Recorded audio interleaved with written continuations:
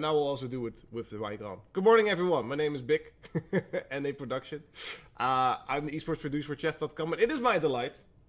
It is my absolute delight to welcome you to the 2025 Botwinnik Rapid tournament. It has been a fantastic time setting this up to make this thing work. It was a fantastic intro. You guys couldn't hear it, but it was the best thing you would have ever heard.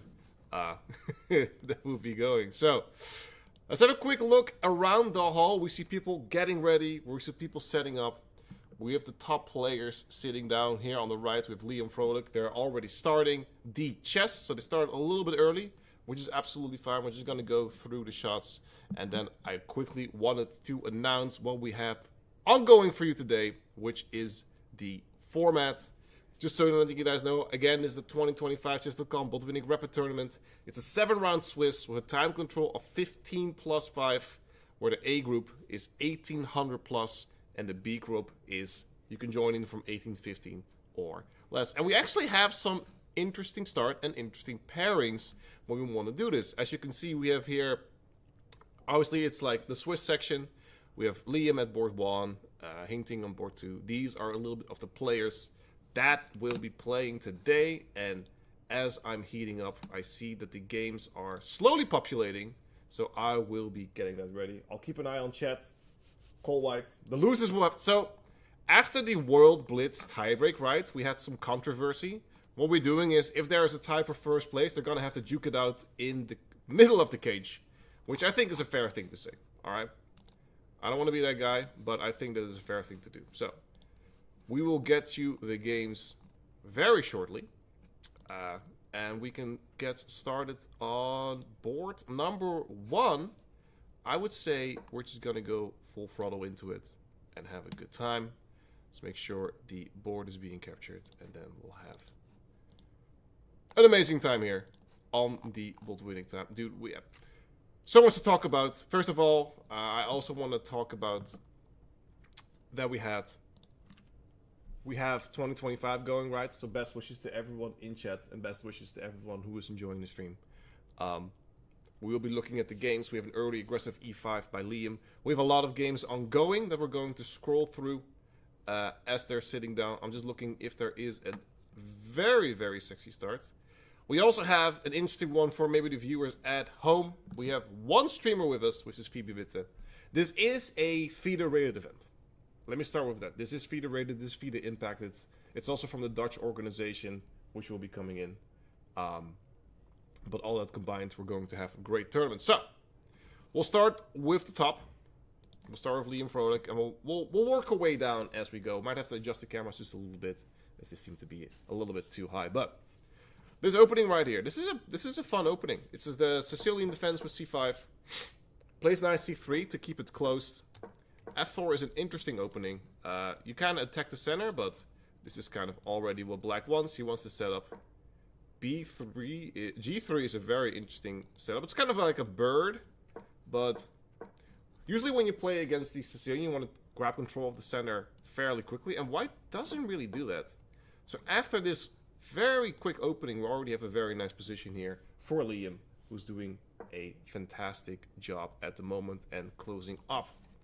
Running down the board, on board number 2, we have International Master Hing Ling Lai against Jesper Kool.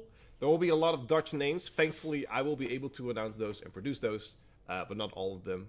Hing Ting Lai is not a Dutch name, so forgive me if I get that done. This is very cool, alright? Like, there is a lot of tactics here already.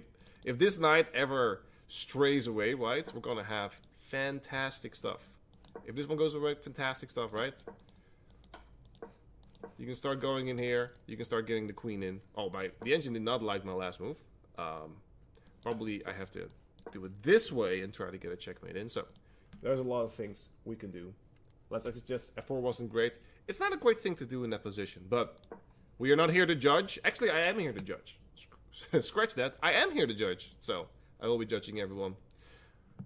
Let's go to board number 3, where we have Wouter Noordkamp against International Master Mark van der Werf. Very interesting. Again, this is a rapid tournament. 15 minutes plus 5 seconds. It will be going very quickly, is when the time runs out. So you have to be quick, but not too quick. Like OTB, it's kind of a weird thing. But this is a very interesting opening. I actually want to dive into this real quick with you. Seems to be coming from a Ruy Lopez. Goes back, queen to e2. Queen to e2 is not something I see a lot. I'm gonna catch a thing. Queen e2 is apparently a very generous move and played 3,000 times. But normally, 90,000 times you just see a castle here. And we should be good, because you don't worry about this being captured here. b5, this is normal. Bishop c5. We have a castle here. Obviously white is either prepping for d3. Rook here, getting this knight transported all the way to g3. And that's kind of what's happening here as well. Here after d3, I'm expecting the knight to now make his way to the g3 square. And black is slowly setting up. So, this is actually a very nice position for both players. I don't say there's like someone who came out on top. White want to ideally jump to this knight round on f5. Now is not a great time, because you will lose, and these pawns are just too strong in the center. So there's not something you can do on the ding. Producer turned host. Hey, from time to time, we try to make it shine. But here, you could probably just take here, put your knight here, and you can have a very strong idea, even though f5. Also a difficult position. So after taking, there are a few options. You can get your bishops out. a4 is a move that you can do. Challenge this like side on the Ruy Lopez is something you do. Or even queen e4. Try to take advantage of this beautiful position. Going down the board again, I'm going to go to board number 4. Here we have Jeffrey van Vliet against Luc Mulmeester. And we have our first question mark of the stream, which is always exciting to me. Let's see where this all started. Start with a Caro-Kann, an accepted Caro-Kann. Okay, I cannot talk about the Caro-Kann without showing you my favorite thing about the Caro-Kann. Is an interesting opening. It's knight here, take, queen f6. You play queen e2, right? This is maybe not the best thing for going to the engine, but you can either take, or what Caro-Kann players do, they start defending. And you see the bar shoot up. There's a little m1 here. That's not Molotov cocktail. That is a checkmate. Knight d6. Checkmate. Well done. We did it. So, I can only talk about the Caro-Kann. I have to show that. So, bishop d3. Bishop f4. Very ideal opening. He did not like queen e2. Not sure why. Probably to get the knight here to h5, right? You don't want to play somewhere like g3, because that kind of messes up your position, even though it's fine. Yeah, probably knight h4 is something that you want to play here. With the light square bishop, of the dark square bishop being gone, you can actually start going for that f4 square, which is a fun endeavor itself. Queen e2, a6, a4. This is like super regular, right? Like, he pushes a6, you push a4. That makes b5 nearly impossible. And here we are at the current position. I like g3. See, now knight h5 I don't really like, because g3 was already played. So this f4 square is very hard to reach. And this knight is being worthless right now, because this knight can't go either here or here. If a pawn is like 3 squares away against a knight, and it has like such full control over it, that is an interesting one. Maybe he's looking to like a little cheeky stuff, right? Let's say I do a weird move. Let's say I do this. I think this is what he wants, right? The bar doesn't want it. What is here? Oh, my pawn is hanging. Okay, let me just make something like this. Maybe he was thinking about a sacrifice here and go for a checkmate. I mean, that's not a bad idea, alright? That's not a bad idea, and you win the bishop here. So, it's not what happened, though. Knight h5, knight e5, the knight went back, and now white is in full control, has a fantastic position, and we will see how this will transpire throughout the tournament. Let's have a look at board number 1 of the B group.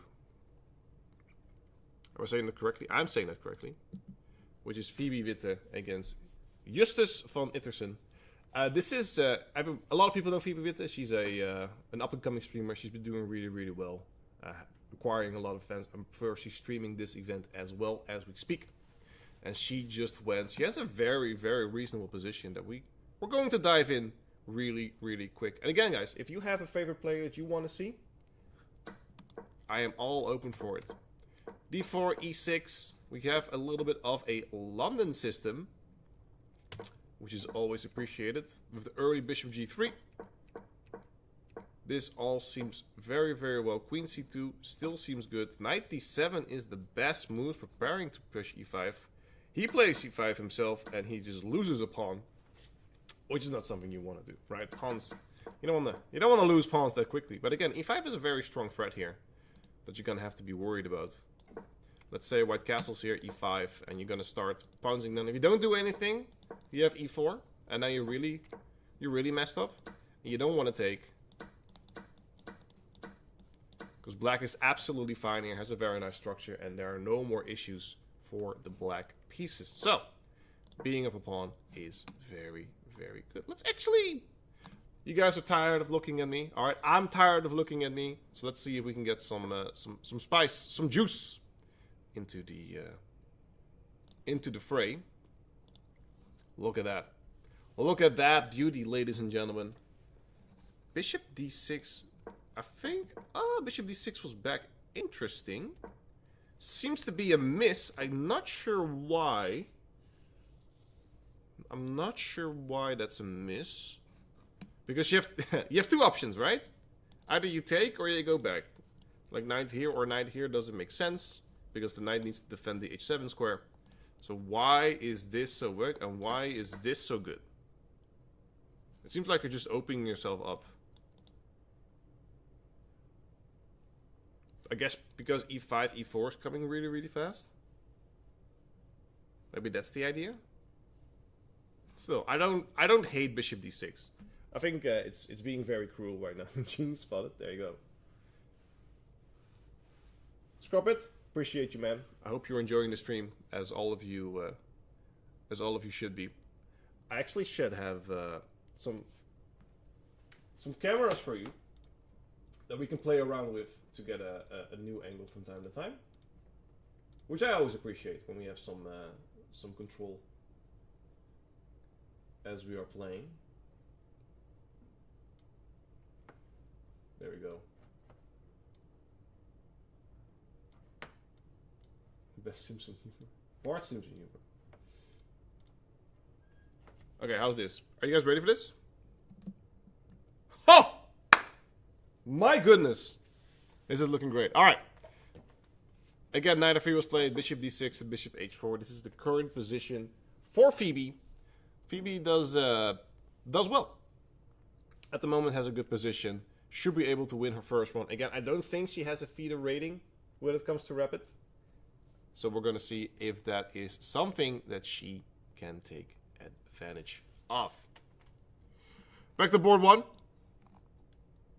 We're going to see how Liam is doing here. Liam Froelich has the black pieces here. Boy, a lot has changed. What happened? Let's see where it went wrong. Again, this seems to be like a very nice opening for black, trying to push these pawns. e6 was played. d4. d4 is very, very peculiar because you're inviting queen b6, right? Like this is already something you want to look at as black. d4 kind of opens up the center. It changes the character of the position where it shouldn't. Probably should play things a little bit slower. Maybe even rook b1, b3, bishop b2. Something like this should be something. It's a rating of the opponent. I don't have that info right now. Of the rating isn't in there. Actually, I can look that up. But I have to use a different tab. I got you on that though. Because that's a good question. What is their rating? What is their rating? Let's see. The Rapid Tournament. Group A. The rating of his opponent at the moment is 1974. 1974 is his rating. But d4 is played. Bishop a6 seems absolutely fine. c3. We have some stuff. And yeah, this rook is already hanging. He just takes first. He takes there. And I probably will see something like queen b6. That shouldn't seal the deal. But it should be very, very strong. What we have here on the position. So we're doing a fantastic job here. We're going to continue to board number 2. I'm having a great time. I hope you guys are enjoying this as well. This has been a fun thing to do. A fun thing to set. You can actually see the time here as well. I'm glad the DGT boards are working. Board 2 hasn't changed as much. I'm trying to see if there are some very... Whoa! Okay. Okay, hold on. Let's go to board number 2. We have Jiren Chinelin on our left against Jan-Willem van Kapelleveen on the right. This is the board number 2. And Jiren is 1850. His opponent is about 1600. And he has a very, very strong attack going here. Look at these rooks occupying the c-file. This is Hikaru's younger brother. He does have the pose. He does have the pose and the jeans. So we're 2 for 2. I don't know if Hikaru wore jeans on the final things. What's up, Jimmy? Thank you for the love. I appreciate that. With some amazing rooks here, White's probably going to points in, try to get something on f7 going, which is very, very strong. Also, Queen a4 here is strong, trying to get this pawn. You cannot really push this, right? If you push this, this is also going to fall. The knight's going to go to a5. Make sure that these are defended. And slowly but surely, you're making some stuff. Where did this go wrong? What happened here? We had some interesting stuff. Hold on. You did not like taking there. Ah, I see. I see. It's a very strong idea, immediately going for this b7 pawn. I don't like this move because you always have e5. This is not a good move because you always have e5. And this is actually worse for white. This pawn here on e5 will block the bishop on this diagonal. No longer it's defending it. If you try to take it with the bishop, well, thank you for that. I'm going to take you, and I'll take your rook afterwards. So that doesn't work. If you try to take it with the pawn, I will take your rook. Thank you very much. Come back later. So the only thing you can do here is to sacrifice. Make sure he brings back. Then bring the knight out. And then after queen e6. Black is up material. However, white has a fantastic knight and some compensation. And this rook should still occupy somewhere on c7 along the line. So this is a cool... It's a cool little game. We had a few misses. And now we're going for the queen a4 line. He's been... I think he's listening to the stream. You hate to see that. You hate to see it. And the relay is going... Listen, you think Feed is taking notes?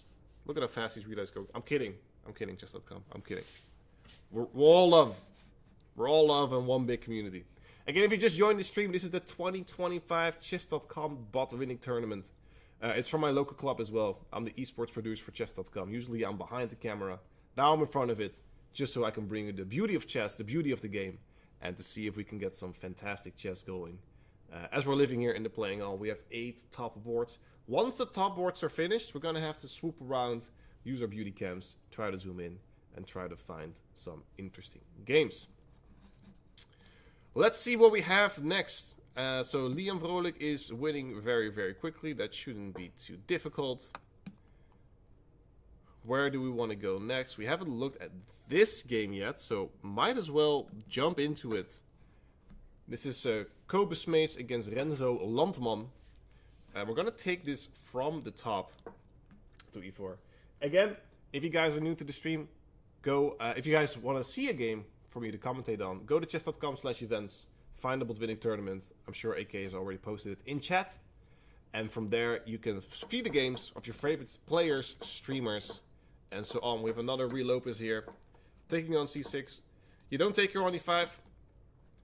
That is something you can do, but this queen will come out very, very quickly. This is theory that's been put to the test, but it gives black a small edge, so you don't want to do that. Just for you guys to know, but hey, this pawn is hanging. Why don't you take it? White can take your on e5 and go here, and now you're just absolutely fine. Yeah. So this is a huge mistake. This is a huge mistake.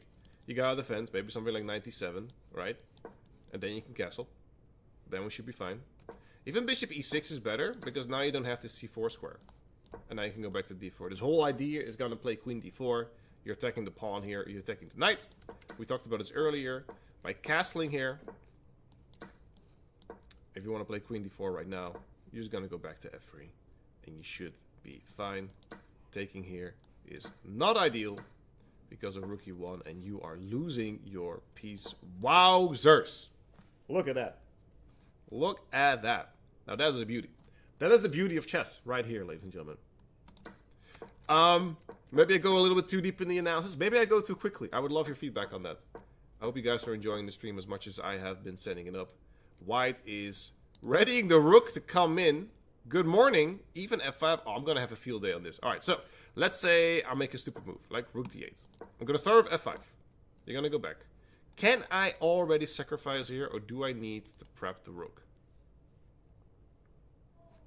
I think I can sacrifice, because if take, there's no way to really, like, get rid of it. There's no, like, you want your queen here on f8, right? That's what you want. And I'm going to mate you. So maybe queen e7 here is best. Just so you can pull back. Because now if the same thing happens, you have queen f8. Oh, now your knight is hanging. Dear lord. Okay, knight h7. And then queen f8. Okay. Because here, you hide behind your knight. Woo! Magnus is marrying. Yeah. Magnus is marrying. And letting you guys know, there are title players here. A lot of players here are below 2,000, right? That's the truth. So we should be seeing a lot of games, a lot of endgames, and a lot of interesting stuff flying around the board as we see. Oh my goodness. Someone is playing King of the Hill right here. Let's have a closer look at what's happening here. Jeffrey van Vliet here with white on your left side against Luke Mulmeester. White is having a grand time here. Holy moly, what is this king doing on d4? It's playing King of the Hill and it's winning. What happened here? Well, white is dominating. We kind of talked about this game earlier. He sacrificed. I'm not sure why he sacrificed. Because white is... Not sure why he sacrificed. I guess you have to here, right? Like, it's already... You're past the point of return, right? There's no more return here. If you pull back, you're just going to get like absolutely destroyed here on the board and on the pieces. Well, you cannot take here because I can take this. You have to move back, and white is just simply and slowly. Maybe f5 here. Maybe that's too quickly. Maybe g4, h4. But there are a lot of ideas we can do here. And after some move, white is just saying, you know what? Let me put my king here on d4, right? Make sure it's a strong one. And after this, we can even go push these pawns. And white is slowly but surely making some way. Rook to f6, a5. This is going to be completely over really, really fast. So we have a beautiful position here at hand. Round 1 of 7. We have 7. We'll be here all day. I'll be here all day. No about you. I hope you guys don't stay here all day, because that is a long time. Or are you enjoying the stream as much that you do want to stay here all day? Both of you, we have my blessing. And we're going to go back and see what kind of positions we have. I'm having an interest in board number 5, which is from the B group. This is Phoebe Witte. She's on board number 1, and she is having a good good start of the match. Let's see how this is going as well. Let's put it a little bit closer, a little bit of a closer up. We see Justice van Innocent against Phoebe Witte.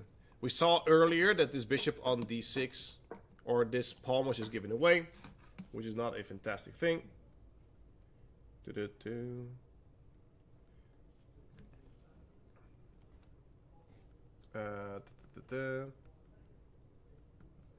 One second, ladies and gentlemen. I'll be back in 1 second.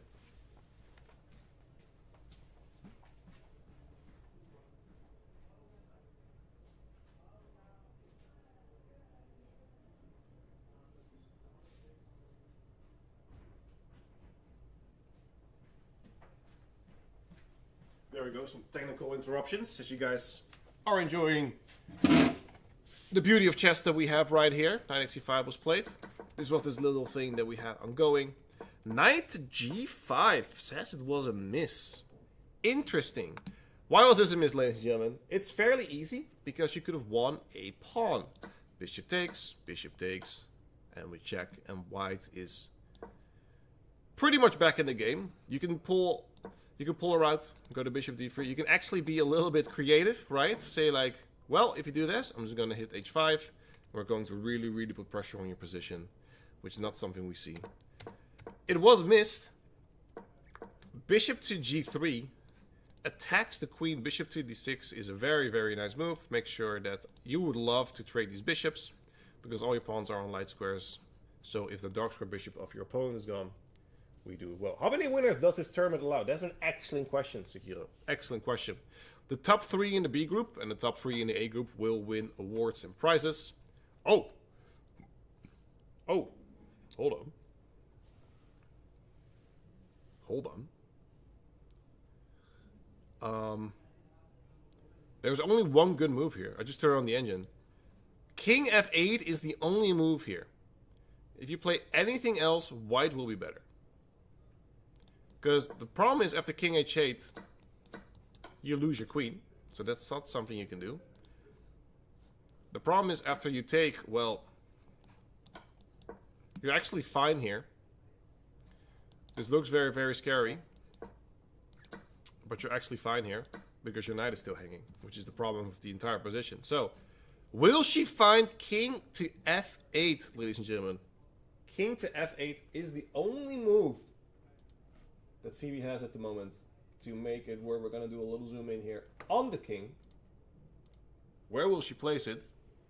Hopefully it will be the f8, so she has to go to the right. If she goes to the left, we will not have a fantastic time here.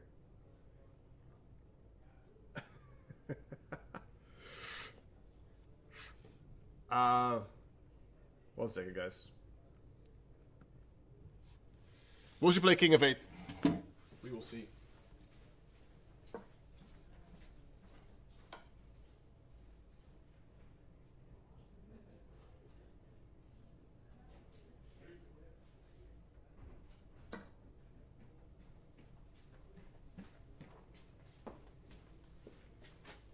King of 8 was played.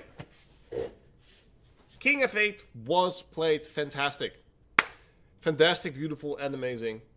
We love to see that King f8 will put some pressure back on the opponent, which was the only correct move. You can see the dust on the board. These are amazing cameras. These are absolutely amazing cameras, and I have had the joy of playing with them. So again, shout out to iMotion, which is the sponsor for this event, one of the sponsors for this event. They gave all these cameras for free. I have like 20 cameras. I've built this entire network myself, which was a very much fun thing to do on a school network as well, where they block everything. And white is now, unfortunately, on desperado mode. Knight takes f7 does not do anything. King can just take back, and there's not much white has. Maybe white thinks I can do this. This doesn't do anything. If you do this, you're still fine. You're still fine, because you have 2 pieces for the rook, and black is better. Shall we stay on this game? Shall we go to the next one? What do you guys want to see? King f8. Again, fantastic move. Do you think white realizes he is so much behind? Yes, because knight takes f7 was a desperado move. Knight takes f7 is a move you make either because you calculated mate, or you're like, I need to change up the structure of this position because I'm in a terrible position, right?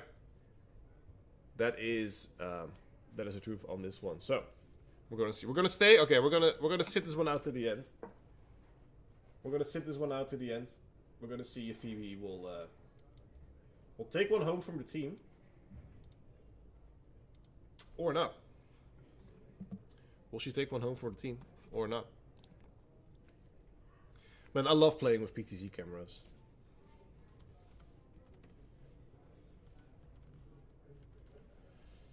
I love playing with the EC2. This is easy. Yeah, it should be. But again, if you're black, if you're not super comfortable, this is scary. This is very scary. G4, G5, we can see things getting pushed. You need to have very, very strong. And she only has 90 seconds left. 90 seconds is not a lot of time that you have to work with this position. Oh, we saw some pieces being flown around. I love that. G5 is played. Knight takes H7. Takes away the offender. And we should be absolutely fine here.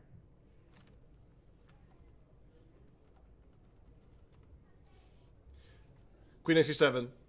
As long as she doesn't allow for G6 to come in, which is again a very thing. Only 80 seconds here for white, so you have to for black. Apologies for black. So you have to be a little bit scared here. We're not gonna lie, we are a little bit scared here, but we should be doing a good job. As we have, and she takes the pawn with the queen. That is a error. Don't worry, which is quickly resolved. Queen takes G5. This question mark does not make sense. Queen takes G5 is a perfectly fine move. And after the castle, black is just winning here. We can almost lock in this queen. I would probably play queen f5. Will she play it as well? She's hovering of it. Queen f5 will just trade these queens, right? Queen f5 will trade the queens. Boom, boom. You cannot play check here, because you trap your own queen, which is never a fun thing to do. So you're going to have to exchange here, and then black is absolutely winning. Just a complete domination here of the black pieces. 30 seconds. She needs to keep going, but she plays queen f5. Very impressive play by Phoebe. Very impressive play. I will not give her too many compliments, because then she gets cocky. We don't want that. We're not humble chess players. As myself, who is the best in the world. And White only has one idea. If he plays the check, he's just going to lose. Which is something you don't want to have. Player names are in the bottom right, my friend. It is Justus van Ittersen against Phoebe Witte. And I think Phoebe is streaming as well on her own channel. Hope you guys are enjoying the event. We still have 6 rounds to go. After this, we're going to be here all day. I was here all night until 4:30 in the morning. That's 3:30 in the morning. Because the school network here didn't allow me to stream. So I had a bit of an argument with the internet. But we made it work. What's it called? Blame. I'm the producer for chess.com. I do a lot of the shows here. Every OTB event is produced by me. And people like to blame the producer when things go wrong. And it's never the problem of the producer. The queens get traded. And this should be played out very smoothly. 15 plus 5 seconds is not a lot, by the way. Plus 5 seconds is not a lot. Every 5 seconds... usually when you play Rapid, you expect 10 seconds per move. Now you only get 5 seconds per move. So if you're living off increment, especially if you're not as familiar with OTB chess, right? Phoebe is a fantastic player in her own right, but she's not as accustomed to the over-the-board chess pressure that you feel as she is just online. So, are they allowed to wear jeans? Yes, but if you are wearing any suit or pants in that regard, we're going to put you in the ring. You see that in the middle of the ring? We'll put you in the ring, and you're going to have to juke it out, and the winner gets to keep their pants on. I don't know. That's probably a bad thing to say. Moving on. Take on d5, and black will win this swiftly. Are there any other games left? Yes. I'm going to switch it up to board number 3. Wouter Noorkamp against Mark van der Werf. White was doing pretty okay here entire game. Black actually was at some point, it says here, -3, but white was just built different. And he's now in this position. And, ooh, look at that. We have 4 pawns against 2 pawns. But black also has a minor piece, which is the knight. Put me in the cage then. Let's go. Yeah, we're going to have a look at the area during the break as well. This should be a lot of fun. But how can white... So, white's idea now is I need to have these 2 pawns, right? And I'm looking to pick up this pawn and... You're not trying to push your own. Like, just trade these off. Get your king in the center. Try to get this one as well. And if it's 2 rooks against the 2 rooks of the knight, it's not that thing. But, again, you have to be scared. E3. E3 can come. And if E3 comes, it comes very quickly. The problem is with E3 that if you think you're funny and you're trying to push, right? Already done. So you have to take here. If you take... You can either take here, or you can already start setting the trap. The king is stuck on the back rank, where black still has a knight to defend his position. Does not play it. We do not see e3. Rook to d6. That has been a missed opportunity. We're invested in that last game, but yeah, but she was like +7, right? It wasn't really a difficult thing. Well, you have to trade rooks here, and then you win this pawn. Just take the rook, right? Boom, boom, boom. And white is I don't hate white's chances. I don't hate Wouter. Right? Who doesn't hate Wouter? Wouter is having a fantastic job and a fantastic opportunity to draw against an international master, which is not easy. International masters are very strong. They're very quick. They're very tricky. Especially in the blitz time control. They are fantastic. Yeah, Phoebe was absolutely winning. White is doing really well. I wanna give it up for Wouter Noorkamp here on the left. this is a really cool. AR in the background is Ede van Deutenkom, which is a good friend of mine, also part of the local club organizer committee. White is doing a fantastic job here, and as I said, you need to exchange these pawns, but this also works. This also works. White is playing an absolute fantastic game. Absolutely brilliant game we have going on here. Rook to c4.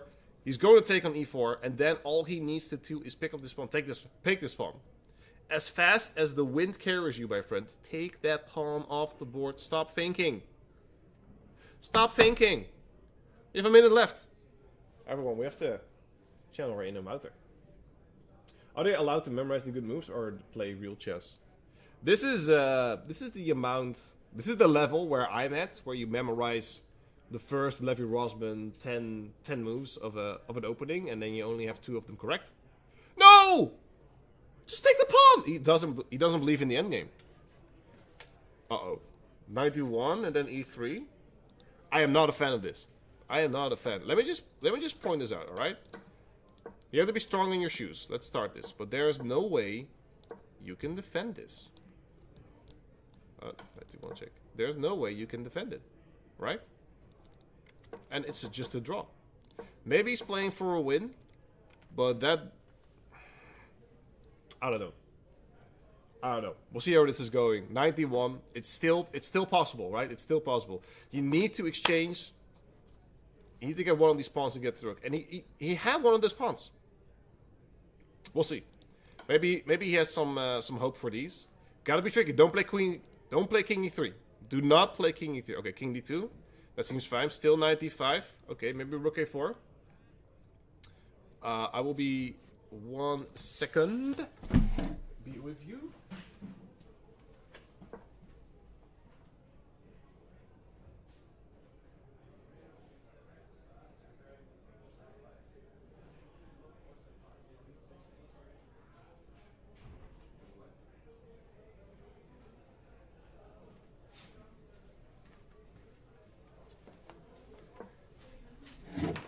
Doing some great stuff here. Actually, I am joined here by the winner of her first game. We'll have a look at this. We can have a look at this game together. Grab a chair, Phoebe. Grab a chair, Phoebes. Join in. You just won your first game. We can analyze it through the depths of it. So we'll do it like this. Boom. There we go. What we're gonna do. What do you think of this endgame before we jump in? Bit better for black. It's a bit better for black. Absolutely. I'm a bit unfortunate. We were in this position. Could have taken this pawn. You could have run towards the pawn and pick up this pawn, and then it's a draw. But we do have some interesting chess still ongoing. But you had an amazing game yourself. Oh, you saw my game? Absolutely. We've been looking. It's actually one of my camera angles, which is this one. There's like a very nice shot of you. Beauty shot 3. Beauty shot 3. Why do you have to call out my names? That's just the way it's called, yeah. Come on. I'm getting out of here. All right. Where's my board now? That's board number 3. All right. Black playing rook to h6. Great move. The only move he could have played. And now this is going to be a little bit of an issue. Because after knight f5, give a very interesting way to push forward here. But the king can also just jump in, try to get this pawn. And this should be a win for black. I think so. White's also really low on time. And with the 5-second increment, it's still difficult. Absolutely. How was it for you? How was playing for you? Like, because you were also low on time for a long time, right? You're like 30 seconds. You're not as experienced over the board as you are online. So how did the pressure make you feel? The 5 seconds help. Like, it's better than 0, but it's still, like you see, it's around 15 seconds. I think that's really pressuring. And we have a handshake. Ladies and gentlemen, we have a handshake here. We have some nice gestures there. Some nice questions. We have some smiles all over the board. So proper for the white player as well. I actually like it, but like when people lose and they like smile and they congratulate you. That's like the mood here is just amazing. How do you feel of the atmosphere? Let's talk a little bit about really nice. Beauty shot number 1. In case you want to call this one out as well. Are you beauty shot number 1? I am beauty shot number 1. How did you know? Motion collation. You've never been to Zoetermeer, right? I've played here before, KNSB competition. The KNSB. Right. That's true. Yeah, but it's really nice. The people are really nice. I mean, I know quite some people because of the HSB. Yeah. We all play the same tournaments, so it's really nice to see friendly To hang out and Yeah. friendly faces. Looking at beauty shot number 2. Someone's blocking it. You hate to see that one. But I'm going to see if I have some results for you as we get this up. I also don't want to keep Phoebe here for too long because she probably has to look now. The results will come after the break. Do we still have a game ongoing? We have to have a quick look at the cameras here. I don't think we have another game ongoing. Actually, it seems there is one. So we're going to see if we can get that going. Those are a lot of genes. You are right. The Jean's Gambit. The what? The Jean's Gambit. The Jeans. It's not the Queen's Gambit. The Jeans. Let's see if we can. Oh, cool. Let's see if we can get some. I think you should stop playing and just be my camera operator for today. Okay. So these guys are done. Seems like everyone's pretty. The cage in the middle. So Yeah, what's the cage? so the thing is that for the World Blitz tournament, there have been some kerfuffle when it comes to like tie breaks. So if people tie on the first board, what we're going to do is that they're going to have to. Oh my! Look at that. Let's get a little bit of a zoom in there. If they tie, they're gonna have to match it out. They're gonna have to box it out. We still have some games ongoing. White seems to have a very. This is still the A group, so they're still having some fun on the board here. And I just want to while we sit here and we're just taking in the vibe of the event. What are your aspirations for the B group? I would like to win the B group. You do. Those are some great aspirations. Yeah. No. I was more thinking of like reasonable aspirations, right? We're talking about you. I'm kidding. No. We're talking I've all of it. You're 1-on-1. You're first. Yeah, I'm first right now, Abs- and it's until 1850, so I think I can do it. Yeah, because what's your rating?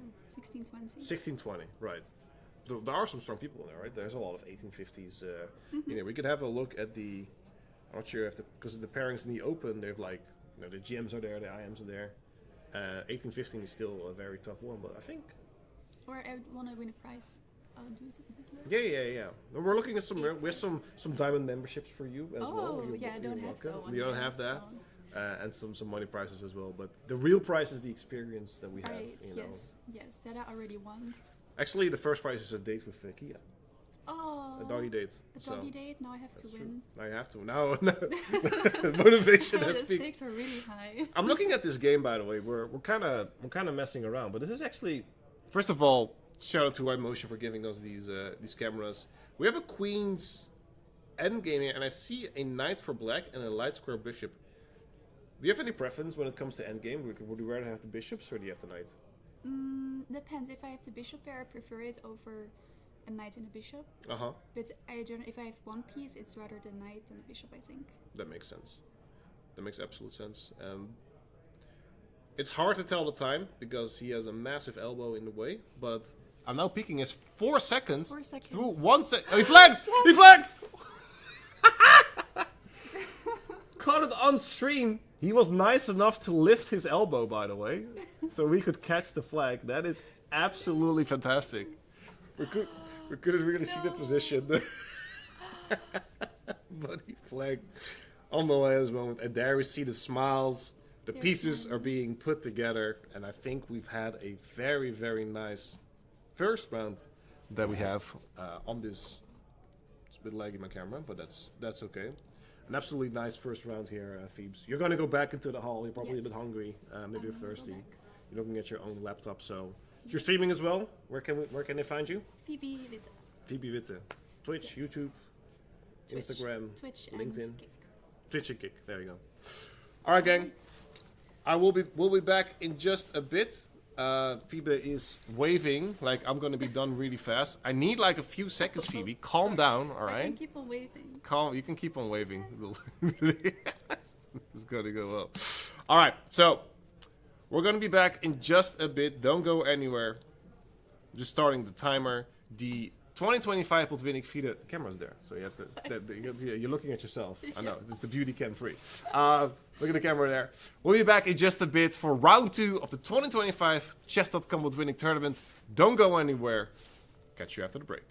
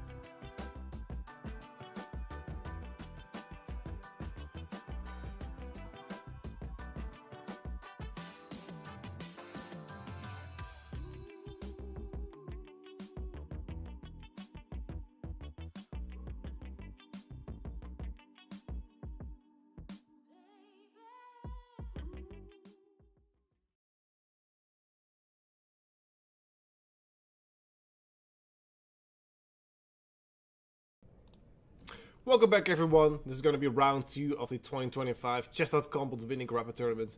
My name is Wouter Big. I'll still be your host for today, and it will be all day, by the way. All day, every day, till the end of time. So we just had a fantastic round number 1.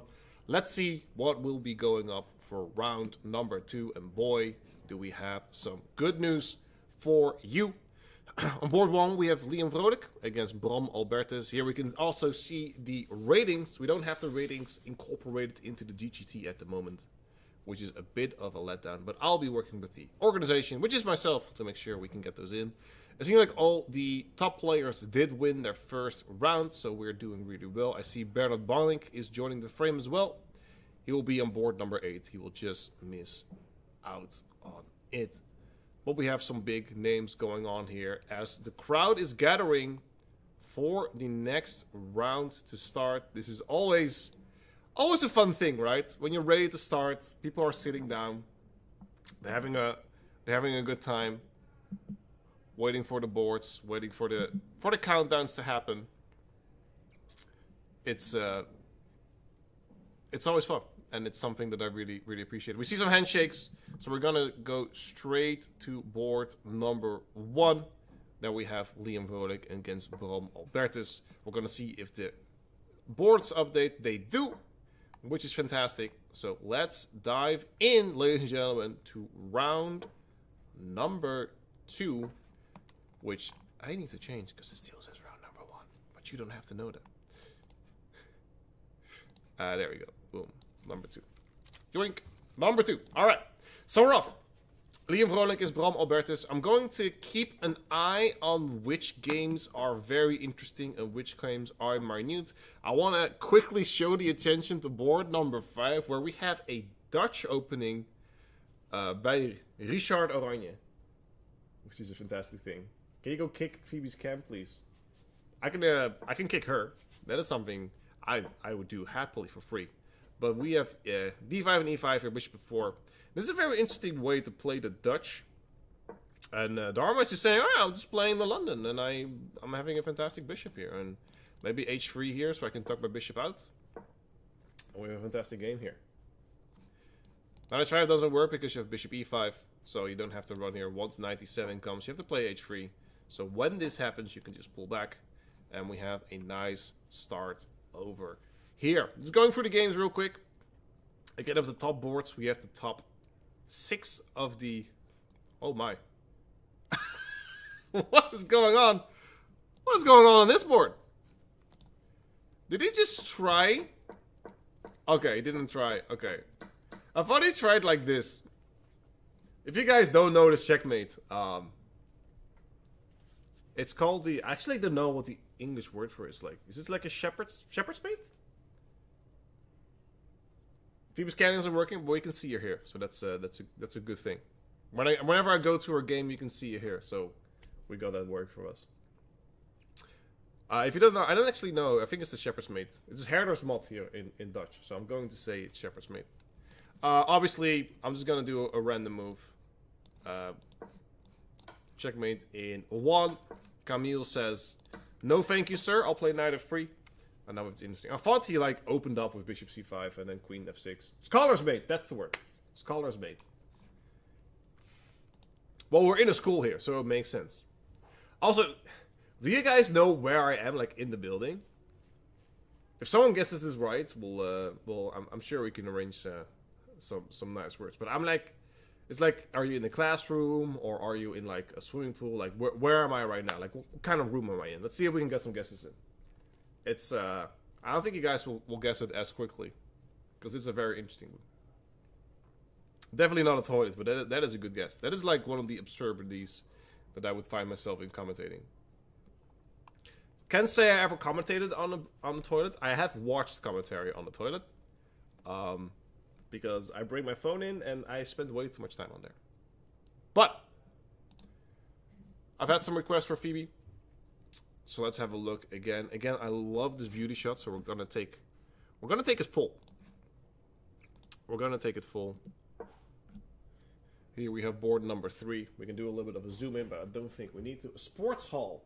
Sports hall. What do you mean with a sports hall? Is it open? I wish to participate. It isn't open.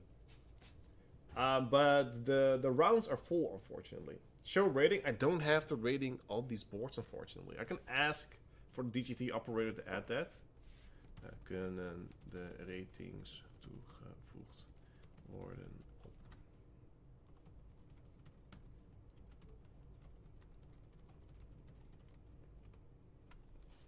We'll try to make it work.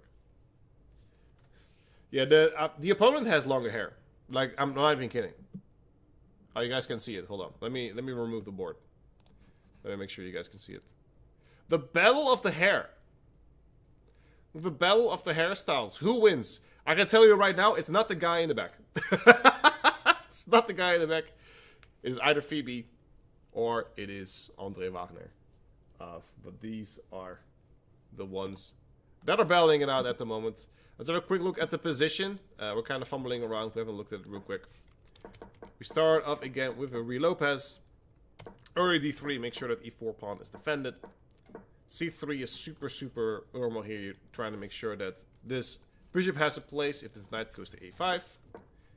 There we go, bishop c2, knight e2. We talked about this knight f1, knight g3. We're actually going through the motions. But white has a really better position here because she can place this knight on f5 with a double, which is a good one coming in. So, how will she do? How will she do here on board number 1? It's always tricky playing over the board chess. I love playing over the board chess, but sometimes I also get a little bit spooked. Especially if you haven't played in a while. It's a difficult thing to bring up and try to make work.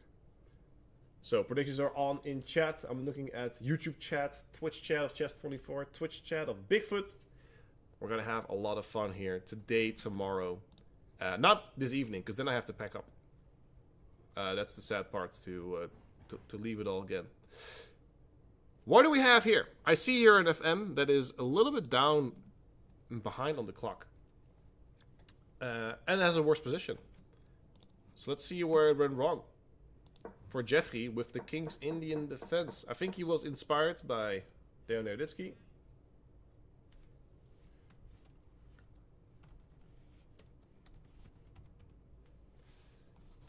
I actually play this with black. e5 here. You can either play knight f3 or you're playing a knight back. Knight f6 is very normal. And it seems just to be like a very nice King's Indian defense. But king e5 isn't something we've done.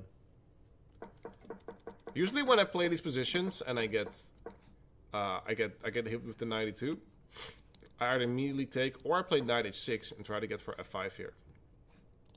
Right? You're looking at here, if you plays queen d2, you have knight g4. If you plays h3, you're immediately going to bash over here and castle. It's a fun little thing with knight h6. Didn't happen, and now black is a little bit... White has just played normal moves, right? And that's a horrible feeling to have, where white didn't even do anything fancy. Like, he is still in his prep. Like, oh, I have b3. Oh, I have, like, h3 at some point. Oh, I can push f4, f5 at some point, right? White still has all the moves. For black, it's like, I need to maybe here, or like queen c7, or... He doesn't really have, like, easy moves, right? He doesn't have easy moves, which is something that you need to have in these over-the-board games. But he's a FIDE master. He's 1 out of 1, the same as Brian Habik. The reason that he doesn't have a score here is because he played the first war round on a non-DGT board, and now he is on a DGT board, so DGT is like, who is this guy? Does he even have a score? So that's where we have those things. Again, chat, if you're following the event, let me know which game you'd like me to cover, and I think a lot of you, myself included, wants to go to board 5, because what is going on in this position? White has a very nice queenside attack against Richard Oranje. Let's see where this starts. I think this is the Dutch defense. Oh yeah, so this is the Dutch defense. We talked about this one. He just castles here, and he says, well, if you want to take my knight, and you want to take it back, go ahead. Because you know what I'm going to do here with white? I'm going to play bishop d6, and you're never castling again, buddy. You will never castle again in your life. So that is something you cannot do. So this is a very strong move. And I think black realized that after the castle, so he casted himself as well. Now, if he does something weird, this doesn't work anymore. Right? If you play a3, now you can take. This is still very strong because of the inclinations that you might be able to trap a queen here on c3. This is so beautiful. I love chess, man. This is so cool. You can trap the queen there, which is something you don't want to do. But we didn't get to that point. We're just moving back. He played bishop b4 and queen a5, only to play right after queen d8 and bishop e7. So there's something going wrong in his position. But he is setting up a nice kingside attack. g5 was the last move played for black. And he is saying, I need to make something work. I need to put my pieces in. Now, usually, this setup for black is really, really good. Like this pawn structure for black that you have with a nice attack on the king side. Especially if h3 is played, right? If h3 is played, you have somewhere to attack, which is g4. The problem is this. They are just not there. They're just not playing. You're missing so many pieces right now that you can't really bring in too quickly. That's gonna take, and queen is one of them. Like queen g6 is a very normal thing to do in the King's Indian, so I guess in the Dutch defense it's something that we see here as well. But this seems just right. I'm just gonna say, okay, I'm gonna ignore you. I'm gonna go queen a4. I'm gonna start attacking your pawn, and I'm gonna feel good about my position. Because I'm not too scared of g4 just yet. I'm not too scared of g4. I can always go to jump to e5, right? Looking at c6. Maybe I'll take an intermezzo here. I can place my knight here. White should be fine. But I'm commending the kingside attack. It's giving some fun for the viewers, right? It's giving some fun for the viewers. Also fun for the viewers. I don't think we've looked at this game yet. Oh, we actually have, but we didn't look at this game yet. At number 4. Brian and Jeffrey. This was the King's Indian, so we did look at it. This was the King's Gambit that didn't go too well. Sorry, the King's Indian defense that didn't go too well. And White is in a very, very comfortable position. Just you play b3 here, you're defending a2. Black is trying to make something here on the queen side. That's why he sacrificed a pawn. We have 5 pawns against 6 pawns.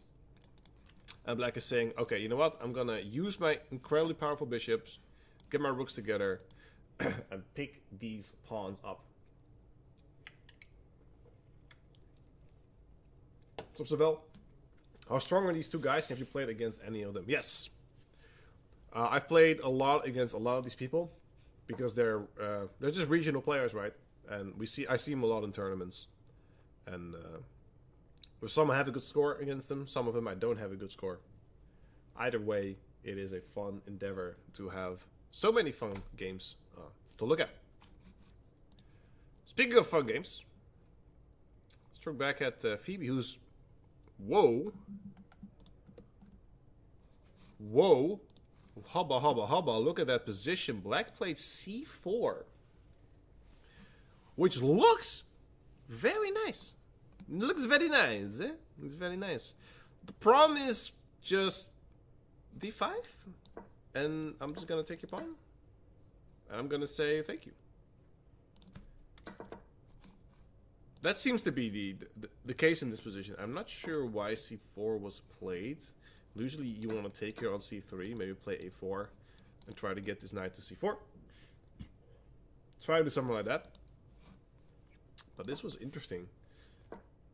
I mean, d5 is a slam dunk move, and she does not play it! Doesn't grab the free pawn. But, it's such a natural move.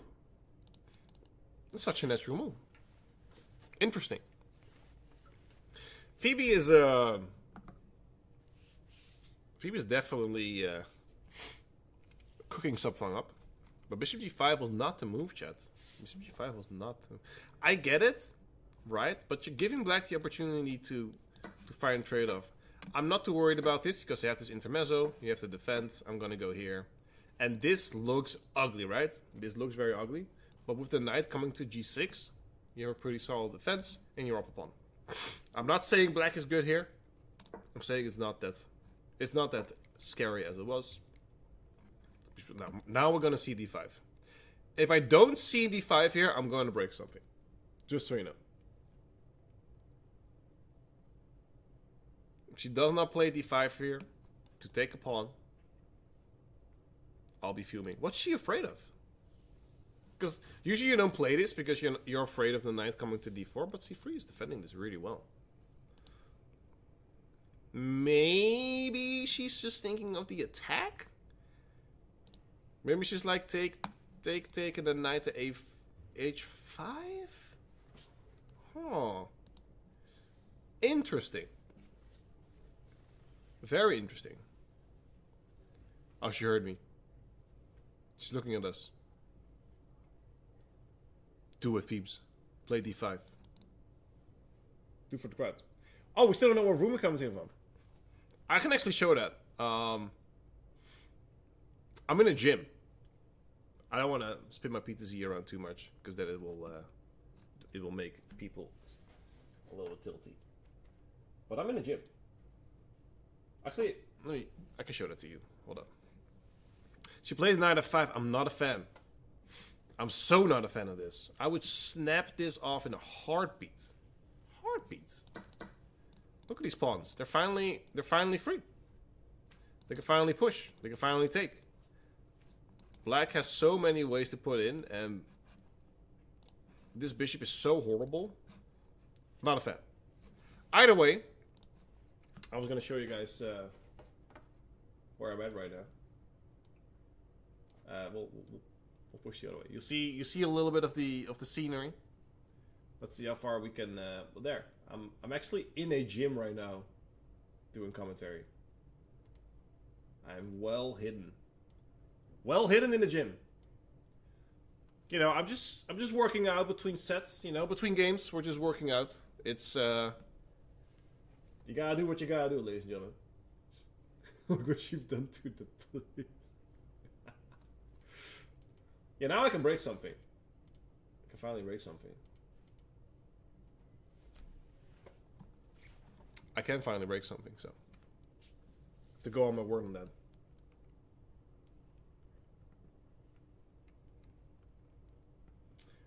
By the way, we had some predictions in chat. Who wins the Bell of the Hair? Phoebe wins with 50%. Ankh with great hair, 46%. And a draw with 4%. Gym workout win. This is the first time I've been to the gym in my life. I'm not a fan of what Phoebe's doing here. This is a rough one. I just don't understand. I don't understand. I get why you play this, right? Maybe that's it. But here you just play d5 and take the pawn. It's a free pawn. Now black is finally opening up here. Has rid of that awful bishop. Interesting. Well, we're going to look back at Phoebe in a bit. I don't want to be too harsh on her. But that is... Holy moly! What is going on board number 6? What happened here? Oh man, this is why we love chess. Okay, Camille Wiersma against Kobe Smeets. Is that the son of Jan Smeets? Questions. What was this opening? Alright, it was this one. Knight f3, h3. This makes sense. Castle long. Preparing to play d4. d4 was played. And now black is saying, you know, I'm not going to castle because I need to defend this d6 pawn. Because there's going to be a lot of pressure on this d6 pawn. It's the backward pawn, right? So you either want to play d5 or have some solid defenses. Rook to d8. This knight's going to go to e5. All he needs to finish is this development. I don't really like b6, but maybe that's something he has to do. You can also get your knight out here and then get your bishop out, which seems to be an easier way to do things. Yeah, when Peeps loses her game, she needs to do 10 reps. I like it. I like it. We are ready and down to rumble. This is a cool event. Again, if you are new here, chat, if you're just joining the stream, my name is Bik. I'm the esports producer for chess.com. We're here at the 2025 chess.com Botwinnik Rapid tournament, which is an over-the-board tournament here held in my local hometown here in the Netherlands. Some quick technicalities on it. It is a 7-round Swiss. We just had our first round. We are now in their second round with a 15+5 time control, and we have two groups. We have the A group and the B group. And we were currently checking out the A group Very nice position.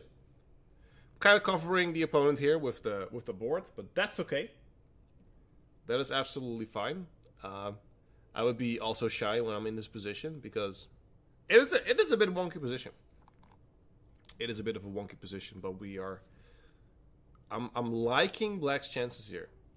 That is mostly because I see the evil bar, and that helps really, really much with my assessment of the position, but also the ease of what does White do, right? What is White's plan? I'm gonna play Knight B6 here. That is my next move. Doesn't matter what. You play this, boom, Knight B6. Where are you gonna go? You're gonna go back. It's dropping. I'm not sure why it's dropping. Oh, I could just take here now. Okay, that's fine. Okay, let's say G4. I'm gonna go all the way back. Bishop B6, right? We talked about this. Get the knight out, get the bishop out. Black just plays so easy here. You might even give this up to get this pawn. Right? Just do something like this. Just make sure that the rook is not defending it. There's a lot going on here. The chess or the math? What do you mean, bro? What do you mean? Rook d8 played. Let's see what else we have. We have the top boards. We have... Apparently, Hing-Ting Lei is doing very, very well. Let's have a look here at board number 2. We have a queen on c5. Wait. I thought it was board number 2. It's definitely not him. Gonna have to do a little bit of soul searching here. Where it went. My board number 2 doesn't seem to be my board number 2. That's my board number 1. Okay, so those are switched. Interesting. Alright. This is the board. Hing-Ting Lei is doing a good job here. Queen of c5 with a check. And it seems like this is going to go. You don't want to come in here because then you have a check here. You don't want to go here because then this happens. Seems like a big blunder just occurred here. With d5, queen c5 check, and what do you play? Goes here, queen check is coming in, king here. Rook a1! Whoa! If you take this knight check, that is a fantastic move. Wow! Rook a1. Look at that. If you take, you're taking away the defender, right, of the square. So you're giving a check. And there's no way to really defend it that makes sense, right? You cannot say pass, right? Let's say I say pass. Then you have a checkmate because it's pinned. You cannot take it. Wow! And we see a handshake here. Rook a1 is a unbelievable move. I love this stuff, man. Very, very cool. Very, very cool. Well done. Board number 2. I do need to change my companion buttons because I have to run camera slotted for something. Doesn't matter. We continue on. Which game is next? We have an interesting development here on board number 4. I'm not sure what happened here, but White is absolutely killing it with this king attack here. Queen is coming in. This knight might come to h5 and f6. Oh, okay. Knight g4 is a very nice one. Make sure this doesn't in. And I guess he's going to go for this knight h2 now. Knight h2 is a very interesting possibility here. Queen to g6. You're going to have to get your pieces in. But you don't want to move away this bishop from this diagonal, because then this rook comes in. And you can't put your bishop here because this bishop is defending it. So what do you do with these bishop? What do you do with this bishop? And how do you get your rook in?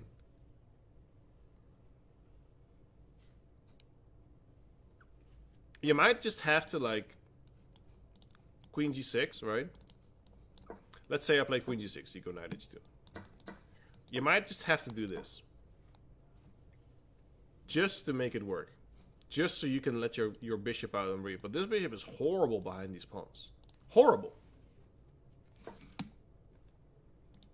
Absolutely disgusting. Goes for a5, which is actually a move that I should have thought of. But I didn't.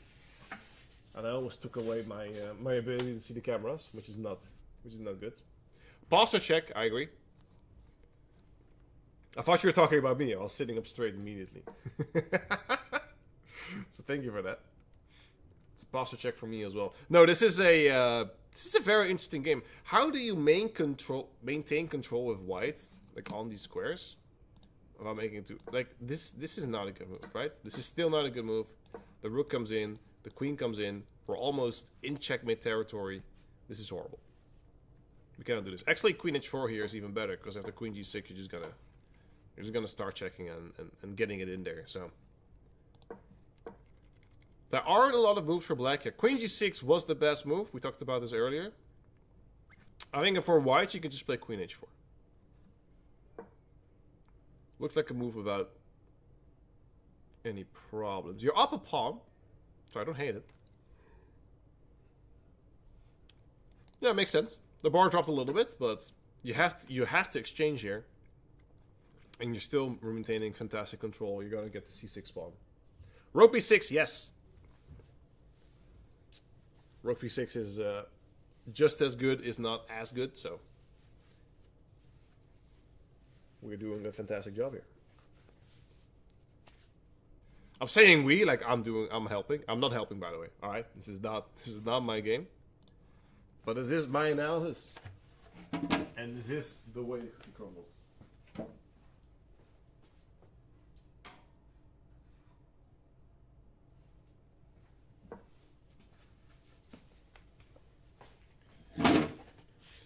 Step away for a moment. King f7. We're doing still fine here with white. I quickly wanted to look back at Phoebe, see how that board is going.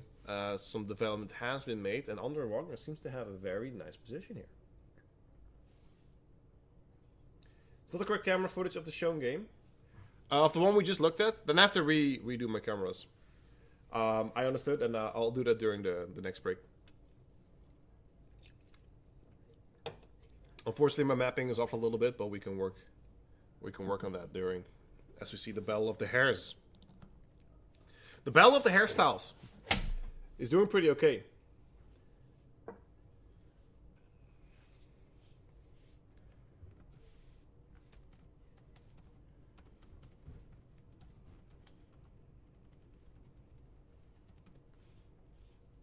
By the way, we have Botwinnik here at the bottom. Obviously, Michael Botwinnik, the Russian, is with a V, but this is the way the Dutch pronounce it, and that's why we put it with W. Whoa, queen f5. I was looking away for a second. Whoa, whoa, whoa, whoa. What? Huh, why? Why is this a blunder? It has to be something with the king side here. But what is it? What is it?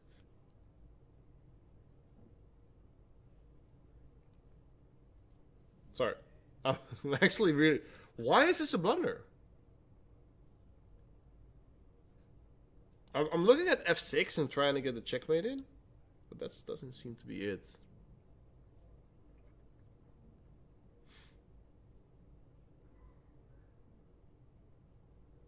Oh my god, I see it.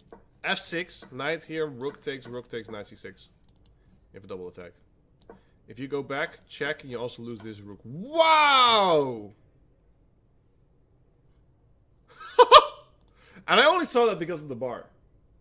That is crazy. Okay, let's do it one more time. f6.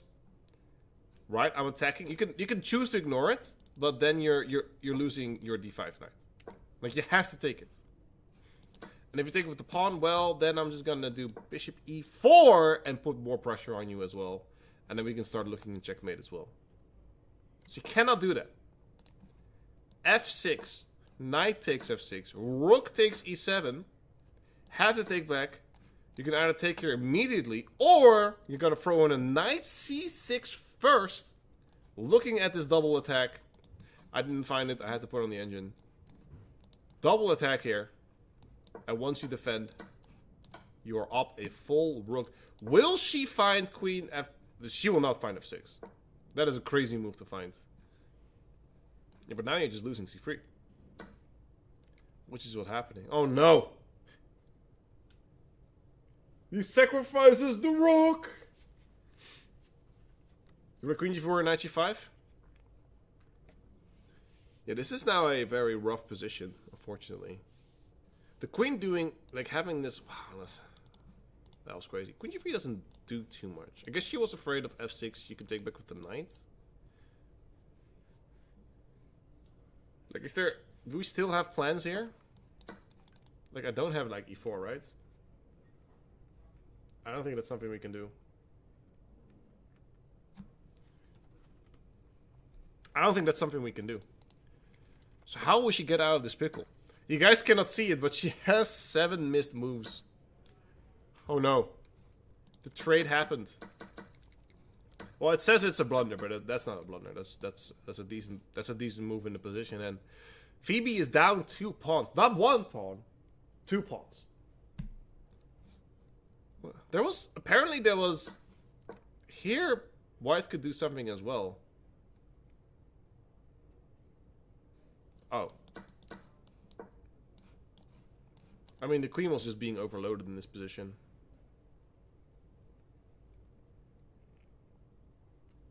That's a 1 pawn. Did I miss count? Oh, I see. Yeah, there's a double here. No, you're right. So it's to connect the passed pawns. He's up 1 pawn, but we have a connected passed pawn here. Or a double 1 here. Okay, there you go. You're right. What are the players' ratings? I can tell you that. We don't have it on. We're trying to get them into the system every round. So I apologize for not having that at the moment. But Phoebe is 1615. Andre is a stronger opponent. He has 1800 blitz at the moment. And it seems like black is just gonna connect the knights and push forward. So we'll see. We'll see if Phoebe can find the strength to win this game back. She's not looking too happy into the camera. And she will be very furious to figure out that her camera has been off for her own stream this entire time. So, what's that saying? Bad things come in pairs? We'll see. Let's go to board number 3. So this one is correct. Is this the correct board? Well, I'm gonna flip through the boards. So this one, which is done, is correct. This one is not it. Is this the position? That's also not it. Yeah, no, this is the correct one. Okay, so we have Mark van der Werf against Emmanuel Leorato. Mark van der Werf is now with the white pieces, and we have a very dynamic position here. Bar just dropped. He takes, and he missed something. Oh, we're going back. We're going back in, boys. What did he miss?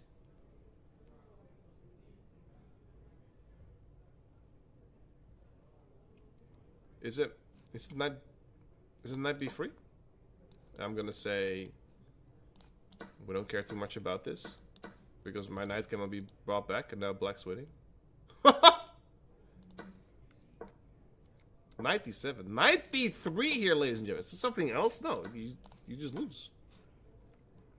Knight b3 and you can shake hands. Wow. Did not see a g5. Still knight b3. Oh, didn't get it. Thank Kiwi and Weird Chess. You guys found it really quickly. Man. Still knight b3. Come on. There's no. Play knight b3. Can you still play knight b3? Knight b3! Come on! Fantastic, dude. Come on, man. Play knight b3. It has been a move for like 30 moves in a row. Knight to b3, ladies and gentlemen. Will we get it?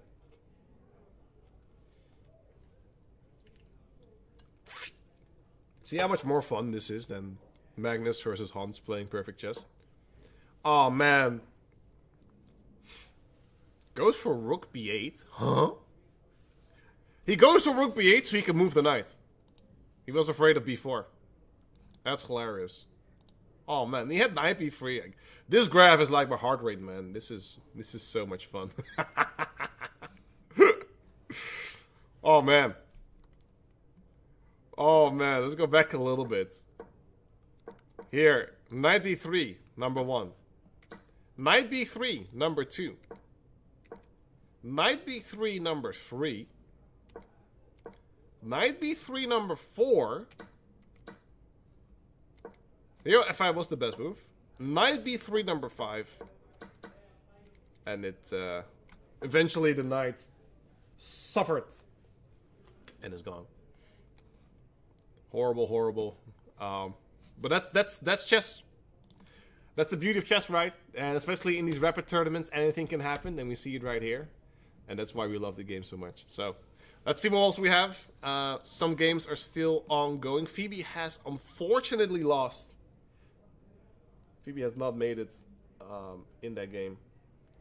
She tried hard. She fought valiantly, but did not. We have 3 games left. And in all 3 games, there are some pretty big advantages. Left and right. Andre Wagner won. Uncle Bob won. Let's go to board number 4. I want to make sure my camera's... So this is not the correct camera. Interesting. What is then the correct camera for this one? It is this one. So 3. So I need to switch these and switch these. Okay. I can do that. We can do that. If you guys are still having a good time, if there are any questions, please let me know. Please hit us up. This is the 2025 Chess.com Botwinnik tournament, and we're having a good one. Hey! I got a raid even from Phoebes. There's no way. Thanks for the raid, Phoebe. Ah, right. You're going to kick. That makes sense. That makes sense. Good luck and kick. That as well. That is well done. We're going to go back to this game. Well, this game is kind of ending. So I wanted to have a look at board number 4, which should be this one then. Which just finished with a result, and they are just chatting it out. I really like it that when at the end of the tournament, people are just chatting, having a good time. They're enjoying the beauty of chess. We see a lot of people here, left and right, just making some chances. But we do have one game still ongoing here in the section. And we only see the back of them, which is not a... It's not a good thing. Also, Phoebe is standing in the way of my cameras, which is also unfortunate. But it's still a live chat. There are 170 participants here on the Botwinnik Rapid tournament, and Jeffrey Fleet also just won. We just had that, so we only have one game left, and this is a checkmate. I don't know chess a lot, but I do know this is checkmate. So that one is done.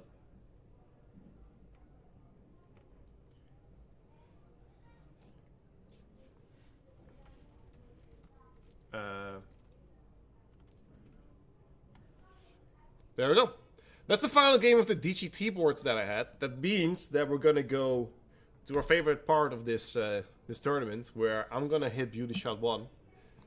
We're going to go in full, and we're gonna see if we can find some games. Yes, we do.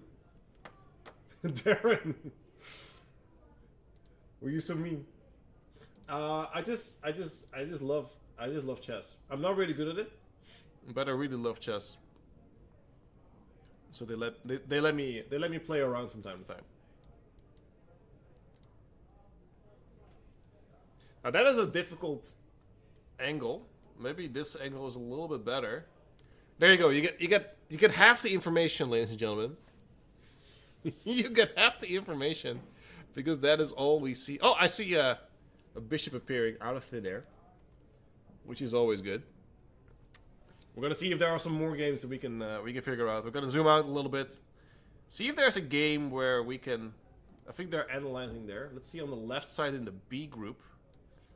Do we have some games that we can have a look at? Unfortunately, people are standing in front of the cameras, or I would have had some nice shots. But this is a difficult one to look at. Usually when it's classical, right? People get up. And here people are just analyzing, having a good time. Which is also important, right? Like you wanna maximize your time here, you wanna have a good time. You wanna try to see if we can get some chess going. And we see a handshake. Is it a draw? I know Dutch, and I can lip read. So let me help you guys out. Hey man, I think you missed the knight h4 check here, and that's, yeah, h6. You were completely winning, and you didn't win there. That's a good point. Yeah, well, actually d6, and I would have crushed you as well. But you're lucky that I'm in a good mood. I actually don't know if you won or it's a draw. But the way they're talking about it, it looks like it's a draw, so. Thank you, Kaf, I appreciate it. It was a lot of trouble getting these cameras set up. But it works out at the end. So we're going to see if we can get something going as well. We're going to keep it going here on the board left of them. I hope they move the... Oh, we have a... Is that a resignation yet? It's a pawn and king against a king and a pawn and a knight. So that is a resignation, and it looks like black is winning here. Which is always a good thing to see. People are packing up. It seems like the games are fairly ending quickly. But we still have some games left. If this young man moves away, which he does by my command, we can look at the game behind it. Or it seems like it's a queen endgame with a lot of pawns, and black is a little bit unknown what to do. Starts pushing on the queen side. It seems like white is trying to push on the king side. Fortunately, I don't really have a great way to see this. He goes queen g6. They're both very nervous. You can see that. And it seems like a little bit of a drawn endgame. But you never know with these... you never know these days with these players. Why do they have an MMA cage in a chess hall? This is a school that's used for motion. It's called Motion College. Motion Collision. And the cage in the middle is for football. So people play football in there during breaks. That is the boring answer. The fun answer is they MMA fight to see who wins the tie breaks. That is the real deal. Queen h2, he moves back here. He's trying to flip around. We can see black is very... Okay, it seems like they're gonna repeat moves, maybe? Will they repeat moves? We'll see. It doesn't do it like... There is a side there. The a-file is open. We saw him move his arm a little bit. It seems like the a-file is open, but I'm not sure if he can make something work. Maybe put the queen all the way in the back rank. He doesn't. He's now repeating moves. Black is now deviating. I'm not sure why black is deviating. I guess white has to keep defending the g3 pawn, right? Yeah. He doesn't. Okay, he's going to give up the g3 pawn for an attack. Uh-oh. Oh, no. Alright, it seems to be maybe a little bit of a draw there. Doesn't seem like... Yeah, it seems like white is now just making a perpetual... Making sure that he doesn't lose any of the pawns. Is this event in Germany? No, it's in Zoetermeer. It's in my hometown. It is organized by my local club and myself. We're doing the organization. And this is the first time that I got my hands on some nice cameras. Again, shout out to iMotion. Giving these cameras. Shout out to chess.com as well. Right, giving me the opportunity and the channel for doing this. And shout out to you guys. Best wishes for 2025 as we see an endgame where we don't see the entirety of the board. Again, I don't have the DGT board for this, so we're trying to make out who it is. But it seems like all white can do right now is just repeat moves and make it happen. So we don't have to wait the entirety out. Let's zoom out again, see if there is another game ongoing that we do have a board of or a better vision of. I see at the top we have some games left, but not too many. We only have this one game left. The results will come in later. I don't have the results for you just now, ladies and gentlemen, so we're going to have to be a little bit patient. But we will never forget the knight b3, where black could have played it 6 moves in a row, but unfortunately failed to do so. But no, this is the Botwinnik Rapid tournament. Some games are still ongoing. Some games are done. Some people are sitting in front of my camera. It's the part of the thing. The Netherlands. Yeah, the game is still ongoing. I'm actually... Alright. I'm invested, alright? We are not going on a break until this game is done. I am invested in this. They have not made any progress. They're holding me hostage. All right. I'm not gonna lie. I have to go to the bathroom, and these guys are holding me hostage with their game. 50 move rule. Yeah, there are some arbiters around it. They're watching the game. They're checking the game. What's the cage in the back? Can we get a command going, AK? The cage is the fun one. Is they cage match after tie breaks to see who wins first place. The real reason is it's a school and they play football in there during the breaks. We should get a command going for that. Well, this is fantastic stuff. He's trying something. I'm not sure what he's trying to achieve. I do see the G3 pawn has been traded for the F5 pawn. There isn't too much. White is really determined to win here. And he's thinking, now can I play Queen E7? He does it. But now he can get shoulder. This is a horrible play.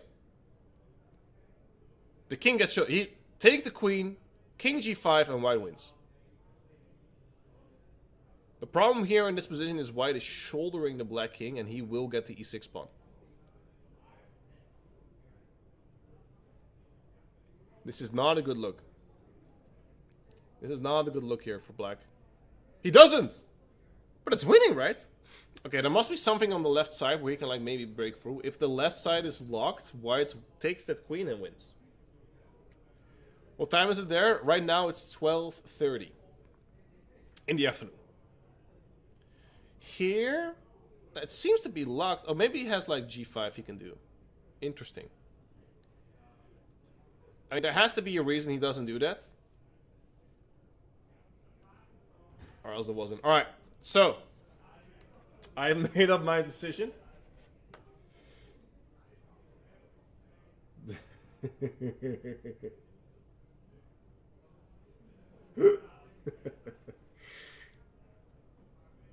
I made a decision. Ladies and gentlemen, this is a fantastic thing. I'm having a great time watching it. But what I think we'll do is that we're going to go on a short break. I'm going to refreshen up. We're going to get ready for round 3. This is round 3 of round 7. Round 3 of 7 is about to start. We're still in round number 2. We're waiting for those beautiful people to finish their interesting endgame. Maybe I'll stand there as well. Do a little wave to the camera and tell them to hurry up. We have a show to run. So, thank you guys so much for watching. We'd appreciate it. We'll be back in just a bit. This is the 2025 Botwinnik Rapid Tournament. We'll be back with more chess right after this break. I was going to say that. I need to set my timer. I need to remember not to close that timer. Okay, here we go. There we go.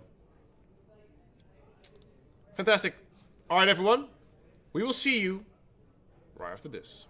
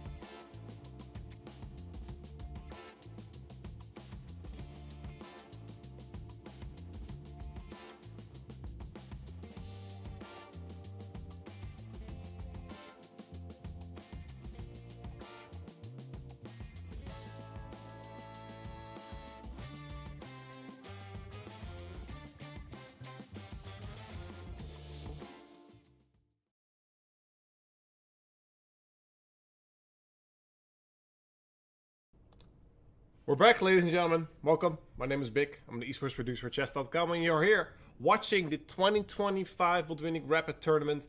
The games have started. Middens has fallen. I apologize. I tried to put him upright, and I just pounced him over. But that's fine. We have some games ongoing. Let me get those ready for you guys, so we can start the games and see. We have some IM on IM action. I know you guys will appreciate that, so we're gonna get that towards you ASAParino. Just have to make sure I get the correct camera. I unfortunately didn't find the mapping correct that I was looking for, but we'll see what we can do.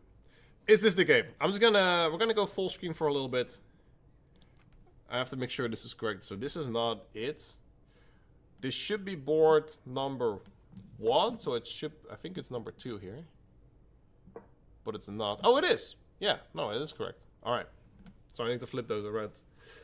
We have Hinting Lei against international master Herman Groten. So we're going to see he's there too. I know Joel was playing. There are a lot of players from the stream looking in there. So we're going to see how this is going to pan out. We're going to see how it's going to pan out right here. Hinting Lei is against Herman Grote, and we have an interesting opening right here. D4, knight of 6, e6, an early b6 to get the bishop out. And usually you also want to play somewhere like e6 to get the knight here. So these knights are connected, but we'll see how this one is going. I don't really know the name of this opening. I don't know if it has a name. There are a lot of questions that I'd like to answer, which I don't have. The clocks aren't being done right now. Maybe not. I guess it's only for that one. The rest does have clocks.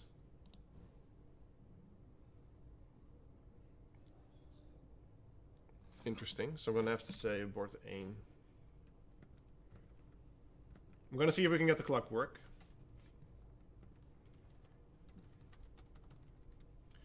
We're going to see if we can get the clock done for this game. Apologies for that. We're working with the relays as fast as possible.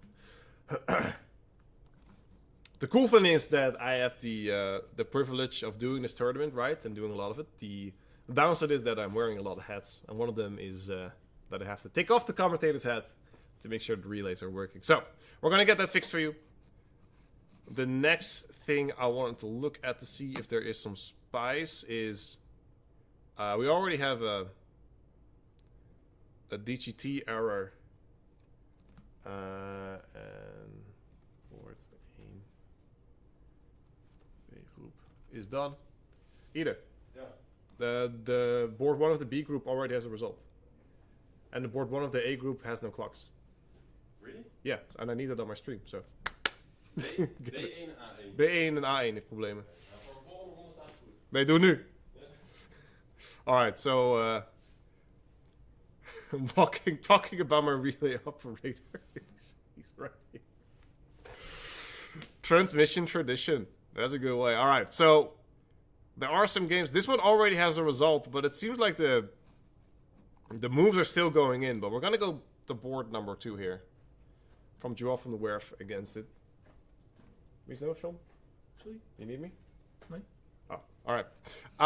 So the thing is, here we have Joel van der Werf on board number 2 against, with the white pieces, against Mark van der Werf. And we're going to see how he's good. Joel is one of the streamers here as well. He's doing a lot of commentary for a lot of streamers. So we're going to see if he is as good as he says he is on the stream. Let's see where it started. Start with a Ruy Lopez here. Obviously, you cannot take here because of early rookie ones. You can take. This has been played. This has been played a million times. You play your c3, so after knight a5, you can go bishop c2. Make sure you're all defended. Early d4. There we see it in action. And this is still very good for white. So far, so good. And we're in the current position. And white has a very nice center. A lot of pieces here on the d file, but that is okay. That is okay, and that is alright. And we're trying to get e5 in here and try to push forward what we have ongoing. But this is a very good position here for white. And we'll see if this will develop as it goes on. We're also going to go back to board number 1. of the B group, which is my very good friend with the white pieces, Luc Claudemans. He is, for those at home who doesn't know, he's actually a teacher here on this school. He's been doing so much to make sure that this is working and we can actually do this event. He's part of the chess club, and now he's playing on board 1 against Phoebe Witte. This is going to be a battle of the ages. I'm actually super excited about this. I'm super excited about him, and I'm super excited about the game. So we're going to have a fantastic time here, ladies and gentlemen. Let me get the camera back on this shot. I think it was 190. It was. Wait, one is fixed? Yeah, I see board 1 is fixed. And A1 not. the clock is not functioning? Yeah, I think one of the wires is not connected. That's my guess. You for a guess. Okay. That's a guess, but I'm not gonna. No, you're not going to do the early game. No, Next that round. makes sense. Next round. Alright, good. Can't you see it on the camera? No, I have to zoom in too much on that. It's really stil spannend wordt van die camera. Yeah, precies. Alright. Here we go. Will Phoebe bounce back? She had a very disappointing loss here in round number 2. Will she bounce back for round number 3? I hope she will. But I also hope Luke will win, because I really like him. So I'm actually tied in between. These are very nice and good people, in my humble opinion. Let's see what happened here. D3 as the opening. Luke is he's a lot of things, but not a master chess player. Starts with D3, hits them with E4 after, which makes more sense. You take a little bit of the idea, and we had our first question mark. Why is it a question mark? I'm not sure. It probably has to do something with E5. And after G4, D4, you kind of have a very nice position already. You're kind of blocked off for black. C5 is not something you want to do. H3, you can even start looking at taking in here. It's like a good French for white. And obviously you cannot really do this. Knight B3, you're covering this square, you're eyeballing G4, my next move, trying to win the knight. So, didn't happen. White played Queen C2, which is also a very, very good move. And Knight F1, yo, pulling out the Grandmaster moves. Somebody check this, dude. Knight F1 is very interesting. It opens up the bishop, puts the knight to either G3 or E3. I'm not sure which one is better. I think G3, so you can have E3 for your own bishop. Castle. He just pulled off like a sick move. I know it's like... I thought it was a sick move, alright? Damn. Let's go, Luke. But Phoebe will not be deterred. She will continue to play. She'll continue to go. What time does this end? At about 4 hours-ish. Should be the last round. So you'll be with me until that time. Alright. Let's keep going. I just got a grilled sandwich. So I will silently nom on this from time to time. Just to keep my own sanity. Which is important. But yeah. Castle short here. And this game will continue on. We're going to check back on Phoebe and Luke in just a bit.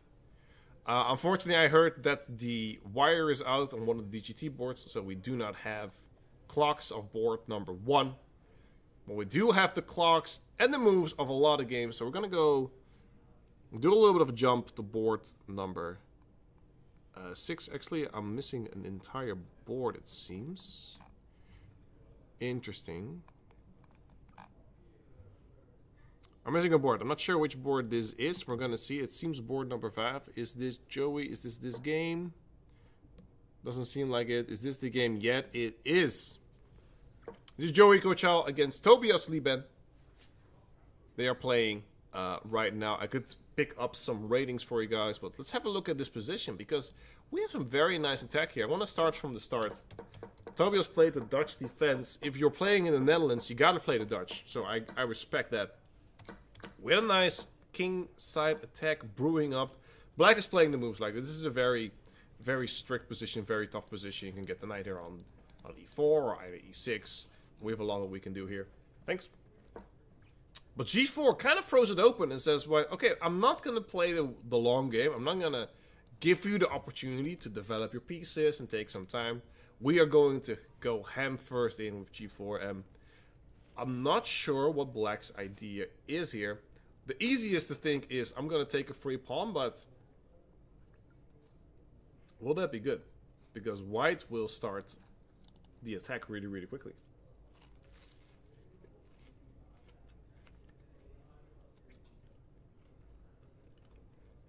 Marvelous.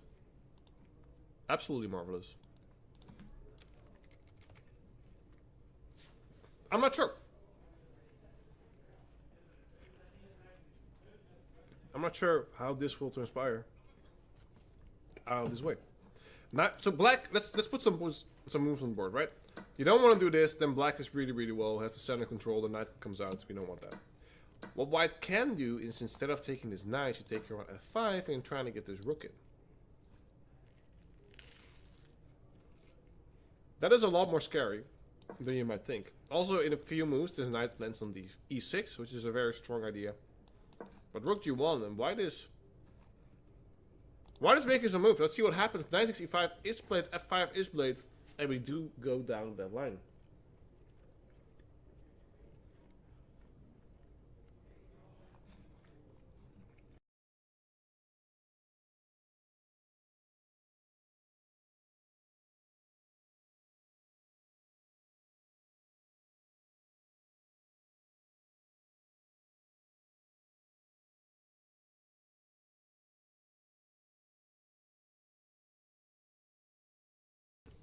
Oh, there we go. I apologize. I'm shoving a grilled cheese sandwich down my spine, down my throat, and it's really, really good. Rook to d8. I guess he was afraid of some e4 and then sacrifices, but I'm not sure why he's so harsh on this. I'm not sure why rook d8 is such a horrible move. We'll find out. This is a miss, apparently. What is the move here, then?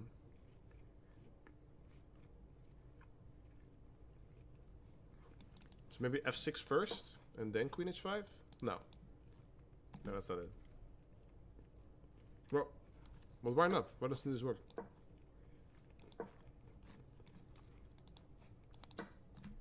Right? This doesn't work. So maybe knight g6 here, and then rook g1. I'm doing too much. Anyway. What is the move here? Let me turn on the engine. It just says rook g1. And then prepare to attack with f6. And okay. So it was a little bit more of a silent move. But this shouldn't be too tough. The question is really, though, can black survive? h4 maybe. h4 is not a bad idea. I like h4. I like the push here on the king side. It might be something we can explore down the line.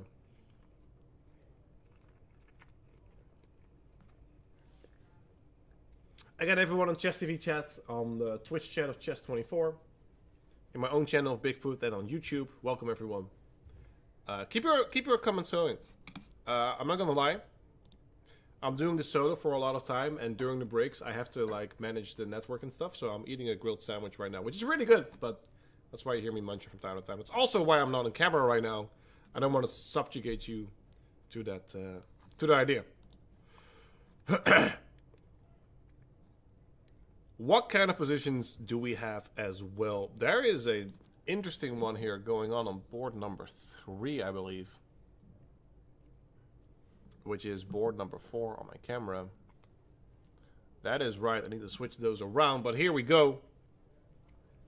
This is Adi Mahmoud against Dharma Jijam. And we have this seems like a Benoni from the top of my head. Let's have a look. How does it go?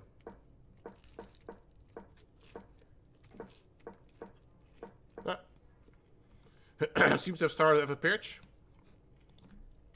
And off the perch is black. And now we're pushing c5. c5 is something I would push as well. But I guess the question is, why don't you just take here?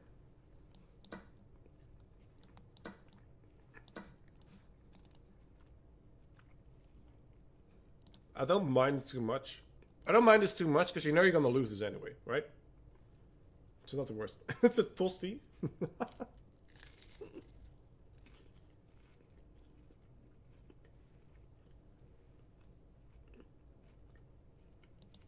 Interesting. So apparently, white has a move here that we're gonna have to find here.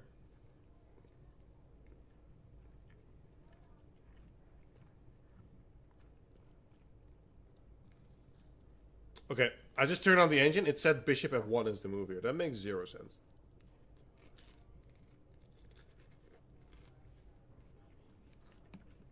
It makes sense in the way that you're now defending the pawn with your queen, and you can start looking at d6. But why not bishop c4? So many questions, so many answers. Going around the horn again. We do not have a clock for this. Unfortunately, one of the cables disconnected. So for Henk Tingley against Herman Grote, we do not have a clock. But we could still talk a little bit about the position. That one is correct. But the clock right now we do not have. Immediately I'm looking at bishop h4, right? But I guess g3 works. We're still we're still holding on. We are still holding on in the position that we have. I'm also curious about something. So I'm going to do something, and I would. You can hate me, but not too much. All right? Is that a fair deal? Is that a fair deal, chat? You guys can hate me, but not too much.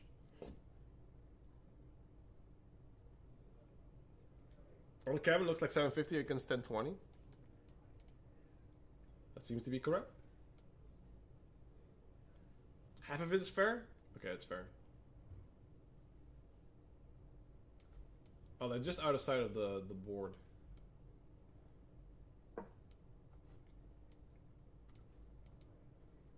But what I do have now, even though this is a very interesting position, for board number 1, you might think, well, Big, come on, man, this angle isn't good. Boom. There he is, Joel. In all his might. He needs to do a posture check. But he's doing really well against international master Mark van der Werf.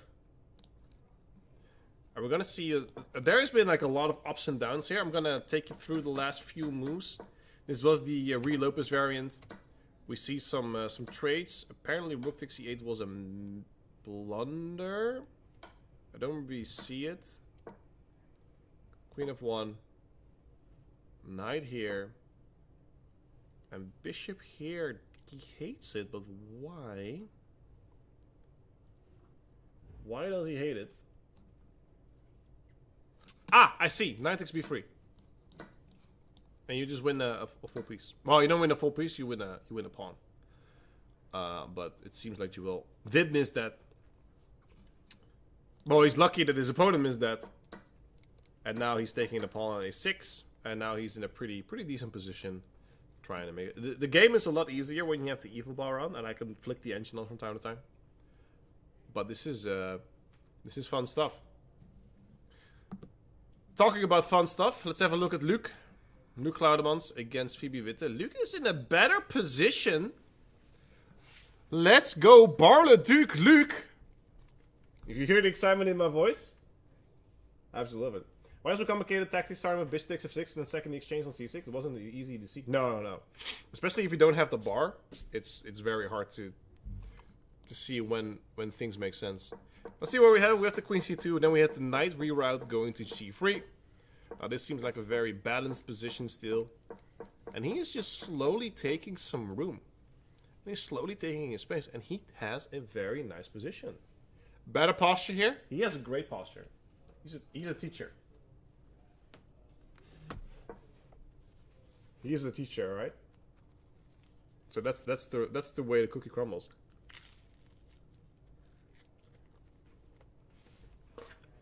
Phoebe has some issues here.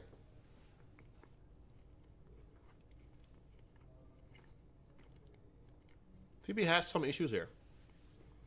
Apparently, rookie 1 was a bit of a mistake. There was a better move, but I think the engine is very harsh. So rookie 1 is Completely normal move, defending the e4 pawn.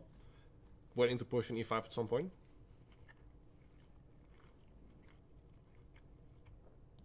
Black has to make sure that e5 doesn't work, right?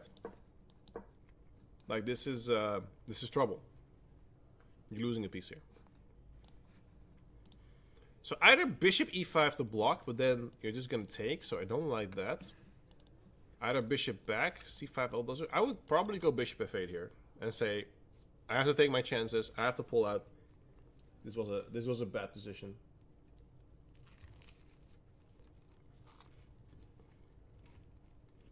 I'm not gonna lie, chat. All right.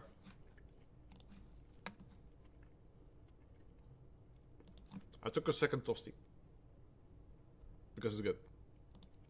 Just like the chess. Just like the chess right here. G6 was not on my radar. Was not on my bingo card. What is... Huh. Okay.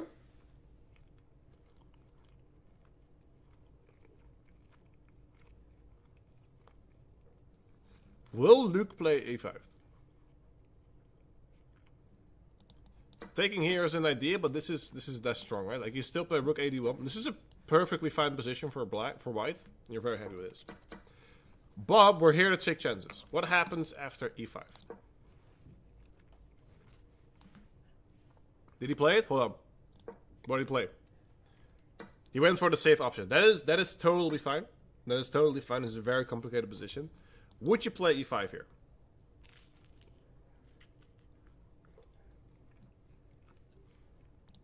Would you play e5 here? What happens here? Alright. Well, this is pretty much okay. Which one do we take? Probably this one. Then the bar hates all the analysis that I do. Interesting. No, this is absolutely... Phoebe still lives, alright? I think that's the most important thing. Phoebe still lives. She was in a very bad position here, but the tactics just don't work out. They're very, very difficult to spot, but she still has a lot of issues. How do you defend this pawn? You play rook e6? So you just move your queen away and try to hit this knight? The options aren't endless, unfortunately.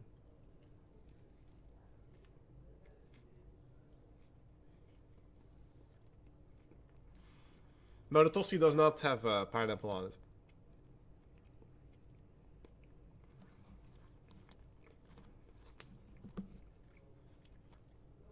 That will be a cardinal sin, ladies and gentlemen. A cardinal sin. How does Phoebe defend this? You go rook e6 and knight e8. No, rook e6 is such an ugly move. It just works that the bishop doesn't have an entry square, but you could just double the rooks, right? I feel like... I don't know what she does here. I'll be honest. The bar says it's only +1, but it feels like it's white is +4, right?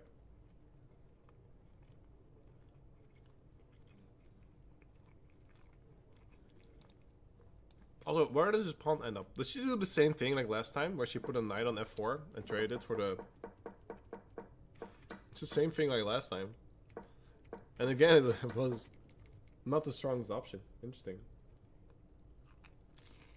Alright. We'll come back.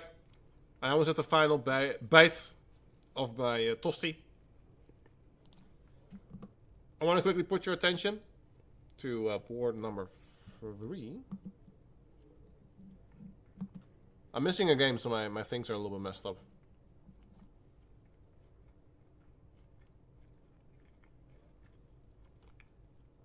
But this is this seems to be over.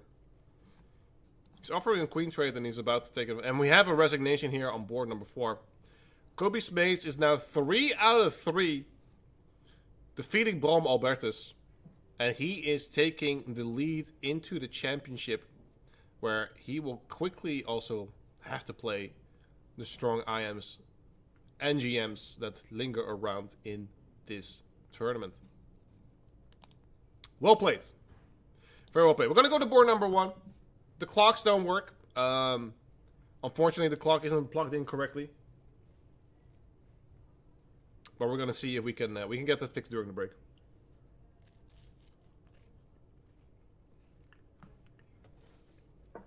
And the good news is my tosti is almost done.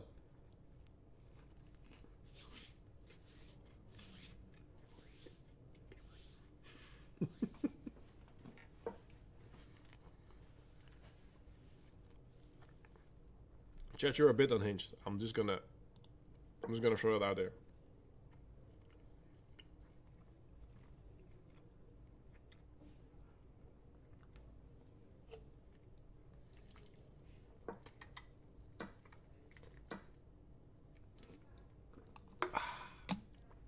All right, I'm back. Who missed me? All of you. I know. I miss you too. No, you hang up the phone. We are back. Heng Ting Lei against Herman Grote. This is a very interesting matchup. There has been a lot going on in this game. The clocks are maybe visible if you zoom in a lot. But we had a very nice attack here. The queen wants to go to g6 or h5. d5 has been played. And black is slowly taking the initiative in this position. And I was talking about the bishop coming in here. It didn't happen because c3. And this is like the dream, right? Like, if white's pawn structure is like this, and you can get the knight on here, white only has one move to get the knight out of that square, which is b4. So with black having the pawn on a5, that opportunity is no longer present. You have to spend a move here like a3, and then you can even play a4 yourself. It is defended twice, and it gives another option for the knight to hop around, and this bishop is already very strong, defending these giants and the rook coming in here. So I'm a black fan here. Black has a great position. a3 was played. The knight comes in. g4 comes in. Whoa, hold on. I say it so casually, g4 comes in. g4 comes in, he plays it himself. Incredible. Puts a rook on g2. This bishop is horrible. This bishop runs worse than a white chick in a horror movie, because it is not having a great time, ladies and gentlemen. The bishop goes back to h8. What is going on in this game, dude? And now we have a king run. The king is in the center. We have some trades here, and now c7 is falling. White is taking initiative. This king is just running around like crazy. I don't know what's going on. I don't think I know chess anymore. What is going on? Where was he going? I understand that this is danger, right? Like, this is stranger danger. You have to get out of there. But king d7, trading everything off, and then losing c7 on the next moment. Like, you cannot play here or here, right? Because you lose the rook. So I get that. But man, that's a good point, Adri Cesar. This pawn on d5 is having a time of his life, and this seems like an easy take, right? But maybe Heng Ting Lei has some other ideas on how to approach his position. Maybe he wants to throw in a g5 first, maybe he wants to take first, right? But this is taking with check. That's always good. Always take with check. Black's only hope in this position is to nurture this pawn. He did not play that. Calm down. This is my fat finger. Takes on g5 first. Absolute chat right here. Knows he can take here with chat, but I'm gonna take on g5. You defend here. And I'll keep going. And then I'll double my rooks. And then it's GG. And you can go home. And I'll be the winner. Incredible. Incredible play by white. Again, we don't have the clocks. It is unfortunately not plugged in, so we cannot have it. I do have to take your eyes back real quick. I apologize for jumping around so much, but we have some updates here in the Luc Claudemans against Phoebe Witte game. White is +3. Seems to be up a pawn. 1, 2, 3, 4, 5. 1, 2, 3, 4, 5, 6. Is up one pawn. But here it goes. This was happening right here. E5. Oh my goodness. Queen E7 was played here. We talked about this. I don't hate it because, you know, you're losing this pawn anyway. And Rook E6 was just a horrible move to play afterwards. But she went for Queen E7. I don't hate it. But knight takes D6. Knight takes b7, rook takes d8, and e5, and now we have everything, and now either queen d2, queen d3, rook to d1, and this should be over. I really appreciate Phoebus. She's an amazing player, but I also celebrate Luke, who is a fantastic. And I think this will be it. If Luke finds rook to d1, queen to d2, or queen to d3, he will win this game. And we're going to take a closer look right up here. Will he play to that d file? He's hiding and he's playing rook d1. It's on the board. And Phoebe is in big trouble. Rook d7. Rook d7 is where it's going. How can we stop this? What are the chances here? Do we go like queen here to put another pin here? Do you go bishop g4 maybe? You attack here. She's not out yet. She's not out yet. There are still a lot of problems that can arise from this position. If you try to be cheeky and say, well, I'm just going to play c4, that doesn't work. Rook takes, queen takes, and now your queen is under attack. There's nothing you can do. So c4 is not the move. But he plays bishop g4.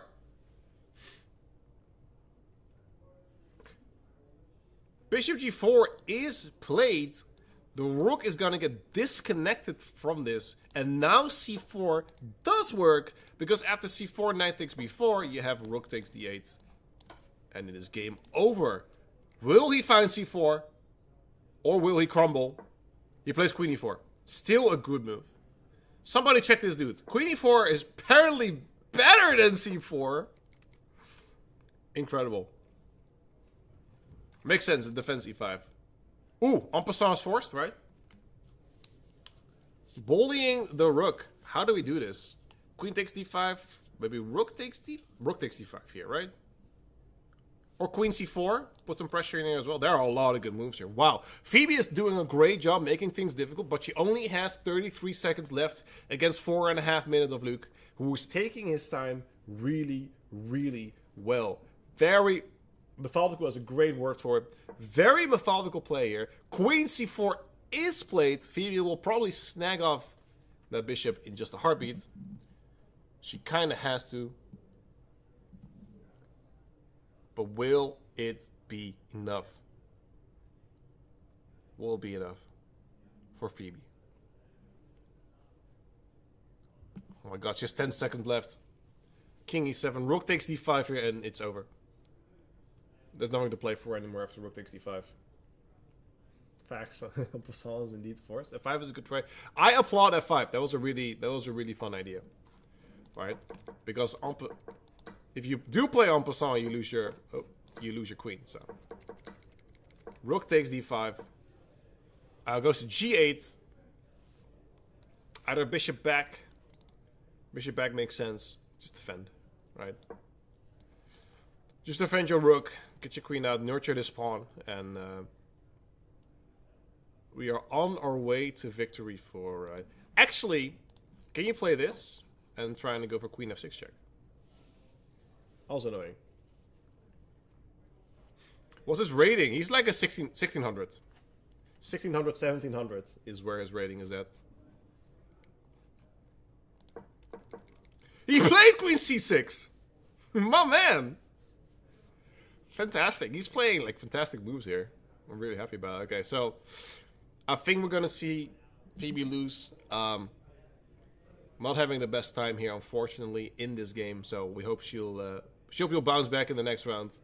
Bishop f3 is played, but it seems like she will lose as we move around the board just a little bit. I want to draw everyone's attention to board number 3, which is not this board, but it is this board. Board number 3, Joey Grochal against Tobias Lieben. This is it's a bishops, 2 bishops and a knight versus 2 knights and a bishop. So the engine says this is a clear draw. For me, it's not a clear draw. The Luke is when I get to the handshake, I'll definitely try to get it on camera because I'm very happy with Luke here. We're back on this game. I'll put myself back as well so you guys can see a little bit. Also, if you're asking like what's on the background, you'll never know. There you go. You'll never know. How do you play this endgame? Do you take this or do you just move away? Like, Do you want to give him the bishop pair against the knight pair? That looks awful. Alright? I would not want that. That looks like a bad time. But I also understand that I don't know chess as well as these guys do. Is this the correct camera? I think it's board 5 actually. No. It's this board. It's number 6. Damn, they're really swapping the boards around. It's kind of messing with me. But we're making it work. He doesn't play a lot of rated games. He does actually. He's he used to be 1900. Well, sometimes he has his moments, right? And I just wanted to talk about Luke did win his game. We are looking at a different game being played right now. But we see smiles all around. He says, "Ik heb gewonnen." I can lip read that. He is a very happy man. Doesn't know put the boards in position, but Phoebe is still very chatty. So props to her for being such a good sport in this tournament. Back to the other chess. We have more chess ongoing with FIDE Master Joey Koshel against Tobias Liben. Tobias is a strong player. I'd have to check his rating real quick. I know you guys would like to see that. Tobias is 1992, so he's a 2000 player. We have a 2000 player here against a 2300. And we're gonna have... Wow, we actually have 2 knights against 2 bishops. That is super interesting. That is such a cool endgame. Let's see if we can get some going. Let's see if I can get another camera in there. I understand that some extra angles are always appreciated. And who am I if I don't deliver, right? Unfortunately, they're all the way in the back. So I've got you this camera, but it's definitely not this camera. I got you this camera, which is not as much better. So we're gonna have to wait for these titans to keep going. I also have the beauty can number 3, but they are all the way in the distance. Beauty free play. It seems like the relay doesn't really update anymore. Is he? He is not flagged, right? He's still playing. Yeah, the relay is stuck. Relay is stuck. Paard tegen loper eindspel. Seems like there's a DJ error there, so we cannot really follow this game anymore. We can do a little bit of a zoom in, but we actually can see the players. We actually can see the players right now doing around, and they are going for a draw. Oh! Did you guys see that? He just started throwing stuff around. Holy moly! But yeah, that seems to be a draw there. That was fun.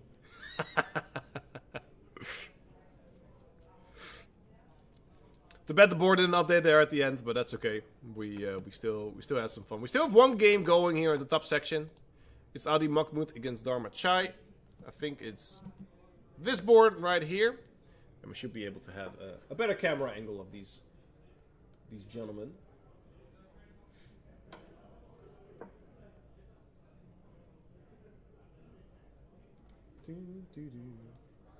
It's not a great camera angle because people are watching as well, so unfortunately we don't really have as good as it is. I have this shot. We can add that as well. Let me add in the board. We have an endgame here, ladies and gentlemen, and black is up a pawn and a minor piece, but will it be enough? I would love... It's not up, it's just up a minor piece. That doesn't mean it's over. It should be over, but does he know his bishop and knight endgames? That might very well come into play here. That might very well come into play here, and we're going to see if it will come into play.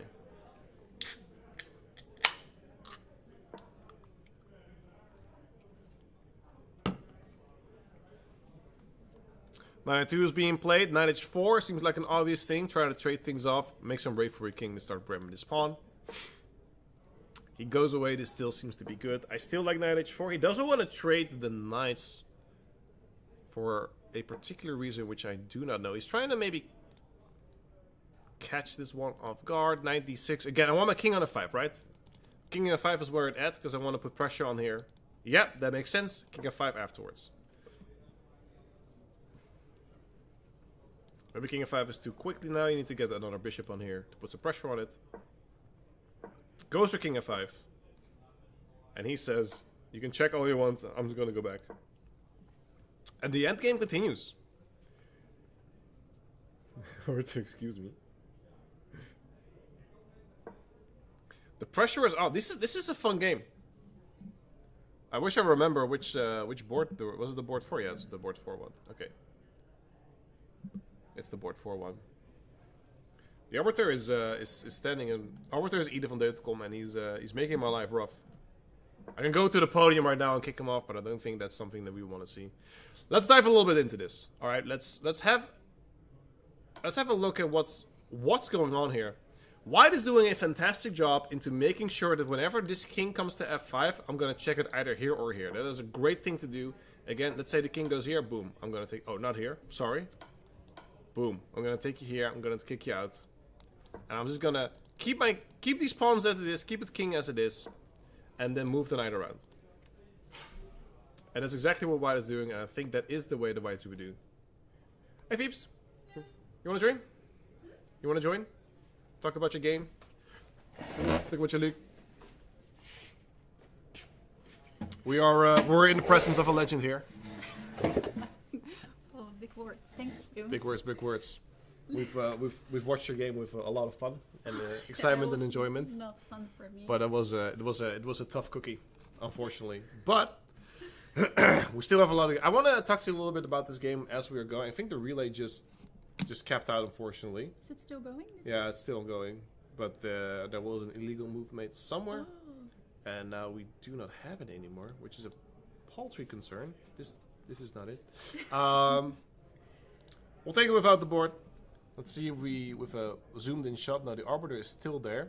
This is the relay guy, by the way. This is the guy that should work if the relay is correct. And he's looking at the board instead of working on the relay.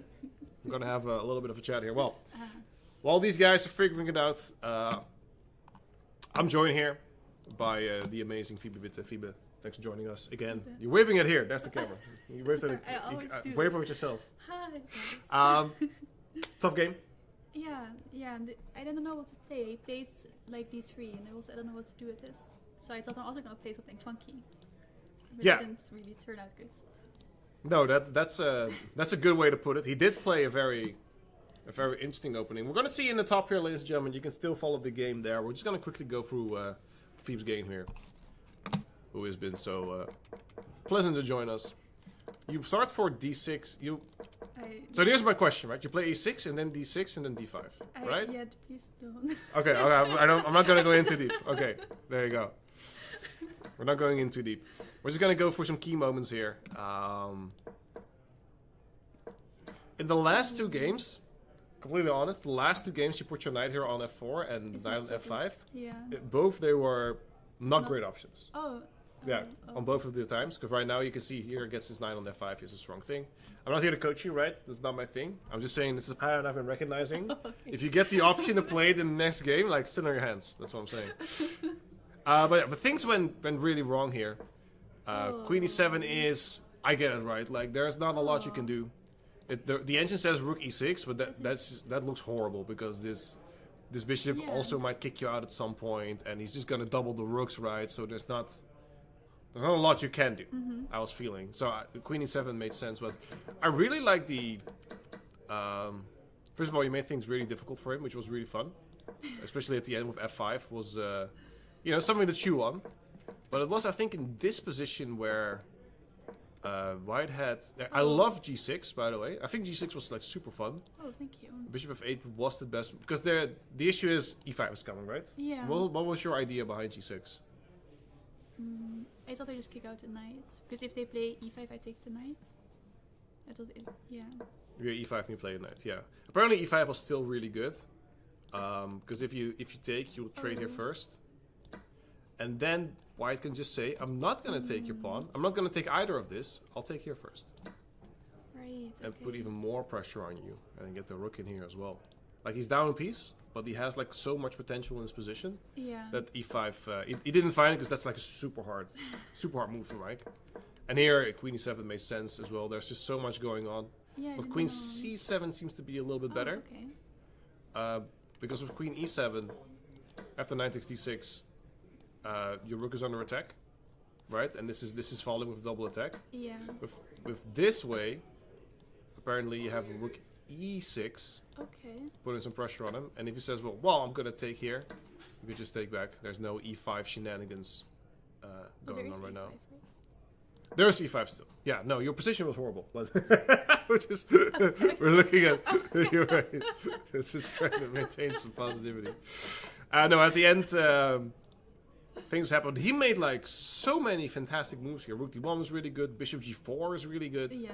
So he played very strong. So we're gonna put some put him through the scanner. Don't worry. We'll put him through the ringer. Yeah, it was a tough game. I didn't play so good, but it's okay. It's okay. So you're 1 out of 3. We still have 4 rounds to go. You're gonna get 4 out of 4, right? That's that's the ideal move. 4, yeah. I see the top board has been gone. People are getting out.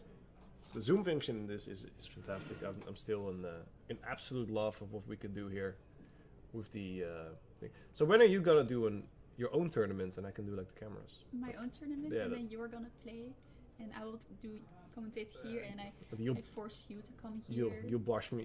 No, yeah, I like that. That's cool. You're like, like and that. here we have Big. Who lost again? A horrible game. Wow. Okay. 5. Listen, if you are going here after this round and you lost, you're gonna get it. Just so you know. Horrible. No, I'm kidding. I am trying my best every game. And you are. Because I want to have this date with Kira. That's true. Do you have to explain to the audience what that means? Oh. Maybe, or else this is going to be a... Kira is Big's dog, and I really want to see Kira, because she's really cute. That's true. So I want to go on a date with Kira. And we're going to go to the dog park. We're going to go on dog date. So, we're going to set some stuff up. I'm not going to forget to do my timer this time. I have 3 of them open. Don't ask me why. Alright, so... Ladies and gentlemen, we're going to go on a quick break. When we come back, we're going to have round 4 of the 2025 Chess.com Botwinnik Rapid Tournament. For Phoebe Witte, my name is Wouter Bik. We will see you right after this break with more action coming here from Botwinnik, Zoetermeer here in the Netherlands. See you guys after this.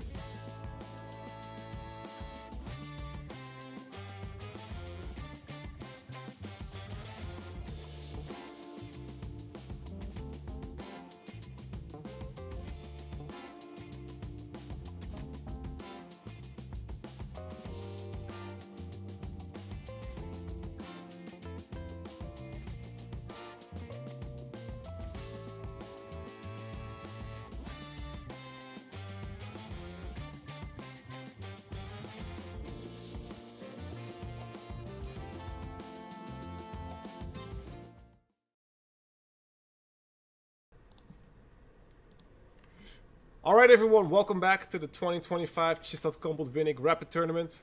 My name is still Big. We're going you through round number 4 here of this tournament. We had some great upsets right now. We had some fantastic wins and some losses. But other than that, that will not tune down the fun and excitement that we have for this event. Round 4 is starting soon. I'm trying to see if we can get the standings and the pairings for you, because I feel like that is something that we can have a look at. Let's do a quick refresh. And I see the next one coming in group number A. We have Kobus Mates here on the top board against Ling Lai Hinting Lai. Tommy Grote with 2200 against Jeffrey van Vliet. Mark van der Werf against Manuel Zwart. I actually didn't know it was Joel van der Werf against Mark van der Werf. It was a father and son game. Completely missed that.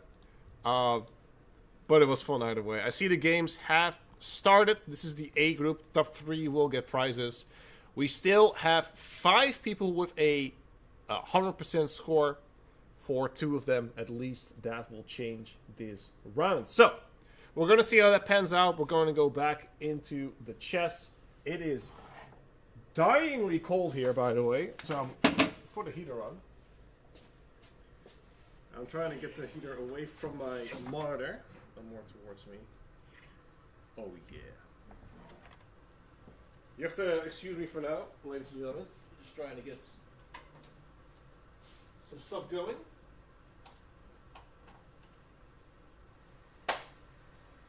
Alright. Let me know if you can hear it on the stream, if that's annoying. And we're going to go into the chess. All games have started. We'll stay with the top board, which is Kobus Mates against Lei Hing Ting. Hope you guys are still having a fantastic broadcast and they're still having a fantastic time. Looking at board 1 number here. Let's see what we have. Kobus Mates against Hing Ting Ling. This seems like a fairly standard opening. Nothing too crazy on all boards. I'm going through it real quick. And we already have some relay issues. So we're going to see what's going on. Might have to call my manager on the floor. Make sure everything is good. But we're going to come back. This is board number 2. We have Tommy Grote against Jeffrey van Vliet. Let's have a look at what the opening has brought us with the modern defense. D4, D6, knight f3, G6. And a fairly standard opening here. This is a very cool one because you're having a lot of pressure on. E5 is usually played. After D5 you could choose knight e5, knight d4 or knight e7.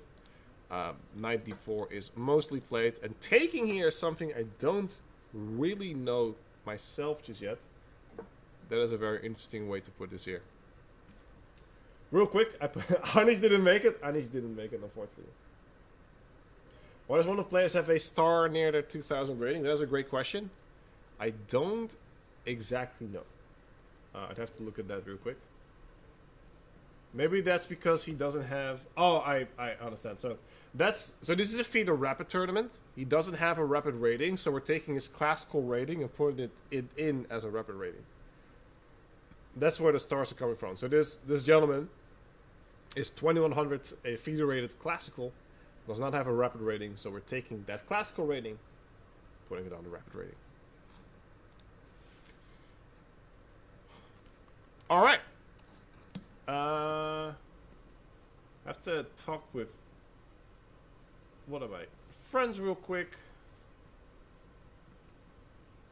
PV preside.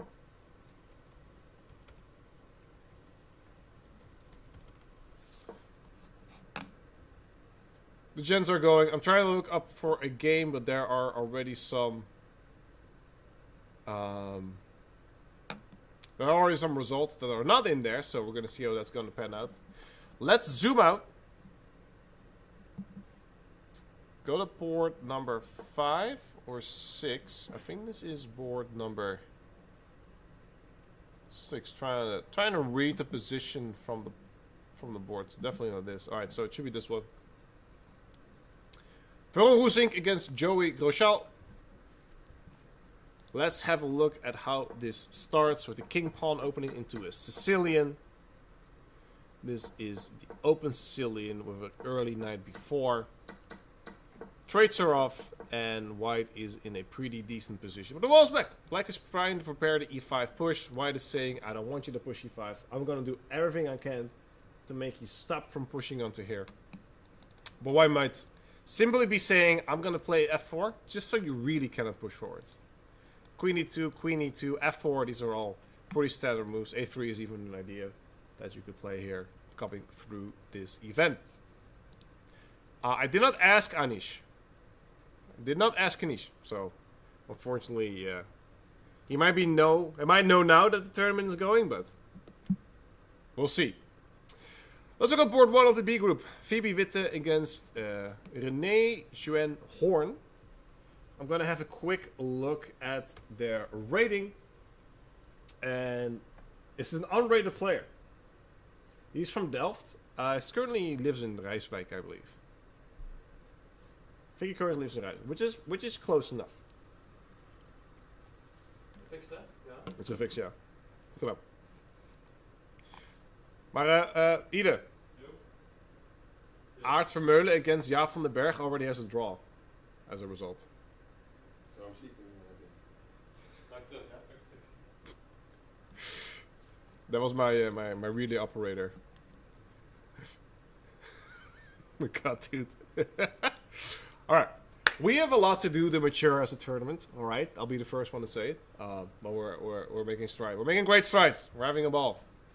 A ball and a blast. Let's get the big come on. You guys don't have to see my face. We have Phoebe Witte against an unrated player. Let's see how René has played. He has 1 out of 3. He drew against an 1800 and a 1600, and he defeated a 1600. Lost against a 1700. So he's doing pretty well. Is this the same big that we blame? That is correct, Sparkle. This is the same big that we blame. And the blame is not on me this time. Actually, it is. Like, you could genuinely blame me right now, because if something is wrong, it is me. So, Phoebe's going on. Let's have a look at his opening. Let's have a quick look. We have Ruy Lopez here, knight f3, bishop b5. We've seen this, d3. Knight d4, a little bit early. A little bit early, I'm saying that there is a pawn on e5 just hanging. And white is up a full pawn.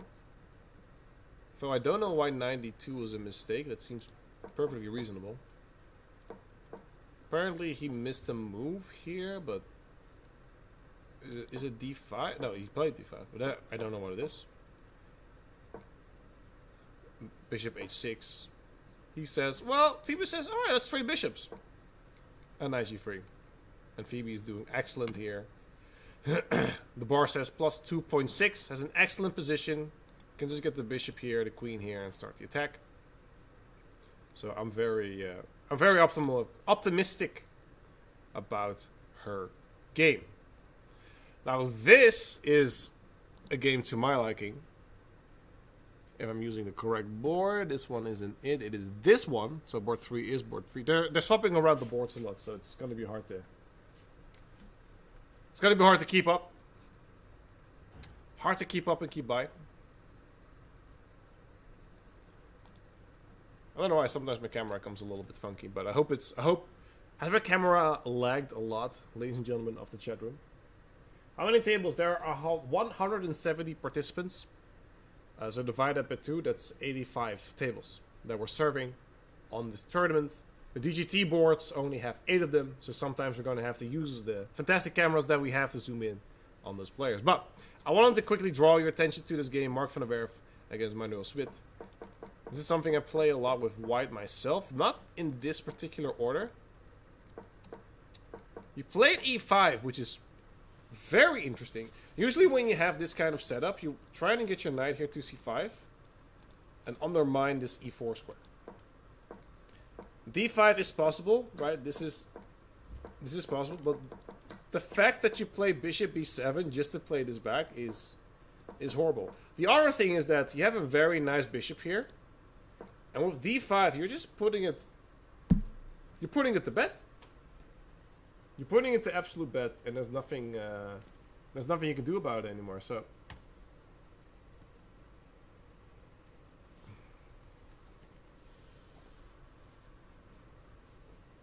1 second. 103 missed slash defense.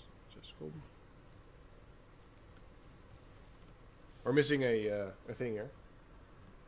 We're missing a rounder on the chess website, but we'll get this fixed. And black is in a horrible position. I mean, this knight is going to live here. This bishop doesn't really have great squares. H6. Ooh, do you take or do you play here? Oh, this is interesting. This is very interesting. Let's. So the normal move is this, right? But after this and take, you have bishop f5, and then black comes out. So you can't really take on e4. Never mind. You can't take. Let's explore. All right. I'm only saying this because the bar went up so here. What about e6? And the thing is, you cannot play queen c8 because of knight d5. If you take, you have a double attack. If you take here, you have a nice defended place, and c7 is weak. So what do you do after you take here? There's not a lot you can do. There's no longer the bishop f5 threat, and now you can go either knight d5, or you can take on d4 at some point. I actually really like knight d6, and you have to take here. And there's no way you could attack this. Usually, if you get in these kind of positions and you want to attack that pawn, you have to do like awkward stuff, right? And then this. But white already has so much pressure in this position because of this pawn, you don't have time to take away your knight. You want to take away your knight, put your rook here and take this. Because you can never like move away the queen. Because the c7 pawn is weak. So what you could try in this position, I'm going to go all in this position. I think it's super interesting. You can try knight a6. Trying to defend here and try to make this work. But again, I'm going to take on e4. You cannot do this. Because I will just take this. Right? There's just so much not going for you in this position. And that's difficult. But that didn't happen. Knight d7. And he says he really wants to trade. Plays to f6. And we had a fun, instructive moment there. How much is the increment? It is 15 minutes plus 5 seconds per move. So it's 15 plus 5.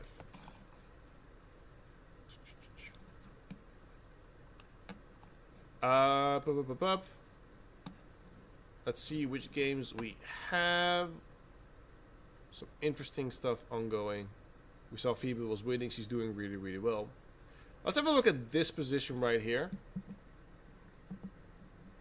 This is Tobias Lieben against Joël van der Werf. If you're talking about ratings, these gentlemen have... This is a 2000 player against a 2100 player. And we'll see how this will go. So on the right is Joël. In the middle is Middens. And on the left is Tobias.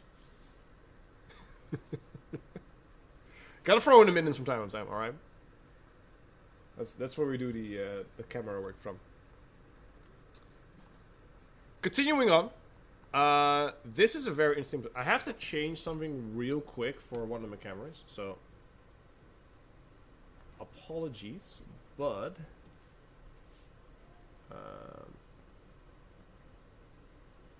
I need to change this beauty. $20.25 chess.com Rapid talent. Boom. Updated. Alright. Continuing on.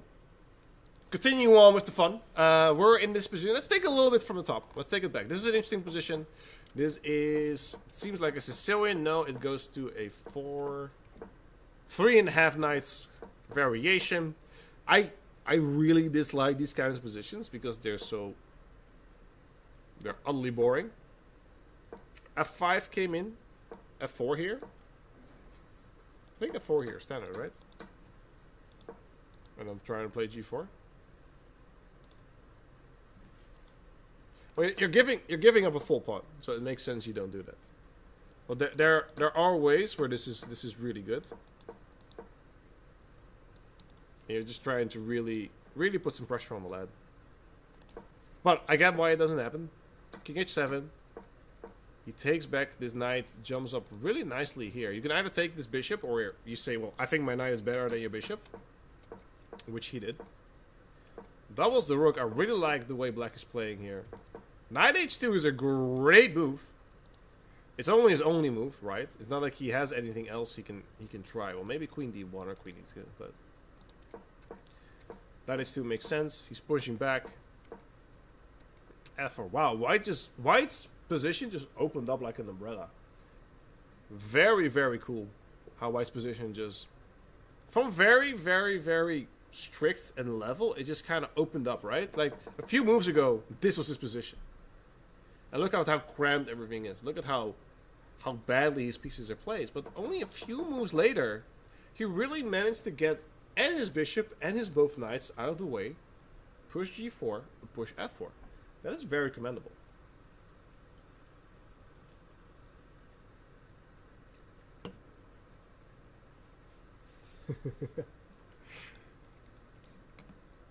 You know, the organization is going really, really well. But to be fair, this is not a super high level tournament, so we can cut some slack, right?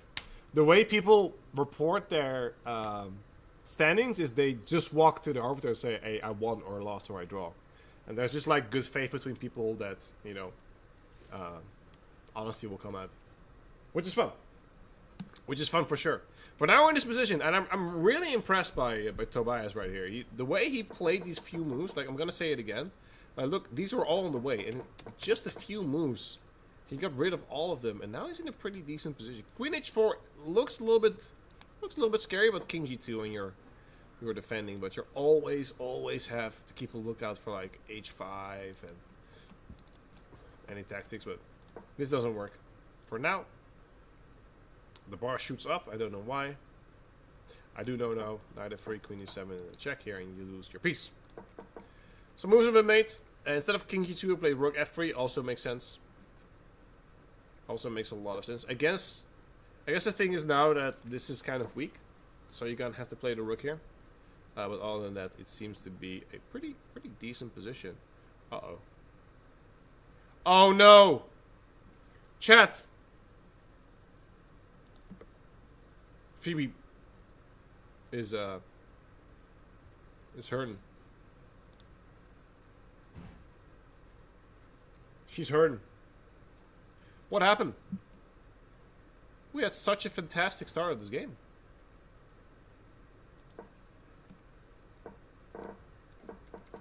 So we were here.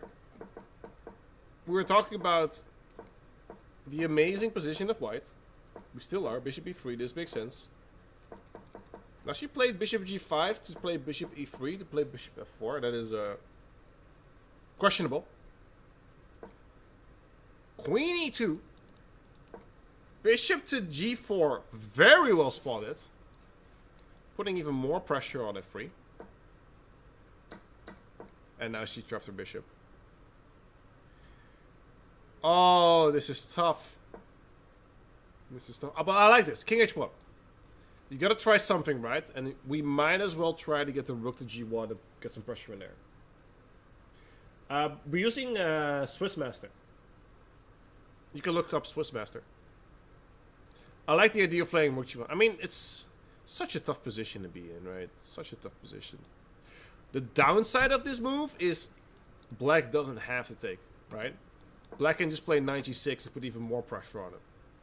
That's the downside. Other than that, it seems to be a pretty decent attempt. FIBA does not look happy. But my boy here, McGregor, does seem very happy. Actually, I can't get a good read on him. He looks confused. He looks like me when I'm waiting for the dentist, like in the dentist room.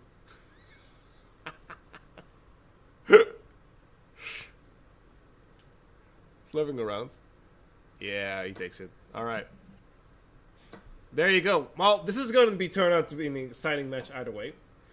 Did you consider playing yourself? I wanted to, but I put a lot of effort into setting up the stream, the network, the cameras, chess.com's things, the sponsor, so it was okay for me to step back, right? Just to set everything up so people can enjoy this.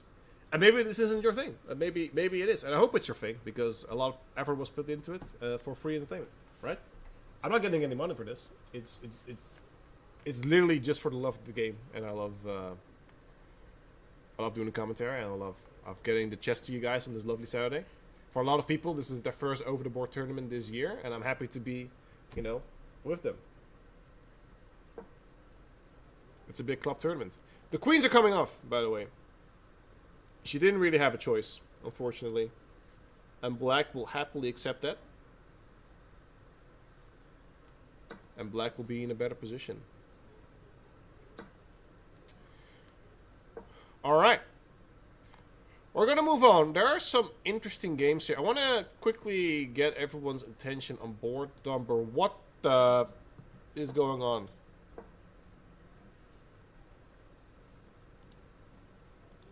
This thing is swinging. We were -2 not too long ago. What happened here? Hold on.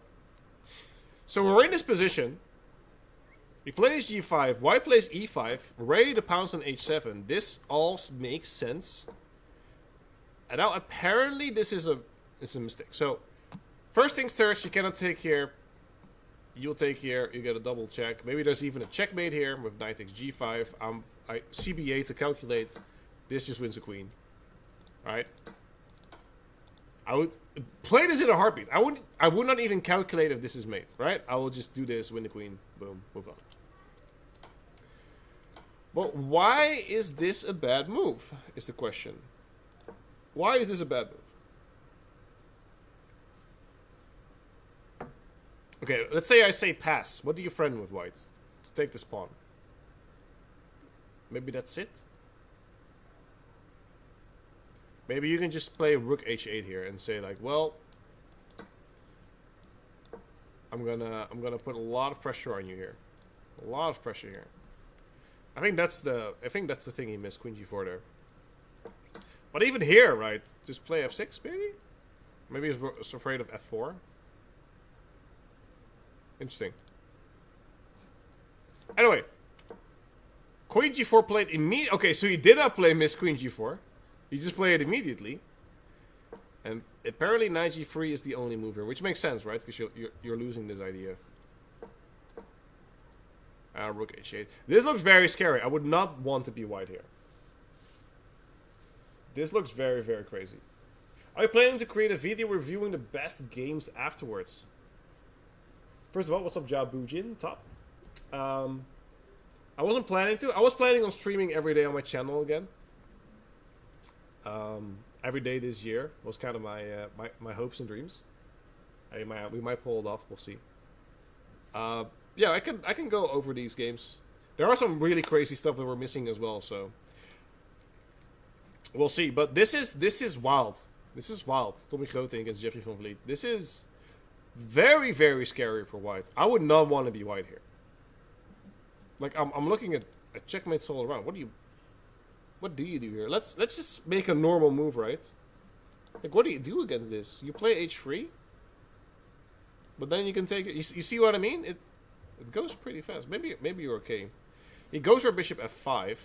I guess knight takes. Either go check here. He does not. He goes for the mate. h3 is kind of the only move here. Will he take here then?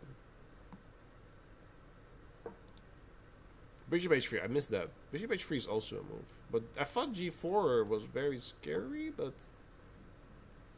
wow, g4 rook e4. g4 rook e4. Man. So you cannot play g4. I thought bishop h3 was not a thing because of g4, but apparently if rook e4 then. Wow. Okay. But still it says it's a mistake. It makes sense to me if you don't have g4, right? It makes sense to me. But this is a fantastic position to be in. What will you play here? Will black crumble under pressure and play g4, or will black find a way in. Wait, maybe knight g6. Getting in there. It looks obvious, but we'll find during the game. Yeah, that's one of those things. Like it's because I have this bar, man. It's so helpful. It's a helpful little bar. We like to go to the pub together. We like to go to the bar. But I'm queen sec. Steals. That was a great way. Sorry, I'm obsessed. We are not leaving this game. We are not leaving this game. I should also point the cameras down a little bit more. That is my second thing. I need to make do that the cameras are correct. Either way, bishop h3. Black is in a long thing. But he's about to make a move. Will he play the blunder g4? I don't think he will. I think he saw it. I think he's going for like knight g6 or something. He goes king f8. Interesting. He says, I want to get rid of this nasty check. Alright? That's kind of what you're saying. No more nasty checks. What does white do to improve the position? Man, this is scary. I told you this was scary. I mean, the engine said, like, white was better, but you can see it a few moves later. It's crumbling. Absolutely crumbling. Alright, Phoebe's unfortunately losing.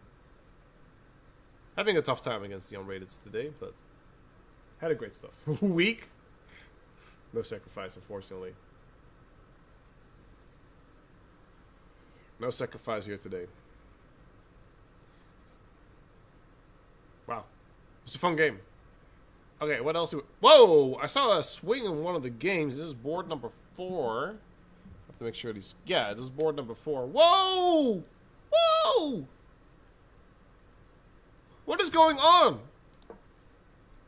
We had like a great attack. He goes for a sacrifice. Jumps in h6.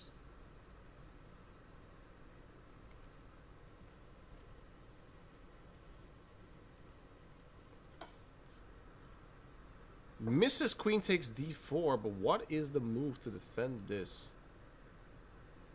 Can you play maybe f5?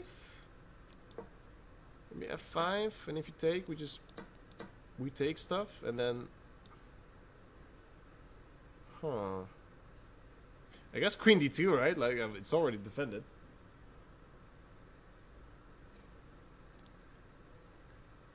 So... He did 2 blunders in a row, but that's just because he miscalculated this line. He definitely thought he was winning here, but it still looks very scary. Knight h5, right? If I do like rook a6 to defend this pawn, what do you do after this? I guess f5 works now. This is very scary. You need to have nerves of steel. Plays f5. That's what I suggested. Apparently not the best move, but it still seems really, really reasonable.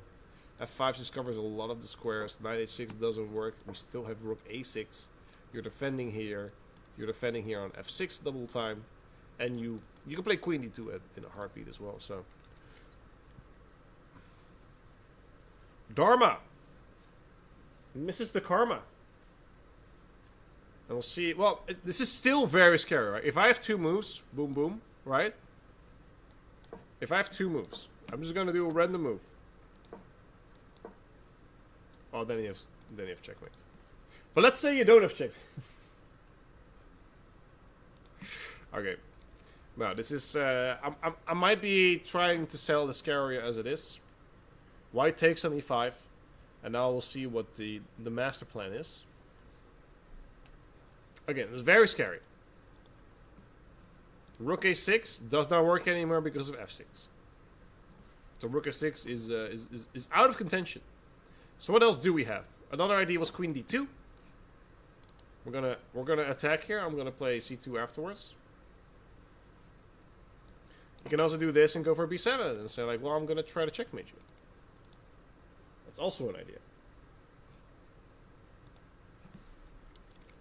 What will happen? Rook a6 is out of contention. I really enjoyed this idea. This was a really cool move. But that doesn't work anymore. f6 is just a huge threat.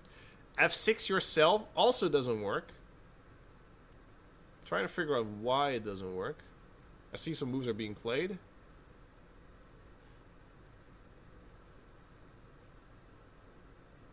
I guess knight h5. Yeah, knight h5.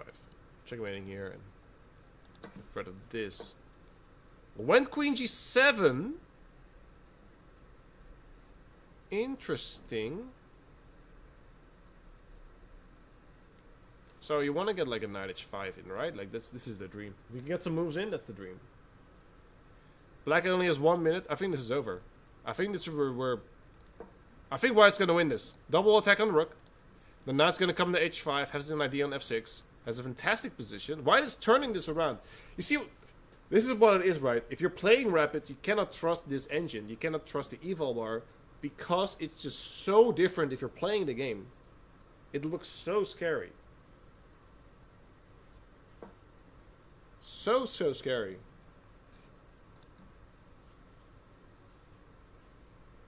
So now knight h5. What do you do here with? What do you do here? Because you're threatening this to attack this. So this is your only move. So something like this. No, it's not. What do you do here then? Oh, you just move the queen? Yeah, you move the queen away.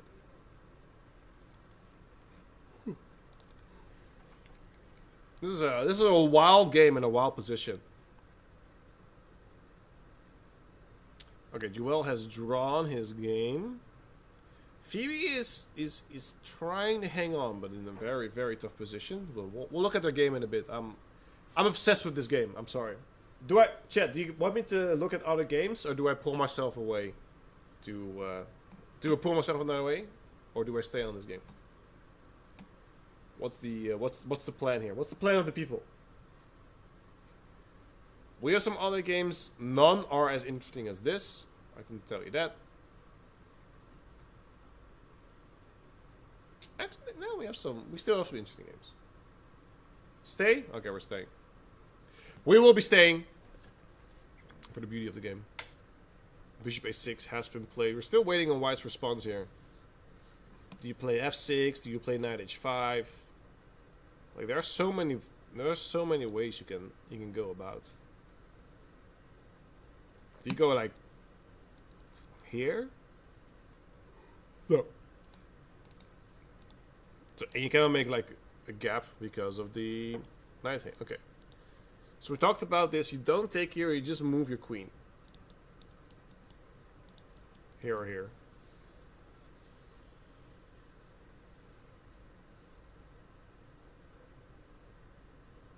You'll just move your queen away. That seems like to be a... Yeah, this is impressive. Only 1 minute. Basically 1 minute for both ends.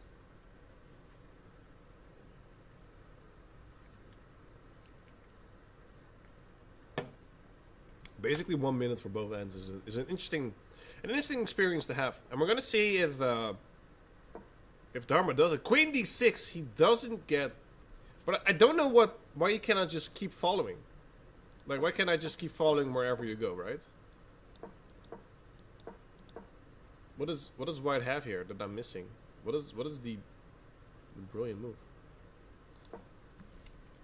Well, yep. Wow.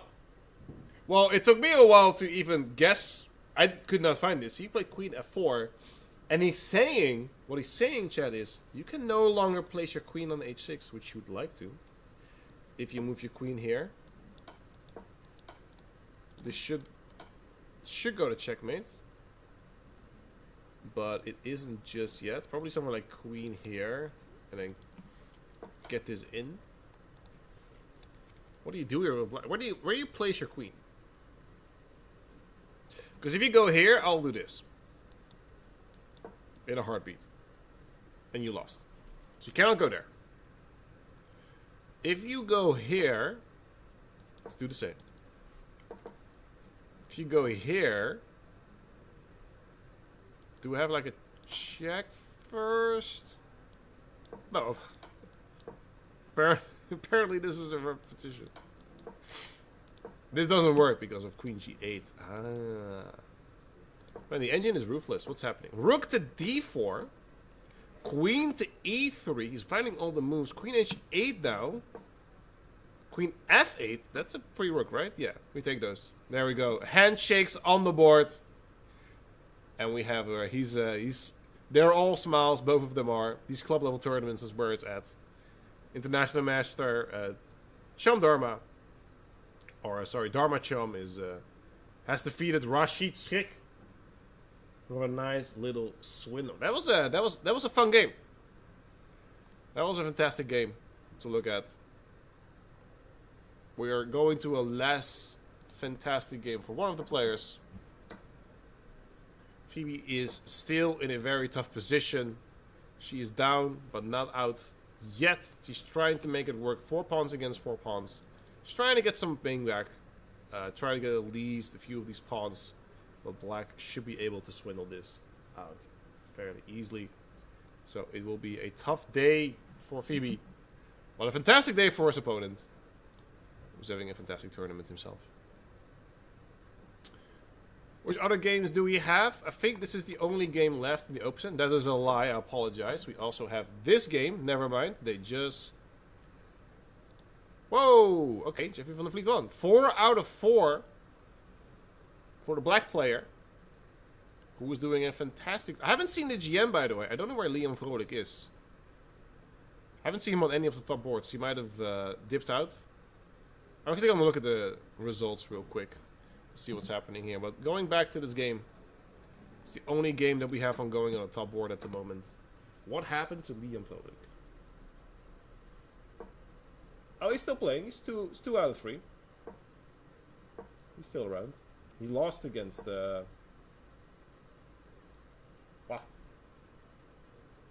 He lost against the 1900. That was an outcome. Fantastic. Beating a GM is not easy. So this is the final game. In the background, we see some people still analyzing, which I love. They're still having a good time. And Phoebe is doing everything in her power to make things as difficult as they are, but this should be a swift win for Jen Rene Horn. Pawns are falling left and right, unfortunately. But she does what she does, right? She does what she has to do. She has to keep going. Hey, what's up, Aquila? Thank you for the 71 months. She has to keep going. I know I'll get you more excited later, Aqua, but I'm also on chess 24. F5. She's attempting a swindle. Might as well play fast, right? There's nothing you can lose. You're already down a piece and a pawn. Might as well play fast, put pressure on your opponent. Maybe that will get him nervous. He's looking nervous. He's looking very nervous. He's looking like he's not having a great position, which is interesting because he has a fantastic position.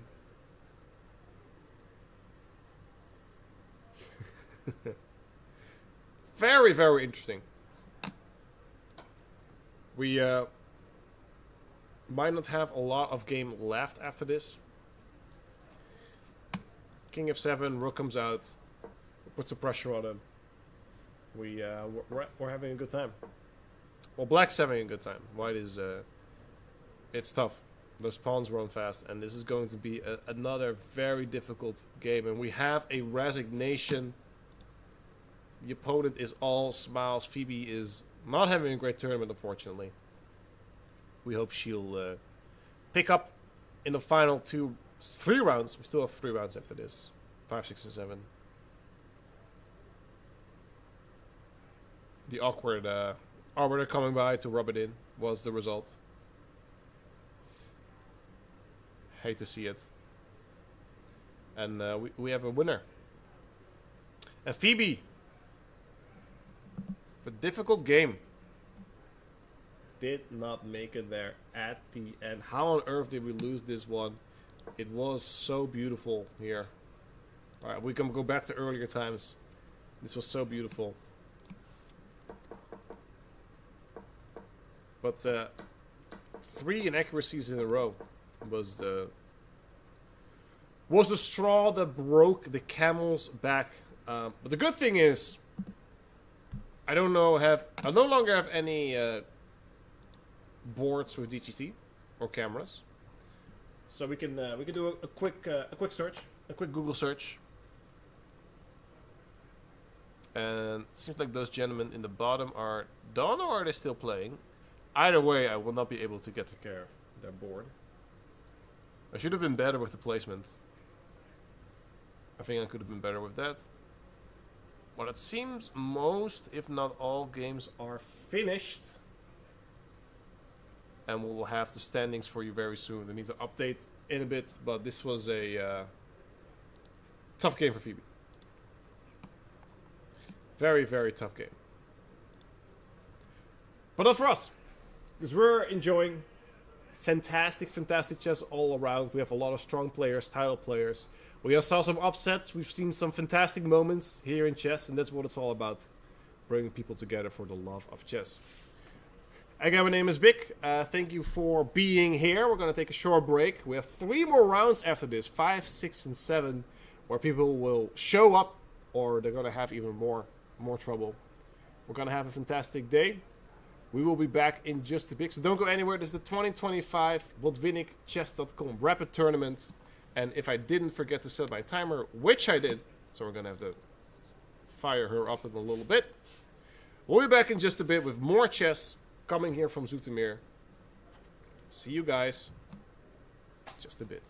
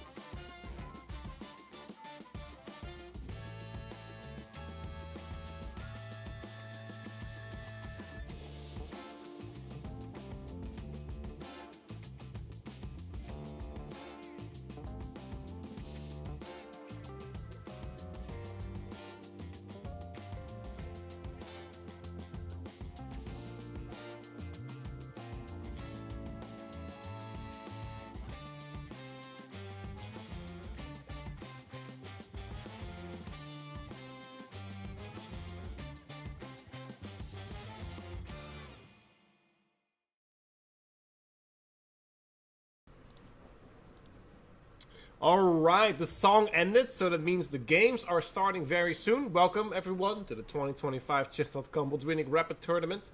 I'm your host, Zoetermeer, and it is my pleasure to be with my local chess club here in my own city to bring you this amazing tournament. I even made, look at this, a bar. You gotta throw in the Bigfoot right in there, because I have big feet. Those who do not know me, you will find out what that means and why my middle name is Bigfoot. But before we go into the craziness that is chess, people are sitting down, getting ready. I see some teammates are in there. Some of my good friends are in there playing chess as well. It is such a fun feeling to play in a tournament. It's one of the best feelings. All right, I'm gonna say that. All right, I don't have a lot, but this is amazing. Refresh. Are the results in yet? Yeah, let's have a look, ladies and gentlemen. In Group A, we're not really covering the B group. Maybe only the top one. Right now, we have 3 people still on a perfect score. That's International Master Hing Ting Lei. With Manuel Smit, rating of 2016, is doing very, very well. We have Jeffrey van Vliet against Chan Dharma. We saw this game, right? With like the rook takes f6 and the queen h6, which was a very, very, very exciting game. And we have a lot of strong players here at the top doing a fantastic job, which means that the round is about to start. I want to see all the handshakes coming in. That's always fun for the people in the back. We also have Minions chilling there in the middle of the cage, keeping an eye on everything. Phoebe is there, ready to party as well. People are sitting down. We're waiting for the handshakes until round number 5 is on its way. Hope you're all still having a great time. I'm having the time of my life, one would say. And also, Grandmaster Liam Vrolijk is back in. Had some trouble. But is now has a nice position. It's coming back. Let me update the round number because it's round 5. So I might as well. This round is starting soon, ladies and gentlemen. People are watching. I'm the guy with the black turtleneck and the gray sweater, which is a little bit in the middle of your screen against the guy in the gray shirt. I know this is probably one of my best friends. All right, I'm gonna say that. Don't tell him I said that, but he's a good guy. I also don't have a lot of friends, so that's where it starts, right? That's where it starts. People are waiting. People are excited. We have not started just yet, but we will do that very shortly. It's a bit of a speech ongoing. Let's have a look at the room. Let's have a look at the room right here.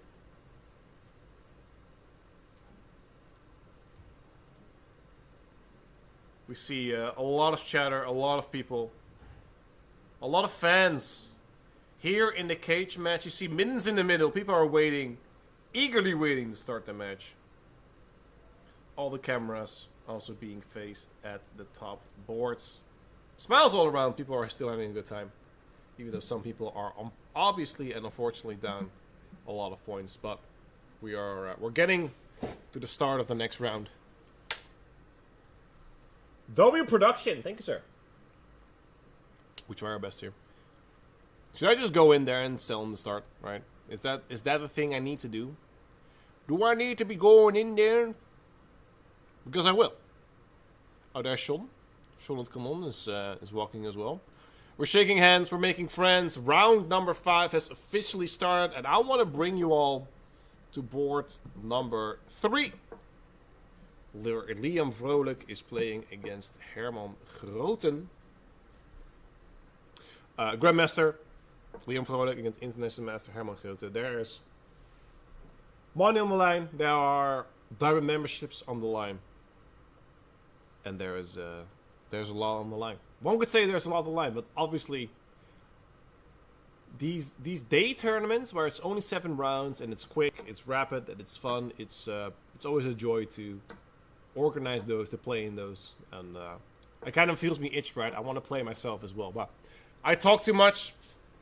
We're gonna move forward. We are looking at this position where both players are still deep in theory. Herman Grote against Liam Vrolijk. Just gotta make sure all my games have started. Seems to be correct. And we're doing a great job here.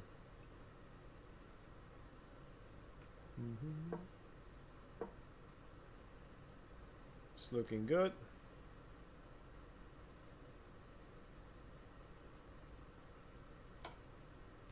Nice. Alright. Let's look at the structure. A lot of pawns. Bishop on f4 can always pull back. This is a very nice position. I wanna draw the attention to board number 1 real quick. I'm sorry for like jumping around this much, but have a look at this opening. D4, knight f6, knight f3, d5, early b5. This is kind of like a Benko gambit, but the c4 pawn isn't there yet.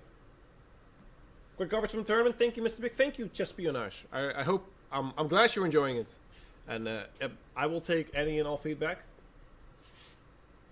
because I want to improve. Right? Talk to me about the camera has to be better. Talk to me about the commentary needs to be better. The graphics need to be better. Right? This is all hard work. Wait, this is e6 is already a question mark. I don't know why. This seems pretty. I guess e4, right? Like, this is not something you want. This is not something you want. So we'll see how it is. Can improve on perfection. You right, you right.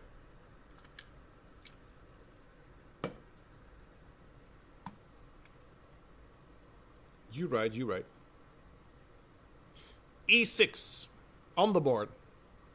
And white is having a think here. It's probably wondering why not e4. Let's have a look e4 and let's say h6. Can you play e? Yeah, this is also horrible. Yeah.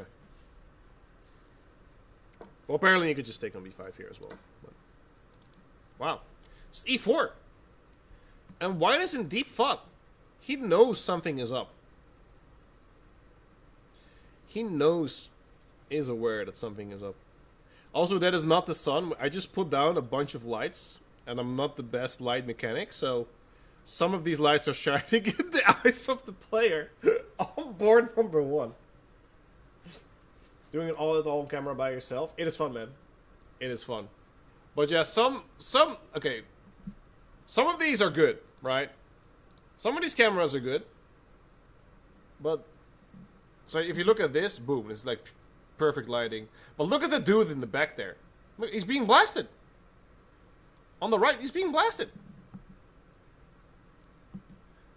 These guys too. These guys are a little more chill. This as well. Look, this is perfect lighting. You know why? Because they're not in the front. Where they're getting blasted like this. We're making it work. We're making it work. E6 and not E4. After a long think, E4 was not played. I'm trying to figure out why E4 is not an instant move here. Maybe Bishop E7 he was afraid of, but then again, I'm gonna...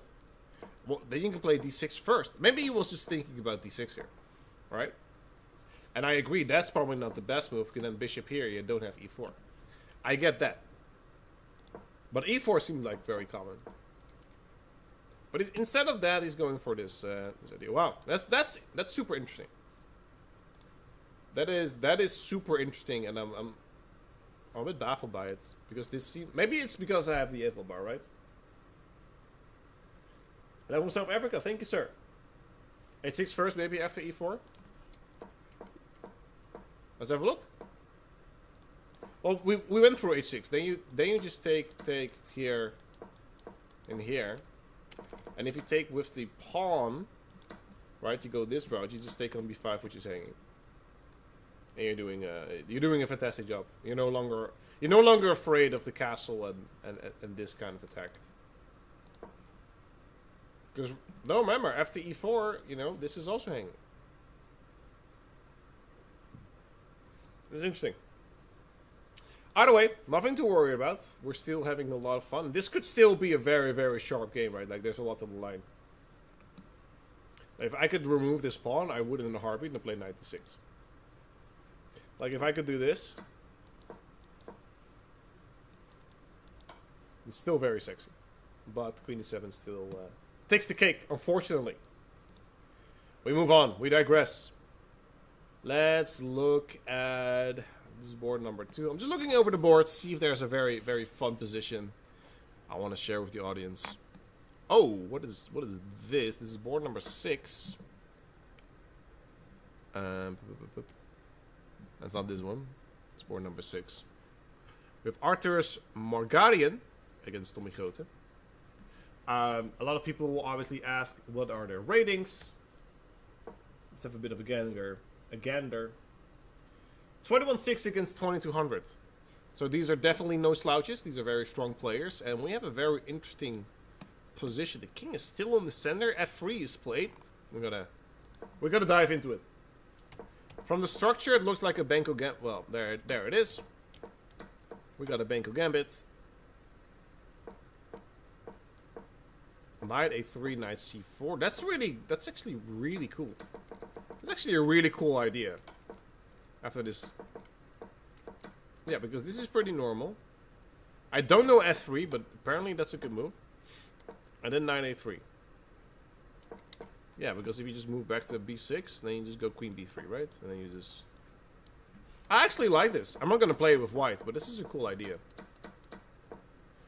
We went forward. The a pawn is obviously going to fall. I don't know why this is a mistake. Seemed pretty good to me. Another mistake. I guess what they were saying is you're spending too many moves onto attacking stuff that's not there. You should just castle, right? You need to be safe.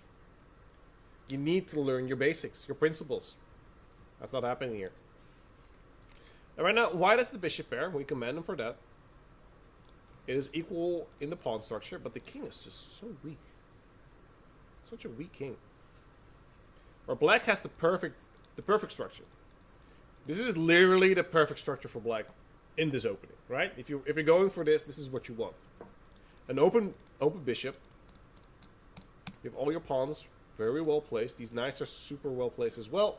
You can jump at any moment. You can even push forward and go knight c5 maybe. And you're not even down. Usually you're down a pawn. He's not even down a pawn here. So perhaps this is the real biggie. Will the real biggie please stand up? Or sit down? Catch me outside, how about that?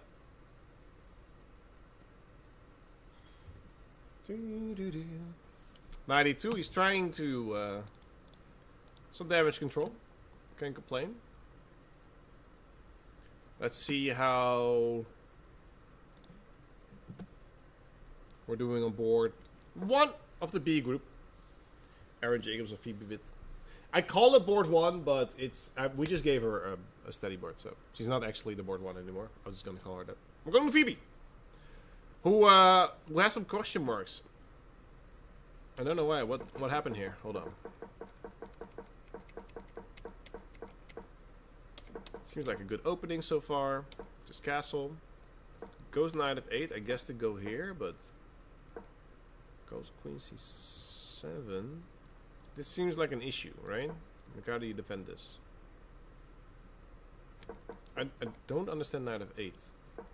And if you play knight f8, why don't you play it afterwards? I guess to check. Okay, I just don't get knight f8, I guess. Just castle. Right? Maybe you're afraid of this attack here. Very unfortunate. Queen c7 is it's a very tough move. White does not spot it yet, so let's hope that happens. Let's hope white is better, but is still not in the clear. Knight has to go. Maybe the knight goes back again, so you can castle finally. That's a hard thing to do, right? If you make a move and the next move you're putting it back because you realize you have a mistake. You made a mistake. That is a tough thing to do psychologically for a chess player. I know that myself. Like when I make a move and I'm like, oh, actually that wasn't a good move. I should not have played it. And you pull it back. That's psychologically a very difficult thing to do. Watches in the regular content. I appreciate the real trasher. Actually, that means I'm doing a not a good job because I produce those. But I appreciate that. And Phoebe's in a difficult spot. Will she place that knight back on d7? Right? Because this is difficult. Because you're admitting you made a mistake, right? You're admitting you made a mistake, so that's the one thing. And she will. All right, so she's not too brightful. Does play back, so good move by her. We're gonna see how that will develop in the future. Let's continue on. There are still a lot of games. Some games are further than others. I obviously would want to stick with the top boards. Let's go back to this board 1 kerfuffle, where my boys are blasting them with lights. Bishop takes c3. This was the very weird game of e6, right? Where we were like, oh my god, play e4. Didn't do it. c4, and now we're here. And now we're in this position. I wonder what made him take on c3. Because this is a beautiful bishop. I guess... I wonder what he was afraid of. I guess like this and c7, and this could be scary.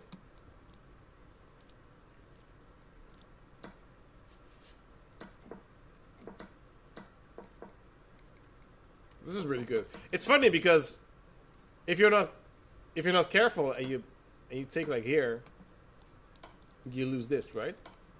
So if you do this, you're gonna have to take with the f pawn, which feels really, really off, right? I can also play this. I put some pressure in. Like I would hate this as black, but apparently this is fine.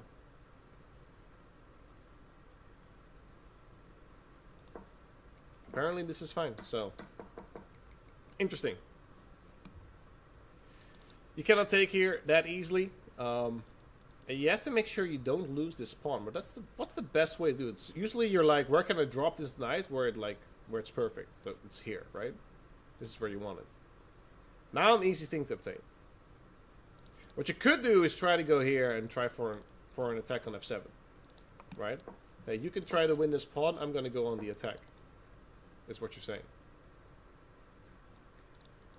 Castling here doesn't really work because there are checkmate threats incoming, and playing rook f8 gives knight takes d7, king takes d7, and I am in it to win it.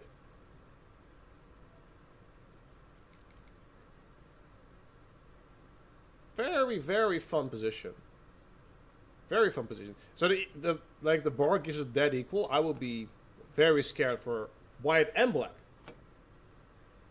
Thank you, Brats. I appreciate it. Are you there? Doesn't look like you're home. No, I'm currently in Zoetermeer. Motion collation, Zoetermeer. Zoetermeer is my hometown. I was born and raised there. Last month, I moved back. I bought a house here in Zoetermeer. So I moved back to Zoetermeer, and I'm doing a lot more things with the club. And one of the things that we really wanted to do for a long time is organize a local tournament, bigger prize fund, broadcast it, right? And this helps me as the producer because I want to get more experience on like setting up networks and stuff, which is going really, really well. So it's a fun endeavor. It's a fun endeavor. What else do we have? So this is a very cool game. The other games are also picking up some steam. It's not this one. It's definitely this one. So it is this one. This is Herman Grote against Leon Vrolijk. By the way, Vrolijk is Dutch for cheerful, so he's always a cheerful guy.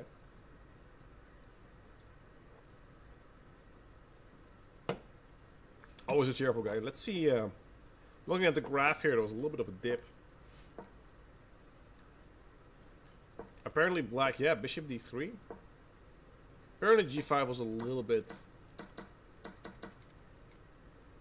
bit down. Now white is picking up the pieces again. Apparently, instead of this, white should have upped the pressure of like knight h5 and trying to get more in here, because he's not too worried about this, because then you open up this the c file, which you obviously do not want, right? This is a very, very strong file to have. Very difficult position. White has some action here. White has some fun, some action, some good stuff, and some a nice knight looking at c3. This looks so weird, but it's so difficult to kick this little bastard out, right? Like, how do you do that? Because now you have to keep an eye on c3 at all times. And I guess the next question is, so we're gonna take here. The question is, do you take with the knight or do you take with the pawn? Now let's explore both options. If I take with the knight, what happens? We have still a nice pin, but the bishop is defending it. I guess we just... I don't think I want to take. That seems like horrible. So I guess we're just gonna get the queen out of the way. Queen c6, queen f5, I don't know, queen d5, I'm not sure. As long as we defend this knight. Now if we take with the pawn, now we have two center passed pawns. Two center connected passed pawns. Well, I don't think I've ever said that sentence in my life. You know that's rare then. That is a rare occurrence to happen. And it seems like white is doing a very excellent job in controlling the square here. Did you take with the knight or with the pawn? Both are fine, right? You can keep the d file. The d file is sorry, it's not even a d file. It's the e file that is very, very strong, and we'll figure his way through. So seems to be like a nice solid way. Stuff is happening on the Phoebe board. We can have let's have a quick look at the Phoebe board. The last time we checked, it was queen a4 check. The knight went back to d7, which made sense. White obviously with a very nice attack, and this is what we were afraid of, right? The knight g5, looking at this f7 pawn. She took there h6, taking on g5. Oh! Oh, she's gonna slap herself.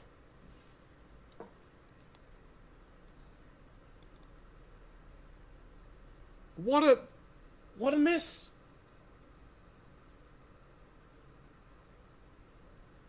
Oh, that sucks, dude.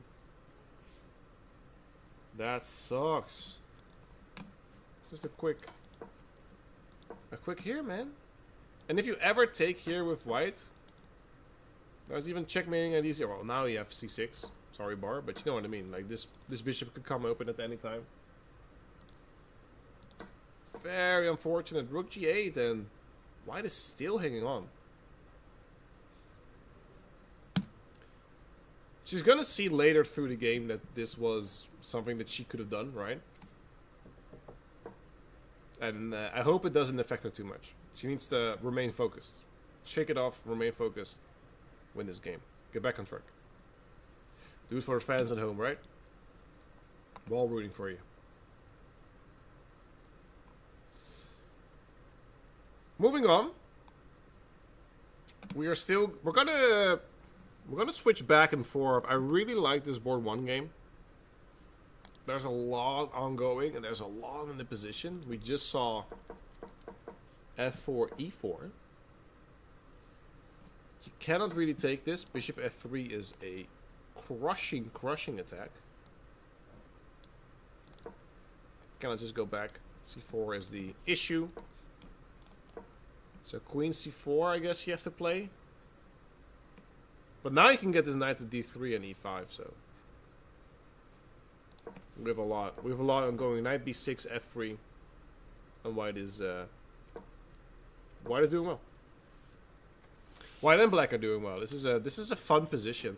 I'm really scared of this, like this, right? This is why the knight is here. There's a knight outpost on d3, but it defends g2, which might be even more important. f5. My man has a mission. Hey, thank you for the sub, Spinach. Fantastic. f5. Wow. I like it. I really, really like it. You're opening up the position. And it's a fun one to start with. Whoa, whoa, whoa, whoa, hold on. First question is, why don't you just take here?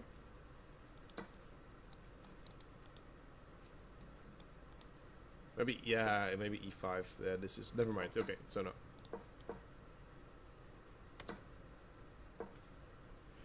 Uh-oh, yeah, now he's just losing. Oh, look at white. He's shaking his head. He knows it. He's like, what did I just do? Why do I play knight f4 with such a quickness?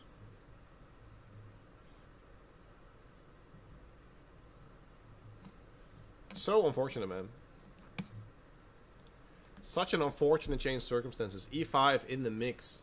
The knight cannot leave, right? It's a checkmate in one. You cannot.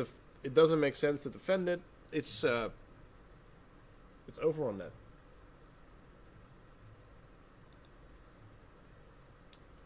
Hinting Lei is having a rough time. Wow. Such a good game, but he played this so well. What should he have played that? It says a miss here. What should he have played? My pawn is under attack. We just said we cannot take this. G3 looks awful. G4 looks awful. So the only move that makes sense then is Queen F, Rook F2. Just defend. But still, that doesn't seem super nice, right? Like, this is very scary.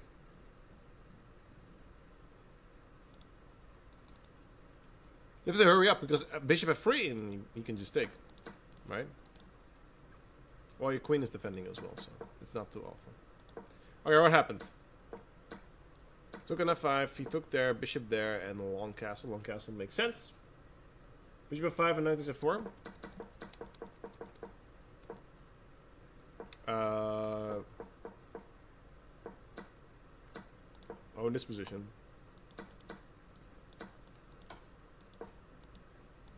Yeah, you're right. This is a lot stronger. And white is doing fine. Still scary, but should be over.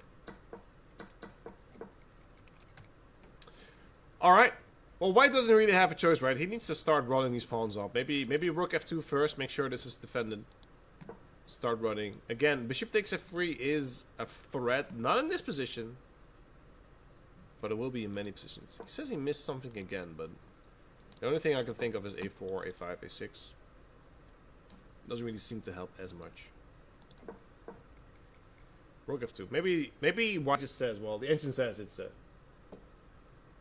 he doesn't do it. Are you producing and commentating this time? I am. Today hosts. I'm so nice. You get your hosts twice. If you knew how to play chess one of these days, man. Rook F2. How does black really take advantage of this position, right? Do you bring another rook in? Do you bring a knight in? Knight makes sense. He doesn't like it. White playing very, very fast. Very, very well. Rook, bishop c4. There is a pin. Black says, I don't care. This is just rook takes. Don't worry about that relay issue. White is better. But this is a very strong knight. How will black find a way to find a checkmate? This is incredible. I'm really well played by white and black. This is a really fun game. This is what we came to see.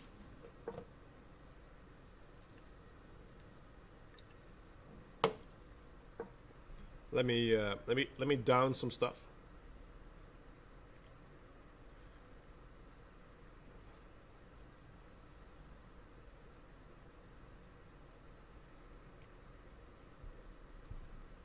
Queen d5.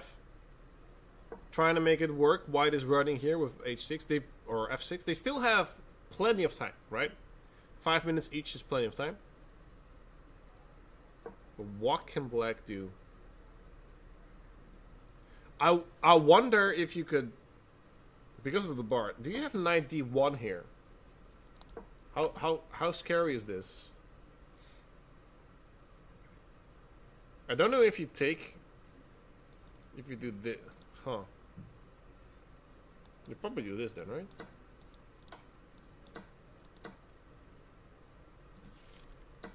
Oh, it has to do this rook. Interesting. Wow. Wow. Cool. Okay, hold on. What if you take? No, this is obviously really good here. Ha! He missed a move. There's a lot of misses in this game. Hit and miss. Take on c4. He's going all down. Oh man, this b file opens up. White is in the driver's seat once again. It's swinging back and forth a lot, but White is definitely in the uptick, as they would say in poker. How do you defend this? I don't think you do.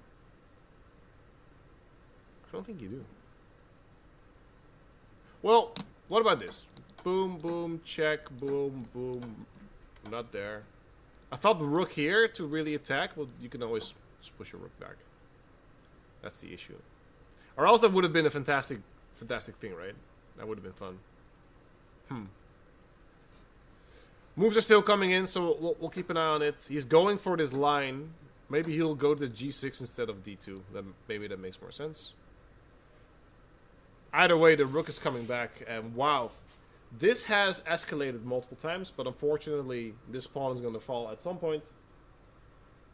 And black will lose in the long run. It doesn't really have as much fire as it used to. Do not play knight here, because he'll just play rook c1. And, wow. That was a fun game. I'm saying like it's already over. It kind of is. Alright, going back, we have some news on Phoebe here. We have some news on Phoebe. She is, she's doing well. She was completely lost, and now she's equal again. So your prayers have been answered, ladies and gentlemen. At some point, she was, her opponent was plus 3.5. And now it's equal. Well thought out better. Was a well thought out battle. Yeah, that was fun. Super, super fun. Let's see what happened. The last time we checked, she missed this check. Queen takes a2. She grabbed the pawn. Castles here. Now doubles the rook. There's a lot going on. A6. Played on +2 to nothing. I don't know why.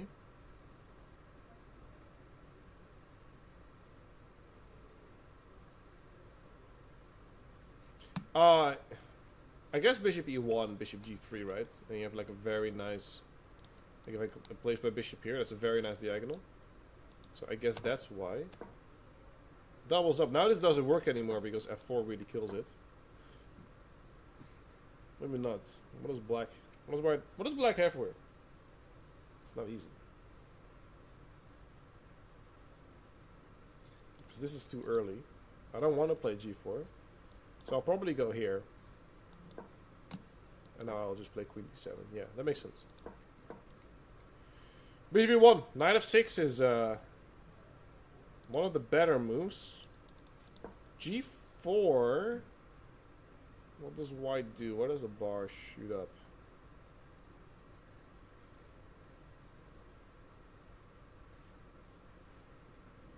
G4 looks good. Why is the bar getting bigger for white? So macro. Phoebe the fighter. I just can't see it. Guys, how do we miss it? It's rook takes f5 here. And then you go bishop g3. You just sacrifice a full rook. Because this queen cannot go in here because this is checkmate. Wow, rook takes f5. That is hilarious, dude. g4, you have rook takes f5. How did I miss that? Obviously. Alright, knight f6 was played. Thank the Lord. And now queen d7 and you're fine. But you gotta play queen d7. You cannot let this queen on c6. That's very important. You have to play queen d7. Take the queen. Move to your left once. You got it. I believe.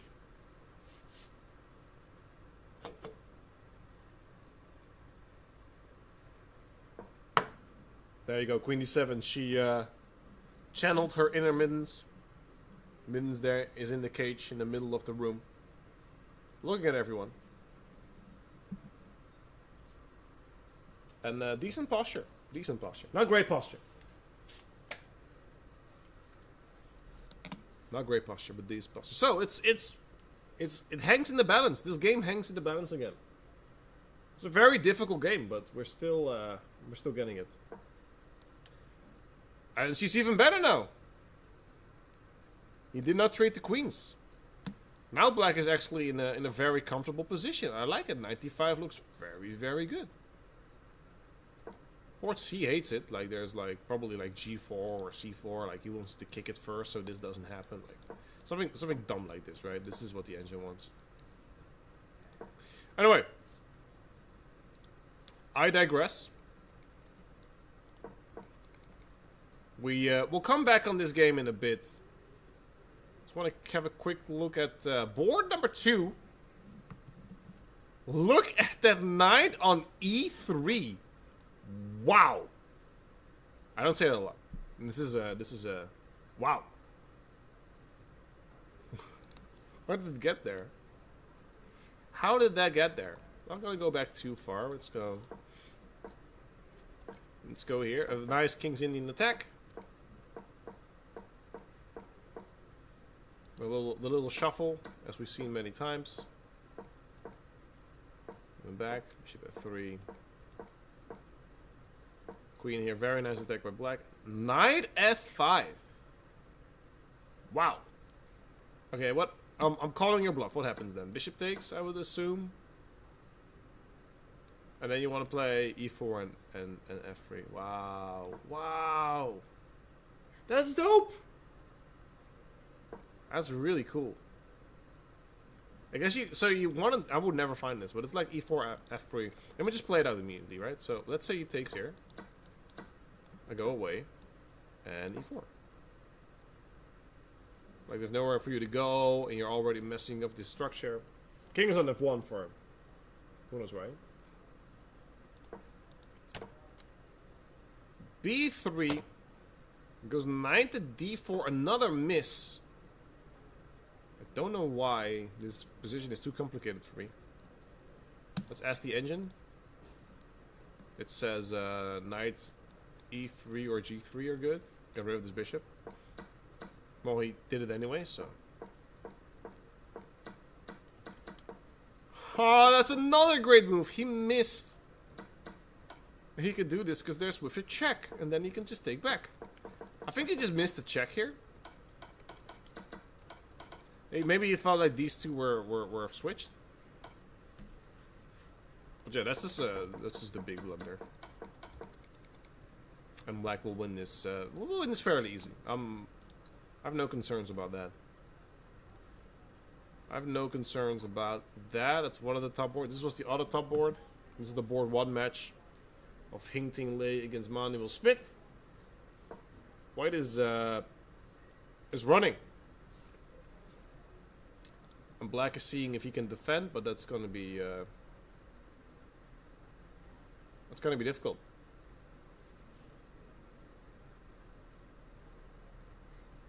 Hing's gonna be 5 out of 5, 100%. Everyone has played the Hing-Ting tax. That's right, the Hing-Ting tax. 100% owned by Hing. Fantastic. The domination is speaking. It's going well. Obviously, you cannot really. If you move here, you take this pawn. If you try to defend it this way, you do this, and you even get this, right? So it's unfortunately it's completely over, but as always, you gotta keep thinking. You gotta keep finding tricks. And I think we're gonna have a winner in the Phoebe game, by the way. There are currently, his opponent has 10 seconds against 28 seconds. So that is going to be an exciting finish to this section. Black is completely winning, right? This pawn is super, super strong. Phoebe needs to start pushing these pawns, getting this rook in. But remain calm and look at this knight. Fantastic knight here on d5, controlling a lot of the key squares. One of them being the escape square of the king. If you ever play like, let's say white ever tries this just to get out, you can even play this, right? You're still stuck. You're stuck, which is annoying.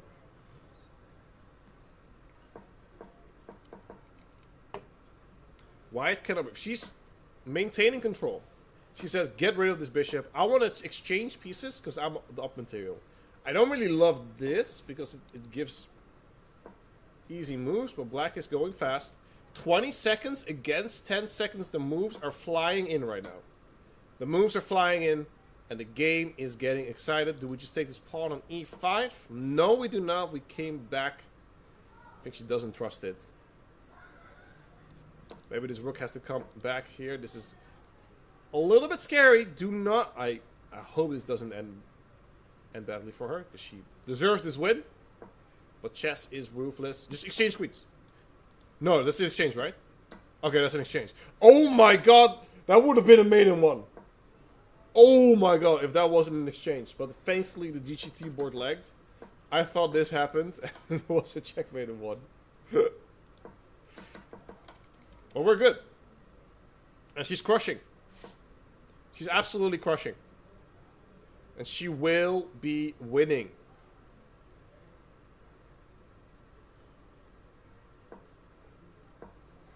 Incredible. Look at these rooks. They're piling on, they're doubling up. Exchange it. Exchange the rooks. Stop thinking. Exchange them. You are up 2 pawns? 1 pawn. But they're connected. Exchange the rooks. It's gonna be easy. You can take. She wants to double up here. I don't hate it, but okay. Thankfully, it didn't do this.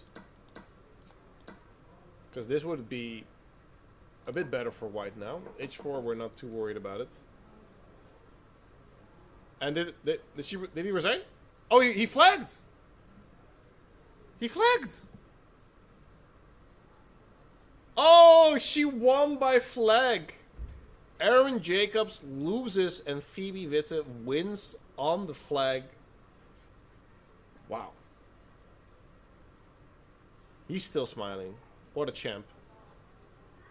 Shows character, guys. Shows character. Look at that mustache, by the way. Now I'm jealous. I want to have that. Alright. There are more games, more events to go, even though games are quickly dwindling down. We still have board number 2 of Jeffrey Van Vliet against Jarma Chiam. With a lot of pieces here. A lot of pieces here. Do you take this? I think you do, right? Yeah, did you get this knight over here? Well, it's not that easy, right? He doesn't have it checked out. But you need to find the correct moment and the correct move. H5. Okay, you're losing this pawn. If he gives up the rook, we're gonna have a bishop and knight, a bishop and knight checkmate. Will we see it? No! He went for it. He went for it, but he forgot about knight d5 check. He was ready, chat. Right? He was ready. But even now, you're already getting there. Like, we're not getting to the end game that we wanted. Yeah, that was fantastic. You are fantastic. Phoebe's in the studio. She's scared. I scared her a little bit. Did you saw yet Queen takes h2 check when you play Rook g8? No. Come here. I'll say she's gonna see this.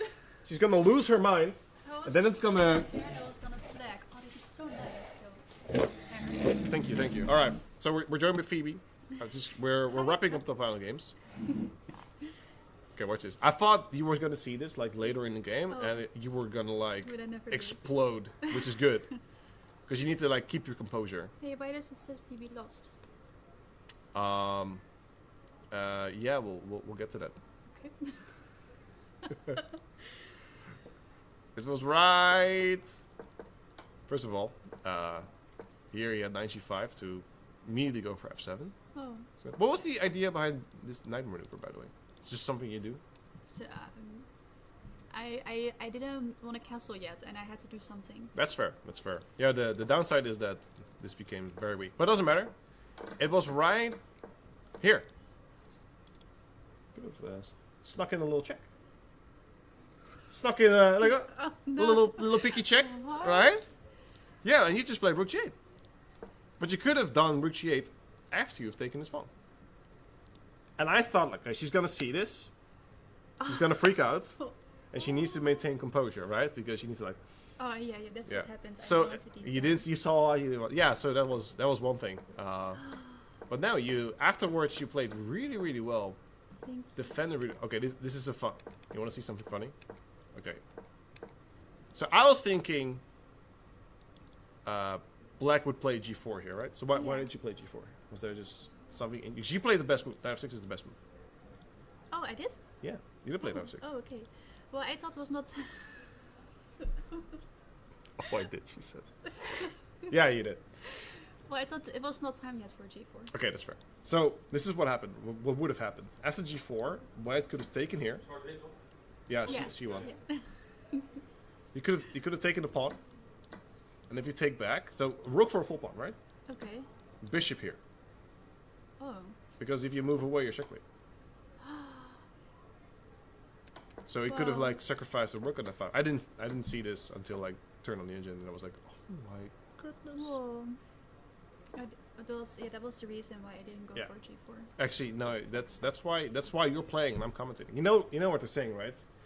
Those who cannot play teach, and those who cannot teach commentate. So I'm all the way at the bottom. You're at the bottom of the food chain. Exactly. There's only a way up. Thanks for putting it that way. Anyway, but yeah, after that you played really well. You got the pawns. You wanted to get rid of this bishop, which you did well, and then you just started trading. Right, this was fantastic. We traded, moved on. I don't know why don't you trade rooks here? I was really stressed and I was like, I'm gonna keep the piece on because it was really low on time too, like 8 seconds. So I was like, I think it's better. Yeah, I'm gonna flag this bastard. What you think? Yeah, because I like that. He offered to draw, and I was like, no, I'm gonna flag. Yeah. That's fair. That's fair. No, I like it. I like it. So yeah, I just only thought after h4 I was losing maybe. There we go. I wasn't even showing this all on program. But yeah. Oops. You're very professional. I'm very professional from time to time. It's been a long day, but no, yeah, this was a great game. We just showed this guys. Can you reenact your face when I show this? That's exactly that. Well, she's now taking a little bit further. That's kind of it. No, this was awesome. Congratulations on your win. 2 more rounds. Thank you. 2 more rounds. I have to win everything. What's your prize then? I get a date with Kira. Oh yeah, get a girl. All right, I think that is it. I'm looking at at our beautiful beauty shots. I think we still have some games ongoing, or people are just chilling a little bit. I think people are chilling most of all, and I think that's something that we are going to do as well, ladies and gentlemen. We'll be back in just a few minutes because that's what's happening now. Well, then we'll have round number 6. There are 2 more rounds to go for the FIDE event. My name is Botwinnik here for FIDE event. This is the 2025 Chess.com Botwinnik Rapid Tournament. We'll be back in just a bit with more action coming live from Zoetermeer.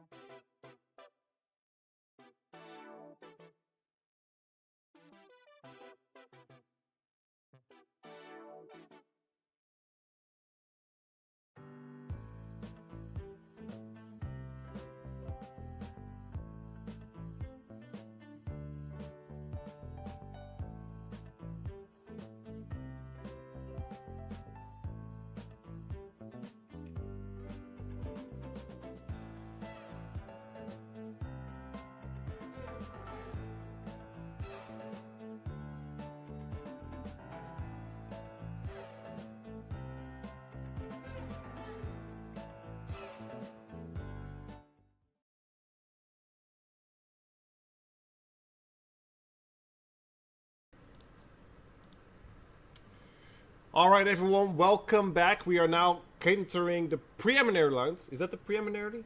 Preliminary rounds. I don't know English anymore, it's been a long day. My name is Wouter, and I'll be your host for today. And we are entering round number 6, where we're gonna have a lot of fun in this moment on the air. Hey Arno? Oh. Nee? Stuur een appje. Huh? Yeah, stuur een appje. We're gonna go back. There's a lot going on and a lot of chess to still be played. We're gonna have a look, before we jump into it, we're gonna have a look into the pairings, which should be very fun. Let's have a look. Let's see what we're doing right here. There is only 2 players with still a perfect score. It's FIDE Master Jeffrey van Vliet against International Master Hing Ting Lei. There are a lot behind them with 4 points. And then even more with 3.5 points. So, we're going to jump in. There are a lot of games ongoing. They're already starting. We should, as always, start with board number 1. Because that's where our top players are seated.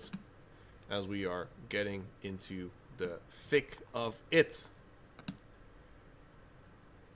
Boom. Number 6. Guys, it's been fun. I don't want this tournament to end. I want it to keep going. Penultimate round. There we go. Penultimate round. I keep saying preliminary.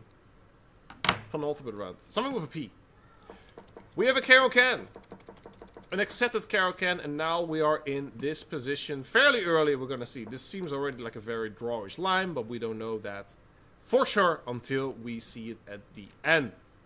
While this game is ongoing, I'm also checking out the other games. We have some really fun games. Look at this game of Grandmaster Liam Vrolijk against Arthur's Margarian. Margarian, I apologize. Arthur's Margarian. We already have some kingside attack pawns, which is always nice. We have a different Caro-Kann. Oh, I know a Caro-Kann when I see it. This is going to be an interesting game. We have a different Caro-Kann right here. This has to be from a Caro-Kann. Because I know the structure all too well. Because I played it myself. Though I didn't really like it as much. For the rest, we still have a lot of fun games. A lot of fun stuff. We can stay with the board 1. I want to go to board number 2 if I can be that. If I can control the board, which I do, and I can commentate, which I am. I'm gonna go to that board because that looks like a lot of fun, and a lot of fun is why we are here. So, Liam Vrolijk against Arthur's Margarian. The cameras are taking some hits, unfortunately. So this one is a little bit up there, but we'll make it work. We'll make it work as best as it is. Let's see how this started. It started with a King's Indian defense, it seems, or a perk. Early e5, a5. We've seen Daniel Naroditsky play this knight a6 move like every time. He does it the other way around. And now it is in this position. It's interesting he uses this knight and not this knight. Usually you use this knight to get here. He uses this knight right now to open up this f-file. So now either we'll see g5 or rook g1. Either are fine, I would say. Either are interesting. Maybe there's something else. You could think knight d2 to defend this pawn and defend it that way, but I don't know. I don't know if that's smart. He goes for rook g1, and he's fully committing on the king side attack, which I love. Which I absolutely love. Which is going to be a fun, fantastic way to start this round off. Round number 6, ladies and gentlemen. Hope you guys have been enjoying the broadcast and the tournament overall. We're hoping to do this every year, right? The dream is to do it every year, and we'll see if we can, if that's something that we can put into fruition. It will be a very fun thing to do. Very, very fun thing to do. Alas, let's keep going. Jeffrey van Vliet, Liam Vrolijk. Arthur Margarian is his opponent. Jeffrey van Vliet is playing on board 1. They're playing a Caro-Kann-ish defense. It's not Well, the most exciting. Well, we'll get to all the games. Board 2 for the B group isn't as important. Well, we can have a look. We haven't really like used it. It's the man with longer hair than Phoebe. That's how we said. Will there be 2 winners again? No. The thing is that if it happens, right, which could, if it happens that we're gonna have a tie break, it will not be drawing of lots. There will not be Armageddon. There will not be a tiebreak overall. What they are going to do, if we have a tiebreak, is they're going to go in the middle of this ring. They're going to juke it out, and the one who leaves is the winner. I'm kidding. I think we have normal tiebreaks. I actually don't know. I actually don't know. Either way, we'll have we'll have fun. We'll have a fun game. That's for sure. Is break followed by the cage fight? Yes. Absolutely. Absolutely. Knight e7 has been played. Queen of d2 is fast on the board. And we'll see how this is going to pan out. This is a nice attack here for Jaap van den Berg. On board 2 with the man with the longer hair. But we're going to go back to the A group. I know people are very interested in this. I know I am interested in this game. So, whoa! Stuff has happened. This looks very, very scary, but apparently this is fine. It does not look fine. F4 looks like it's killing you. I'd be very happy here with black, but this is scary, right? It's a scary position. What happened? Rook g1. The king went away. He was like, screw you guys, I'm out of here. He took, which was the best move. Played f5, and now bishop f6. Wow, this is cool. This is very, very cool. Should be a must in every chess tournament. This kind of broadcast and all these cameras. I would fighting. Yeah. I think I don't think a lot of people would play chess anymore if it all came down to MMA fighting at the end, right?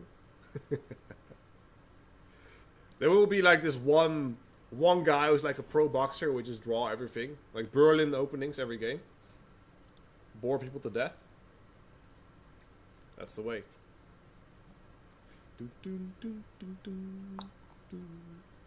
Okay, who else do we have? We're looking at this game. We also have to look, obviously, pay the respects to the board one. We've got to pay our respects to the board one. Jeffrey van Vliet against Heng Ting Lei. He's doing a great job. It is not a hugely exciting position, but there are some stuff. There's some stuff developing. What is developing, Big? Well, I'm glad you asked, because we are going to dive into it. So, obviously, Bishop had a very nice idea on h7. It was a very, very nice position to have for this bishop. So Black is like, all right, let's trade these, bro. You're too good. Now, how do we trade this? You kind of have to trade, right? Like, this is possible, but you just gotta end up in the same position. Like, this is horrible. We don't want this.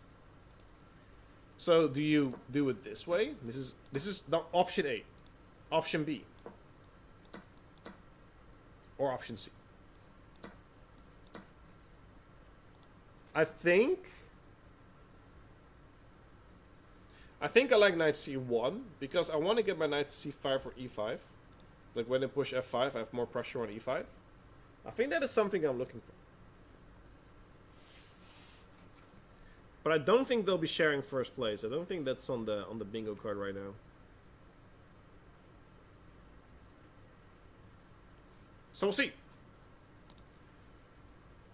We will see how this goes. Again, I'm going to go back to board number 2. Liam Vrolijk against Arthur Margarian. We have a long castle here for white. I think we missed a few moves. Yeah, f4, boom, boom, f3, and a long. This is definitely going to be a result, right? It's not going to be a draw. This will definitely be a result. And I think that's what Liam is going for as well. Liam already lost once, which is, as the highest rated player, is a bit of a letdown for him. But hopefully he can bounce back, because at the end of the day, I hope everybody's a winner, right? Can't have that, so at least I hope he'll have it work. Bishop h3. White is better. White is doing good. Like, when you have all these pawns in dark squares, like when your opponent has your pawns in dark squares, you kind of want to exchange bishops.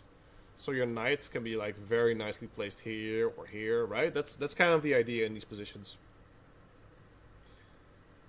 But when is the best moment to do so? That's always tricky. That's always tricky. You went for king up, interestingly. I guess he doesn't want this knight to jump in, which makes sense. You can also double the rooks, but what does that do? Not much. That doesn't do too much just yet. He's looking for a check here. You can play a3, but then you're gonna give him like another place to push. If he checks you can just move away. I'm not too worried about it. We could double the rooks, but to what? To what alas? Actually, you might have a rook sack here. Okay, let me just play some dumb moves, right? Can I do this? Because this doesn't. Yeah. Okay. So there is some merit to rook g1, rook g2. Sorry. There's definitely some merit in doubling the rooks. I think that's something we just decided. So we're gonna see. Goes bishop d7. Okay. Rook g2. Rook g4. Same idea. Double the rooks. Double the rooks, double the fun. Is this a problem now? This isn't a problem, right? Like, this doesn't do anything. No, it doesn't. Okay. Gotta be careful, right? You cannot take here because you lose this rook, but there are plenty of other options that he could explore for that moment. What else do we have here on the top boards? Again, the battle for first place is not the most interesting one. But we also have a different game ongoing here between Manuel Smit and Kobe Smits. I think it's board 3 then. Yeah, it's this one. Okay. Manuel Smit and Kobe Smits are battling it out here. Knight just went to d6, which is a very strong positional move. Ideas on g7 are always funny, so you don't want to take, right? Like, this is awful, awful, awful. Right? Because now you're always friending queen takes g7 checkmate, so you cannot do that. So what else is there? What else is there that we can do? Huh. I don't really see what you want to do here with black. Maybe b5?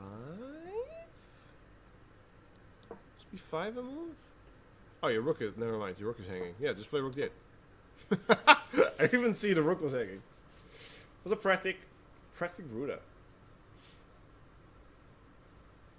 Rook d8 makes sense, right? But I'm completely missed that even the rook was hanging. So that shows my state of commentary today. We're gonna move on. We haven't really looked at Phoebe's game yet. Who is plus 10? Huh?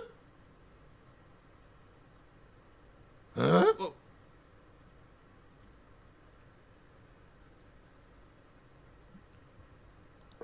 That is a relay error. Yeah, relay error. Boards. 1B groep. Relay error. Oplet pick.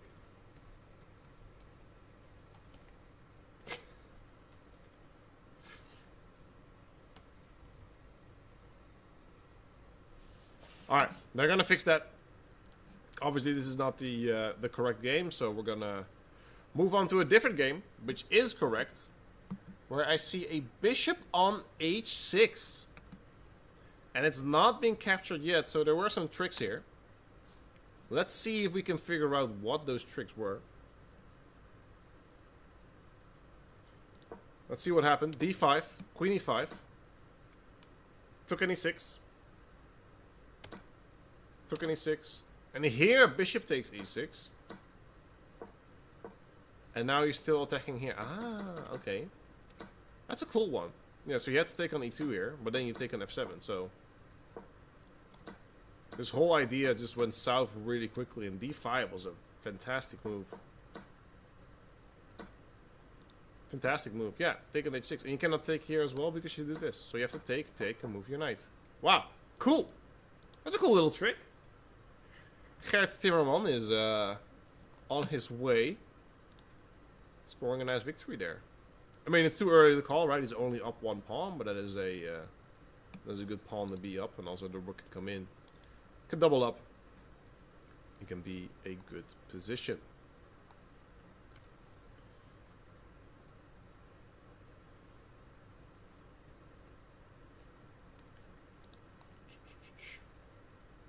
Interesting. Okay.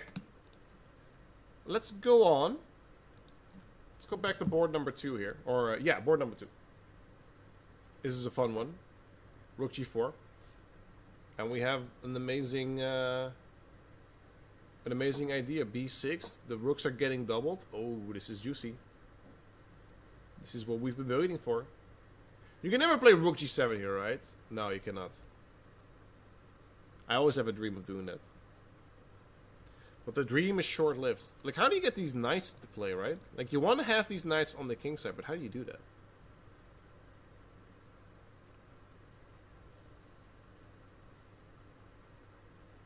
Like, how do you do that? Like, there's no real way for your knights to get in, which is very frustrating. I will be very frustrated by that, so...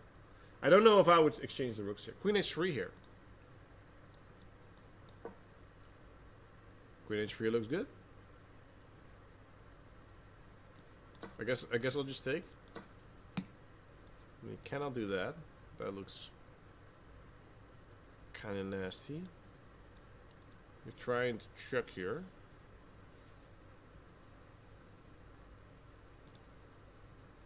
Well, this doesn't work. Maybe I'll just take it. But I cannot do this.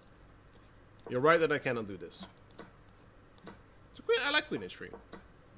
Queen h3 is played. Again, how do I get these knights in? Maybe now there's a way. I like that. Queen h3 was a great move. Knight of all, knight h2, knight g4, but rook's in the way for now. Yeah, that's the same thing I had, but apparently now there's some room again. Some breathing room, because the queen is gone. Very nicely spot. Aquila Ungula.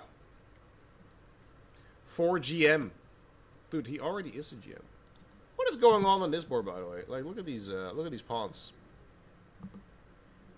Gotta find the correct. Gotta find the correct board because they keep shoveling it.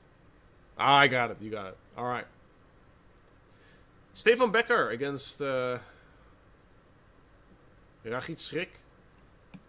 F4 was his plate. Interesting stuff. The H file is... How did this come? It was a Sicilian with an early taking on c6. This makes sense. This makes sense. And he just opened it up. Now he's taking on c4. And we'll probably see a castle long. Very nice rook here. Yeah. No, I like black here. Even though it gives an edge for white, I really like black's position here.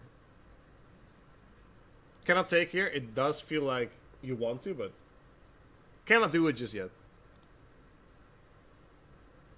So what does white do? Just castle, right? This looks too dangerous. Like having this open and your king in the center looks like a death sentence.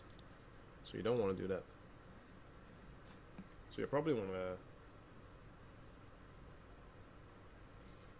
You probably want to...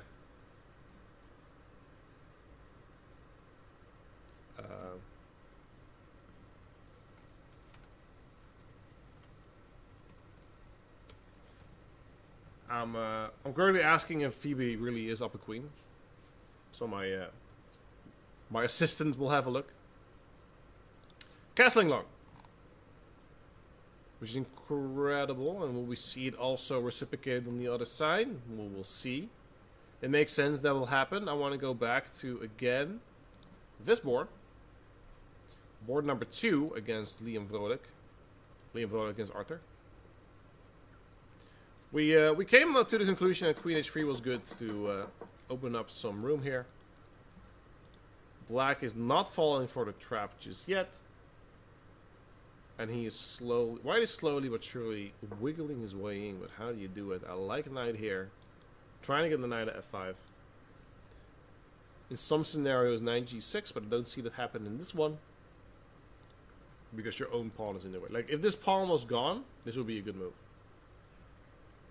Boom, boom, boom. Queen here, queen 8, rook h6. Boom! But I don't know how to get rid of that pawn without doing too much. I can... no, I'm not going to do that. Knight f5, makes sense. Knight f5. Maybe you can even, like, go to e6 at some point. Maybe we want to play b4. Right? En passant, take again, go b4. There's just a lot going through my mind. Alright. And I'm getting word that Phoebe is up a full queen. The relay is now correct. Let's have a look. Oh, I know what's happened. I know what happened. He took on d4 and bishop h7. I'm calling it now. I'm calling it now. I'm not seeing the notation. Somehow, I don't know how the queen got here. The queen ended up here and the bishop played bishop h7. Let's see. So take, take. Okay. Queen there. Oh, you gotta go in the middle. Yeah? Yeah! Look at it! Well done. Well done. Let's finish it.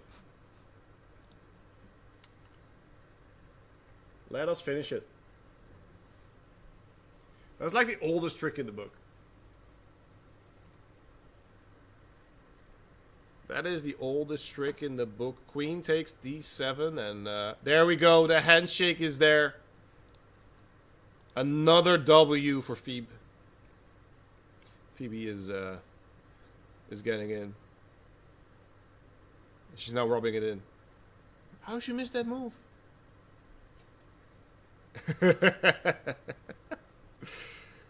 Well done, well done. Alright, we have other games as well. Let's go back to the board number 1. Even though the game isn't as exciting. Let's see if I can redo the camera onto them. The camera plays fairly well.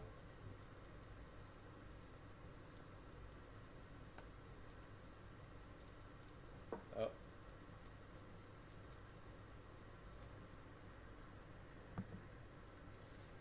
Look at that shot, chat.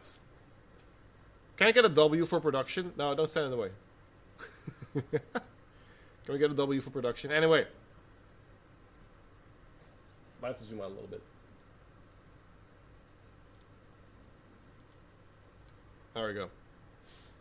I like this. So, white is having a minor attack on the king side. However, black seems to be defending very, very well. Could go wrong very fast. Like, we've seen this happen a lot, right? Where stuff just happens when the rooks come in together. But Hintingley, this is not his first rodeo. He's been here before. He's been here before, and he is just defending very, very well. So this should be a pretty interesting game. Pretty interesting round. This has been a very level game between both players. If I'm looking at the graph, it's been very, very flat and very steady. So these players know what they're doing and have been doing it very well. Trying to double the rooks, going for this e6 pawn. Do you ever push e5 here? Do you ever push e5 or do you push f5? I hate f5. I'm going e5. Alright. Do we go here or is there something? Probably rook takes. I'm always afraid of these kind of checks, but you're fine here as black. Yeah, probably e5 is something I would play. They're probably like master moves, like maybe you can play knight d8 and there's like a big defense in the make on the way, but there's something we can do either way. Common VBW met haar aftrekschaakje. There we go. Who else do we have? We still have a lot of games in a row available. Let's have a quick look at Stefan Becker. I think this is his game. Definitely is not. Well, this is going to an endgame. It's also not the game I was looking for. This is the game. Also not. This is Joel. There we go. I just need to go through every camera until I find the correct game. That's just how the cookie crumbles, chat. Alright? That's just how we do it. Let's have a look here. This is the game where I was pleading white to castle. White did castle, and black immediately blundered, taking on e4. And white calmly played f5 and says, let me put this here. And why did he go knight here? I think he's afraid of... It's not this. What is he afraid of? Obviously he's afraid of something. Let me just make a weird move. What's happening here? I can't really find it. Well, this is a relay error.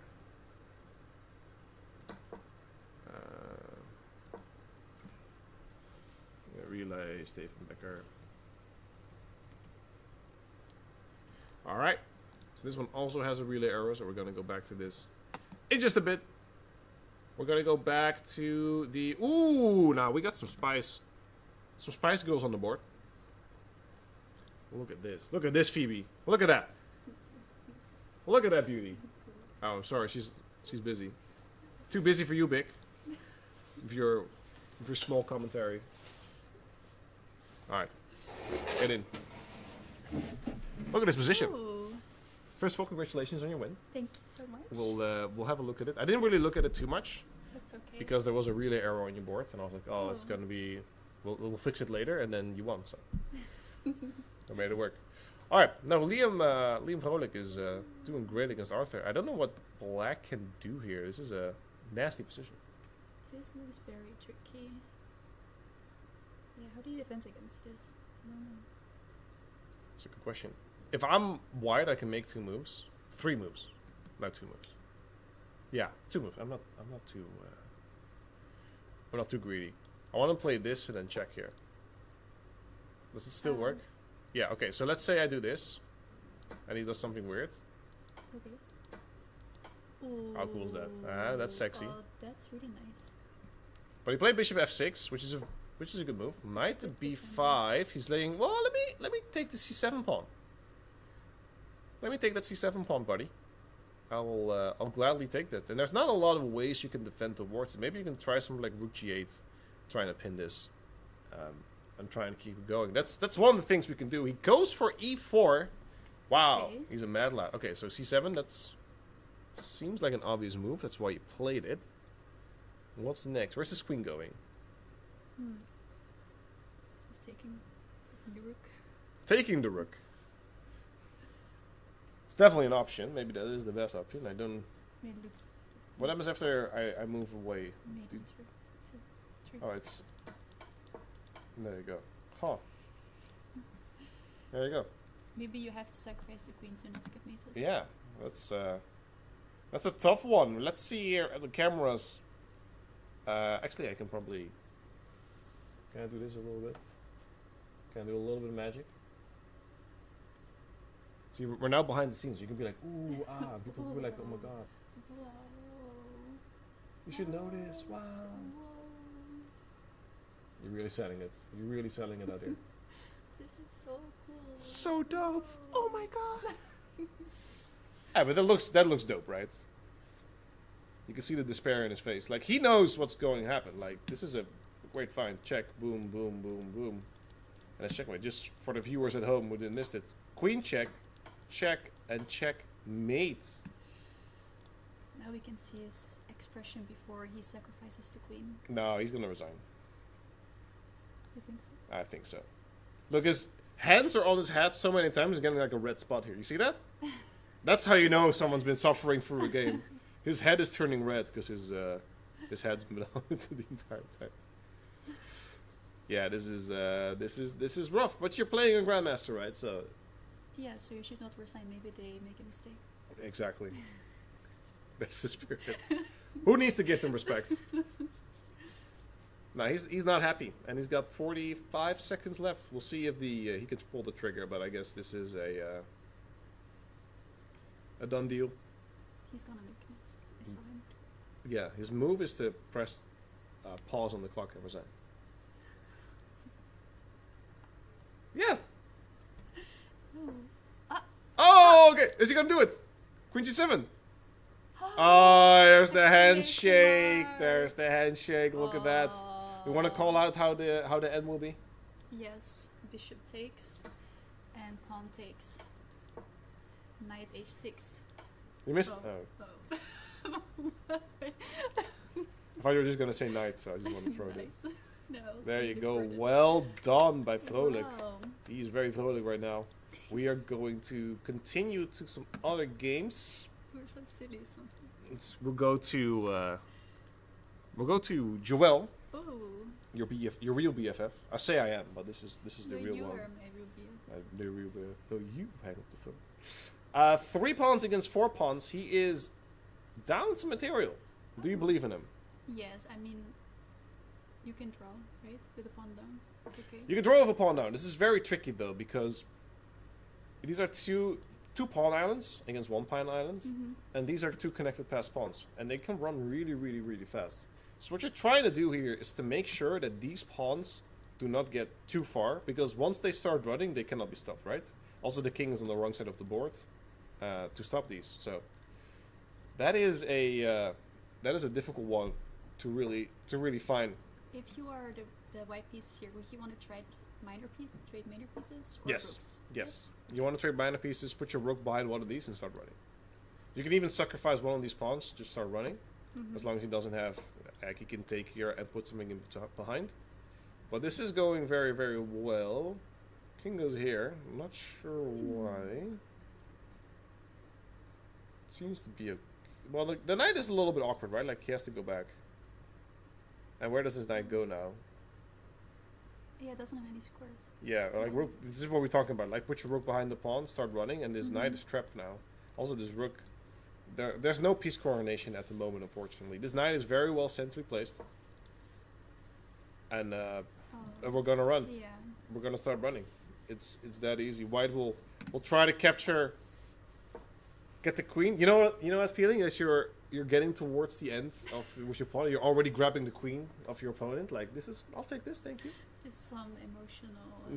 Yeah, absolutely. It's like when you're playing on chess.com and he just doesn't resign, so you just say GG like when it's his move. That's kind of toxic, but You are very toxic. I wouldn't do that. No, I would not do that. I feel like you would do that. I would never do that. I just promote all my pawns to queens and then wait for them to resign. Oh yeah, that's also a good one. I like that. And then like checkmate him with like 0.3 seconds left. Or still maybe. give them hope. I have to cry really hard. Anyway, we're here with chess. And there's interestingly, we have the engine on. There's only one move here for white. Can he find it? Oh. 97. Yeah. The problem is that it's checkmate, right? That's the problem. If you do anything else, well, let's put it back. That is nice though. It is a checkmate in 1, and there's not much you can do about it. So white only have 1 move. The problem is that it was an easy move to find, and now he can start running this pawn. The reason he went for a check in between and not start to run here immediately, again, we have a checkmate here. He has to give this check, which he did. The pawn comes in, and now the king runs away. We'll get a queen. We will see the queen be placed on the board. I think Joel will resign before that. This is a tough day, but that was a fun idea. That was actually a cool very idea, yeah. it was very impressive for him to even find that. But he's shaking. No, he doesn't look happy. He does not look happy. He's gonna keep going, right? Might as well. Checks? But what next? Like, you cannot. There are no checks. You cannot do this. Oh, I mean, you can try and. It's not even a checkmate. Mostly. You know my favorite thing to do is when I'm losing? Which is like never, right? Oh, never, okay. But my favorite thing to do is like when I lose, I like pause the clock and I'll reach out my hand. Oh, like he does right now. And just before he accepts, he's like, draw. And then they shake your hand like, no. But this happened so many times. I love doing that. That's like my move. That's a special. You know that's not valid, right? No, it's not valid. Of course not. Okay. No. But some people freak out, which is very funny. The top board this is board one? This is board one is a checkmate. Oh, wow. Jeffrey van Vliet defeating Hing Ting Lei. Wow. We've talked about the Hing Ting tax that you pay because you lose. You have to pay the tax. But now Jeffrey van Vliet is dodging the IRS with beautiful checkmate here. 6 out of 6. Very nice. 6 out of 6. And he is the only one undefeated so far because these two players were the only ones undefeated. Here we have another beautiful checkmate incoming, but they just stop playing. That should be over. Stefan Becker here as well. I'm not sure. They are still playing. Oh, very long time. Very long time indeed. Let's see if we can play. And there is the handshake. They say, you know what? I believe you. You are Stefan Becker. Who do you think you are? I am. That's what he said. That's a famous quote by like a bowling player. Like there was some guy who was like really good at bowling. And then he won like a championship. I don't know which one. And his quote was like, who do you think you are? I am. And it was like the crowd went crazy. Sorry. So it's like one of my favorite quotes now. Would it be cool if you would say that to an I am and then you can literally say I am? Because he is an I am. That's true. That's true. Who do you think you are? I am. Anyway, we'll change it to what do you think we are? I think those are all the games. They still need to be updated. That means it's time for what it's time for? A break. Beauty Cam 1, exactly. We're gonna see if we get some also a break. And we still have some games. We have some crowd gathering. I know four of the 5 here are standing. I know, so that's like an 80% knowing. Let's see where we. Yeah, Peter Weber. Who do you think you are? I am. Such a classic. It's the small things in life that make me happy. All right, don't judge me. Don't judge me. You're so judgy. I am really Who do you think you are? Okay, I'm trying to maneuver. Oh no, it's going AWOL. I'm not doing this. You saw that? I was not doing that. Oh no, let me get out of this game. Oh, they're still playing on one of the top boards apparently. But I really want to see what's happening here, but I can't. They're blocking it a bit. They're blocking it a bit, yeah. Zuurdan Oskam against Ed Eveleens. They're battling it out. Unfortunately, I cannot see, but they're still playing. It seems. Still playing. So who would I be, not to show the final game on the top board? Manuel Smit. It's going to D4, but white is so good. Where's the checkmate? You know what? Just to troll, I would play this, and then, I was almost playing this because this wins. But you can do this. So don't do that. Don't troll that way. Do not be me. That's the moral of the story. You can also just take on that free, which is a far better move than I would have done. Yep, queen takes f3. Yep. White's only hope is like to get something going here. Maybe they hang the knight. Oh. Yeah, queen e2 makes sense, but knight f3. You're gonna go here. You're gonna take here and lose the bishop. Yeah, it's over. Wherever you go, you're just gonna take, and you take this, and then it's all gone. He's gonna do it. Yeah. We're shaking hands, and we see the disdain on one's face and the happiness on the others. Also, I'm blasting their faces with light. Okay, this is the first time I did like actual lighting for a show. I didn't know how exactly, so I just put up like a crap ton of lights. And with some people you see playing like this, like their lights shining in their eyes. And unfortunately, Cope's Mates is one of them. So he can blame me. Oh, I didn't notice it. I don't know if you put light on my camera. No, your end is less because I started on the other end. I started on one end and then at some point, like it has to be evenly. Hold on, let me put and put this on. Like at some point, like this is where all the lights are. I started here, so you think it's evenly placed, but a lot of the lights are here, and then the last part is like not this light. So I'll make it work. Okay. Do we have a beauty shot special? I'm not sure. Let's have a look at if we have anyone left. People are having a good time. You know why? They are very happy. They're very happy. And the final round is about to, well, not to begin. We're going to have a little bit of a break first. We're going to get the ratings. We're going to get everything going. So, quick interview with Phoebe. Phoebe, how are you feeling? I'm feeling very good. I was a little bit disappointed that I lost 3 in a row. But now I won 2 in a row. So if I win then this one again, then I'm happy. So what was the turning point? Like what happened? You gave me a very motivational speech. It was a good one, by the way.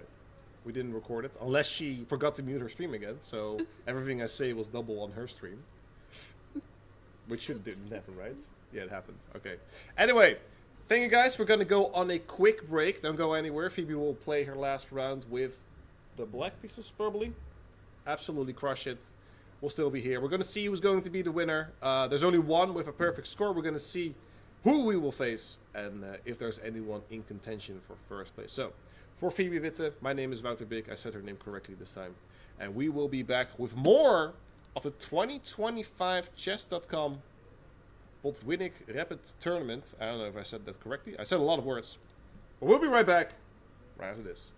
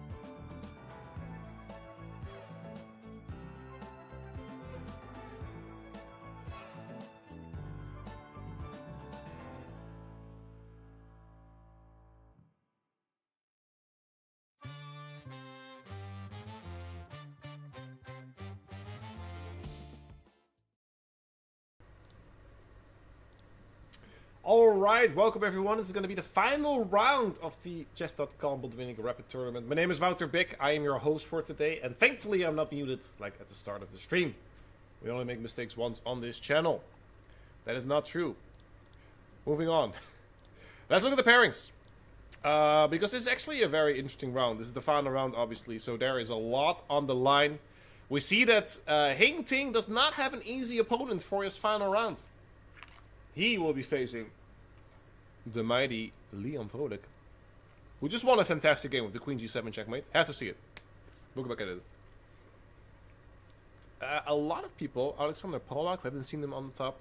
Bernard Botwinnik is also here, back at the top, so we have some fun names going down the list. Time to see if I have some big names. Not as much. The games are starting very shortly, if not they already. Of course. They have already started, so... Do you guys know that... How do you call that? From Batman and Robin? I don't know. We'll see. We'll just do around 7 out of 7, because my thing is messed up. Alright. Here we go! Ladies and gentlemen, board number 1. We have Hing Ting Lei against Liam Vrolijk. And they are playing a very fun game. Oh, I noticed. I actually know this line.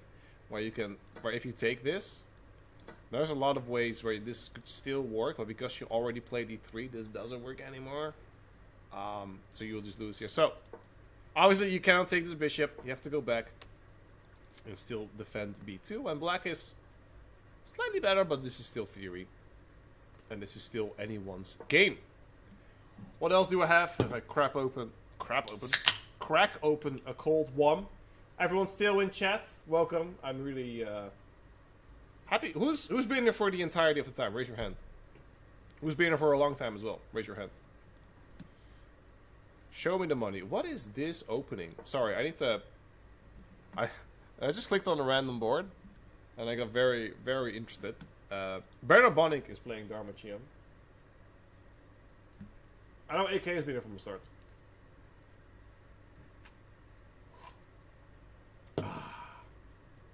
Oh yeah, knight of 6. Oh, with the whole E5 shebang. Okay, I need to learn this line because I actually don't know it. So let's dive into it just a little bit. We'll go back to board 1 in a bit. Don't worry, gang. Because I have had this a lot where the early E5 goes to D7. This is apparently good for you. There's not too much on it. Here you just play D5, you're good. And you don't have a knight to jump in here. So you place F4, H6. Here you play G5 still. And then you take on E5 first. What happens if you do this? Here you're not as happy. You just take, and you shouldn't take on H6. What you should do here is D5. This is a line that I need to study. I need to study this thoroughly. Thanks for organizing the tournament, Dick. Has been tons of fun to watch. Thank you, definitely not a mermaid. I appreciate that. It's been fun. A lot of the organization was done by people from my team as well. I'm saying my team, but just from the club, getting the registration in, doing the catering, setting up the boards and pieces. Like there was a lot going on to set up a tournament like this, and after the stream ends, I have to tear it all down again. That's the worst part. This tournament, there are like multiple tournaments this weekend on this location, so the clocks stay, but I'm taking away the cameras. That's a sad life. It's a sad day. Rook H6, Bishop G5. This is a fun position. Look at this. All right, we're not gonna go too deep into this. I would like to, but there is a. Hold on.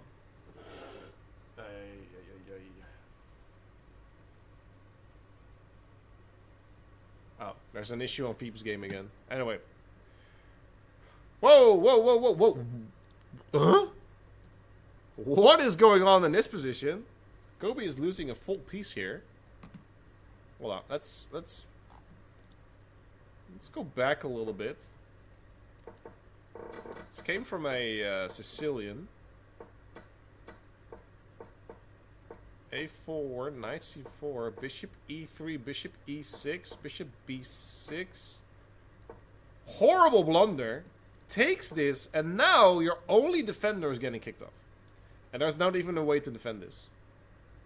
If you play knight c4, you just grab this one first, and then you take this afterwards.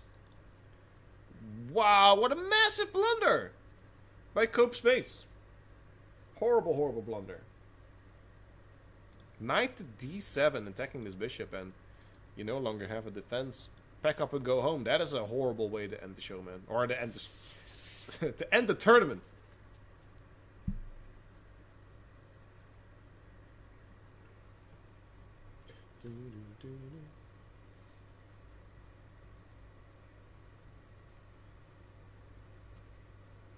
Alright.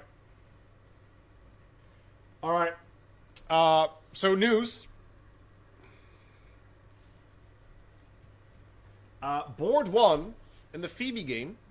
Let me see if I can catch this correctly. Let's go to board. Let's go 1 in the Phoebe game.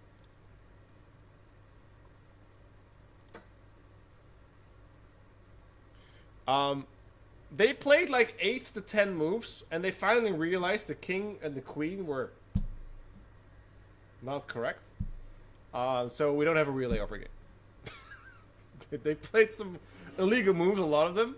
And like 8-10 moves in, they're like, oh my god, the king and the queen are on the wrong square. So, we will not be seeing them. Also, let's go back to this Botwinnik game. Because look at this here.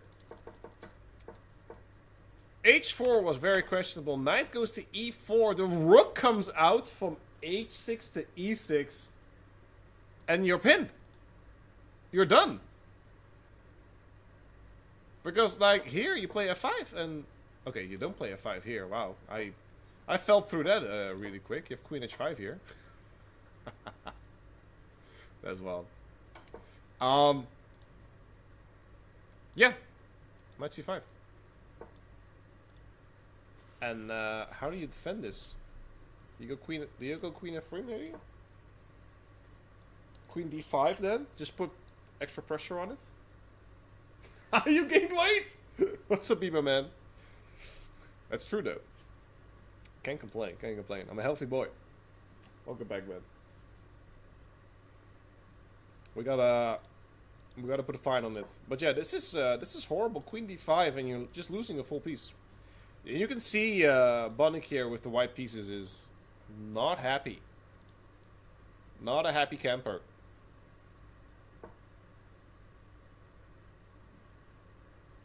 The good thing is he doesn't have to notate these because he does not want to look it back.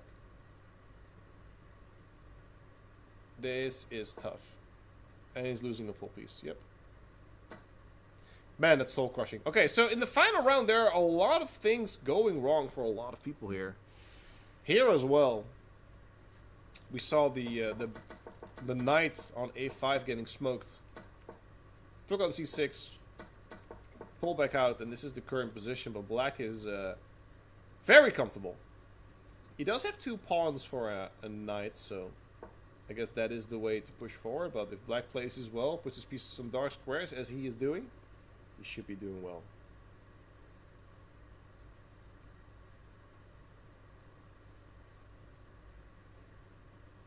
In my tournaments, the arbiter always asks players to verify pieces and clocks before starting the rounds. Could be something that we could implement. Could be something. Let's go back to the top board. This is what it's all about. Just a quick reminder on what the standings are, ladies and gentlemen. We have in first place is... Let me refresh, so I have to correct standings. In first place is Hing Lei with the white pieces with 6 points. Liam Vrolijk has 5 points, and there are 2 others with 5 points, so we're on board number 2.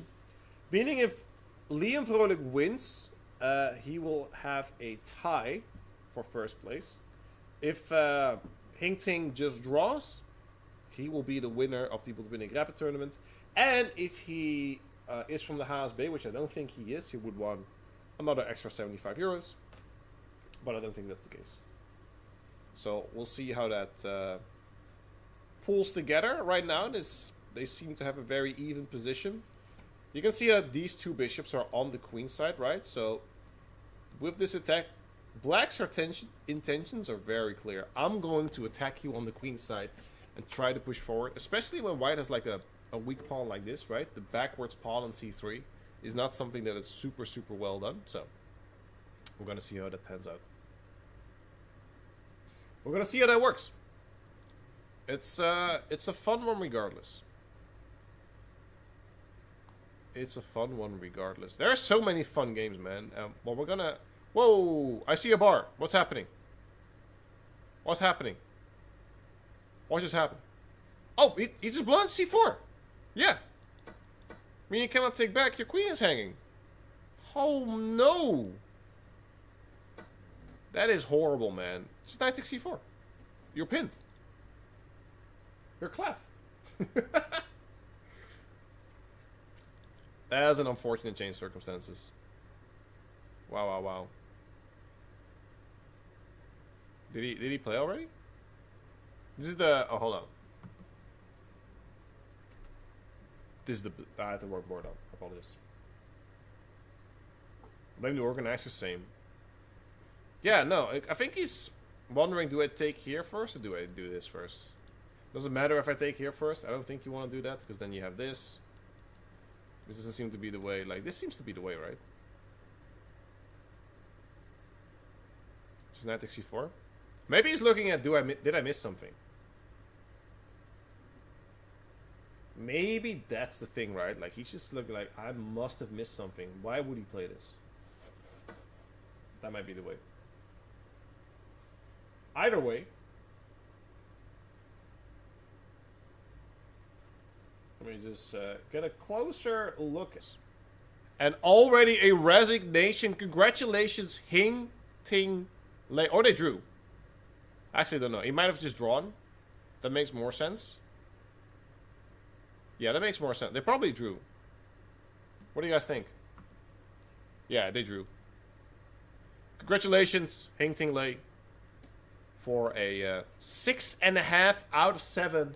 Wins the chess.com Botwinnik Rapid tournament. Takes away a hefty sum of money as well. Well done to the winner. Going up to board number 2. They are still in heavy thought. This is where the knight can trap on a5. White seems to be doing very, very well. But they're still playing for a lot, right? Even though first place isn't up for grabs anymore, because Liam drew. He's 5.5 out of 7. If one of these people win, one of these players win, they will be 6 out of 7, and they will take second place. So second place is still up for grabs, and then we have a definite first, second, and third place. I'm sorry, that means no cage match. There will be no cage match, ladies and gentlemen. Unfortunate.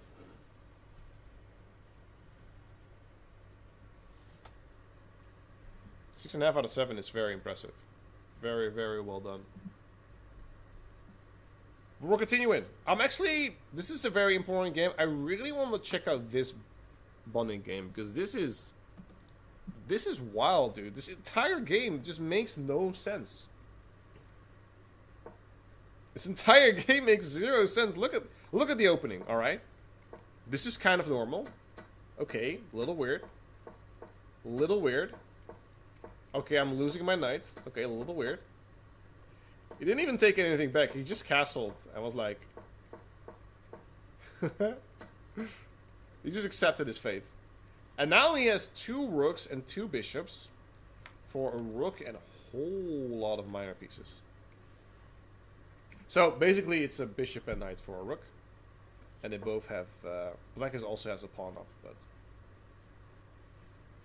Baron is doing his best. You want a bloodshed? Come here, buddy.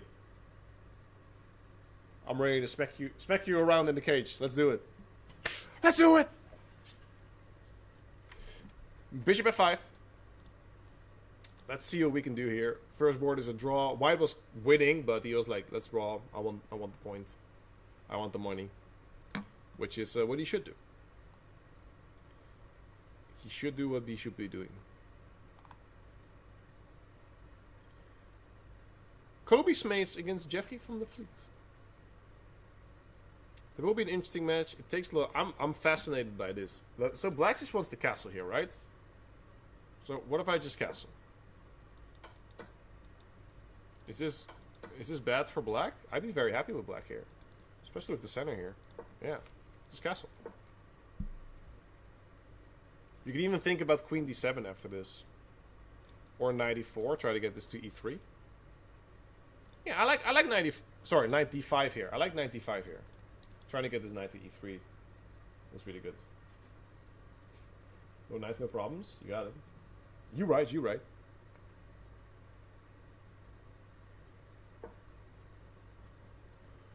Rook a to e1. Continuing the pressure on the white pieces. On the black pieces, I apologize. So, you're kind of going to have to wait. Kind of have to take here. You can either play queen d7, king b8. I'm not sure if knight d7 is a great move. Probably just king b8. Make sure you're safe. Hit it h6 square. Alright, let's go back to the board number 2. Just a reminder, we already know our winner. But if Jeffrey wins here, he will claim second place and Cope will not have a prize, unfortunately. Unless we're doing a Diamond membership giveaway. But to title players, they already have them, so we'll see.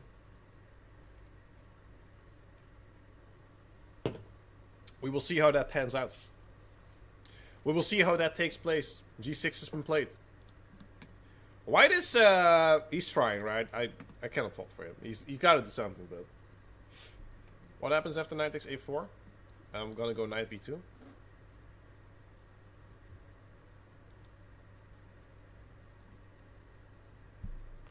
I'm not too sure. I'm not too sure. Are there any other ideas you want to do? The knight has to move, right? That's the big one. Seeing our voice improvement since last year. No, I haven't really put in there.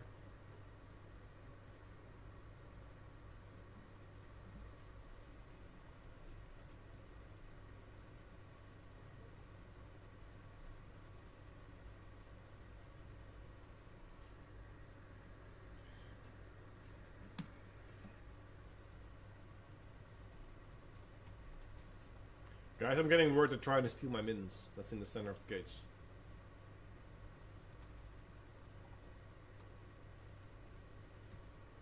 They're trying to take mittens. You cannot do that.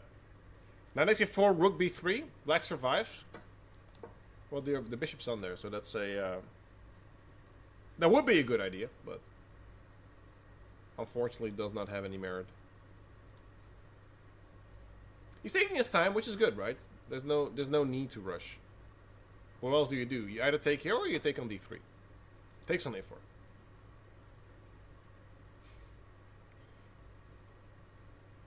Takes on a4, and white is a little bit in a pickle. We'll see how that pans out. We'll see how that plays out, and we'll see how it is.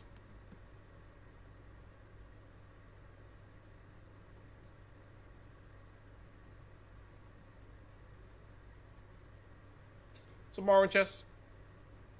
We're getting in there. Yeah, knight b2 is on deck, and it looks to be a very juicy. Again, I'm going to remind the stakes to everyone. If one of these guys wins, they get second place. If they draw, they share third place with someone else. So a win is it's a pretty big leap. It is a pretty big leap. Well, there's like, hold on, I have to look here real quick. There's been a whole dance of the evil bar. Apparently here, white was equal again after rook takes c6. Which was missed. That's such an obvious move now that you think about it. Look at this. White's better here. Hey, you can't even take here. You gotta take here or something. Yeah. Wow. That is wild, dude. That would have been a draw. That would have been the comeback. It's 15 plus 5. That is insane that he missed that. I guess the pressure and you're like, I'm not winning anymore. Wow. If he looks back on that, that's gonna be tough to look back on. Wow. That is wild. Alright, back to board number 2. Kobe is in the tank. Let me reset this camera real quick.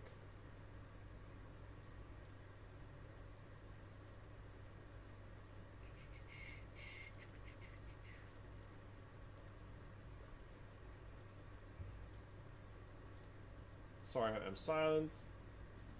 Sending some stuff up.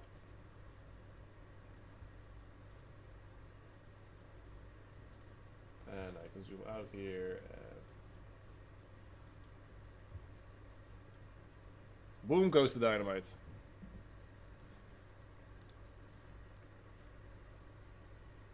Jeffrey van Vliet with the black pieces, looking to make a final win in his tournament, which was a very big. It was a pretty strong tournament. A lot of INs, a lot of GMs. Well, one GM. Will White find something here, or will he shut down? Which is okay. It's okay to like shut down, right? It's sometimes these things happen. Yeah, the dude looks doesn't look good for him. Yoink. Trying to get a new angle for you guys.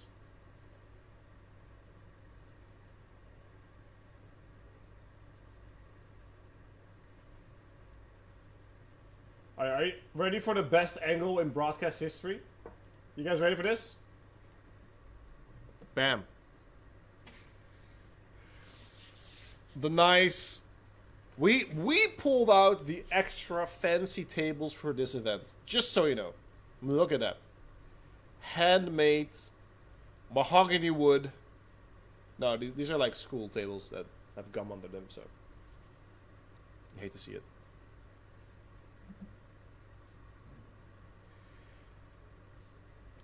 Queen d4. Great guy, by the way, Jeffrey. I've never met him, but I believe your word. Well, he's trying to go for the attack, which I can only commend. We'll see how this goes. If this pawn, if he still have both of his pawns, right, and they start pushing, could be angry. Could be pretty difficult, but here it is a little bit easier. Just a little bit. Like I'm not gonna overplay the position, but it's not a fun one. Like either you go here. This is a horrible move. Like you don't want that because then I can just take here and here. Should probably just put it on the board. So this doesn't work. Why would you just take there? Actually, we all already made here, so that's not a possibility. So you have to do this. Take, and checkmate. If he plays that. So. What will we do here? Will we just play h3 and just say like, hey, I'm just gonna have to give up my rook? I mean, rook a1 is not... It's not the move. It's not the move, ladies and gentlemen. There we go. There is the handshake. Wow. He was not happy. Unsurprisingly, that is a very tough one. White wins. Sorry, black wins. I apologize. Jeffrey van Vliet takes the cake in this final game. 6 out of 7, jumps to second place. And Kobe just misses out on the top 3 because Liam Vrolijk has 5.5 out of 7. Had to resign there. Obviously, there's nothing he can do there. So it made all the sense to do so. Going to board 3. Because the chess is not done and I'm still amazed how this game has been going. And we will be here until this game finishes. I think. I hope. We'll see.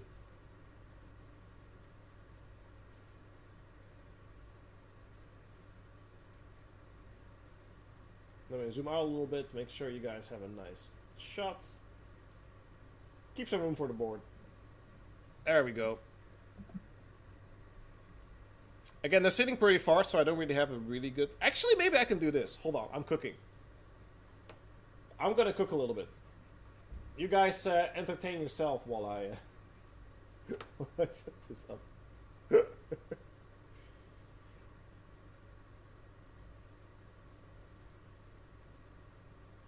Non-chess player spawned in the background. Preposterous.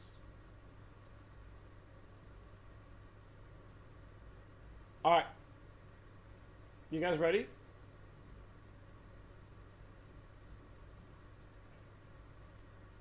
I think we got it. We did some magic. And now we're here. A little bit more magic. Oops. It's the wrong way. I know my bottoms and my downs. There you go. We still have a game. Freedom Master, Baron Botwinnik, he plays for Promotie, which is a different Dutch club. Not the one from Botwinnik.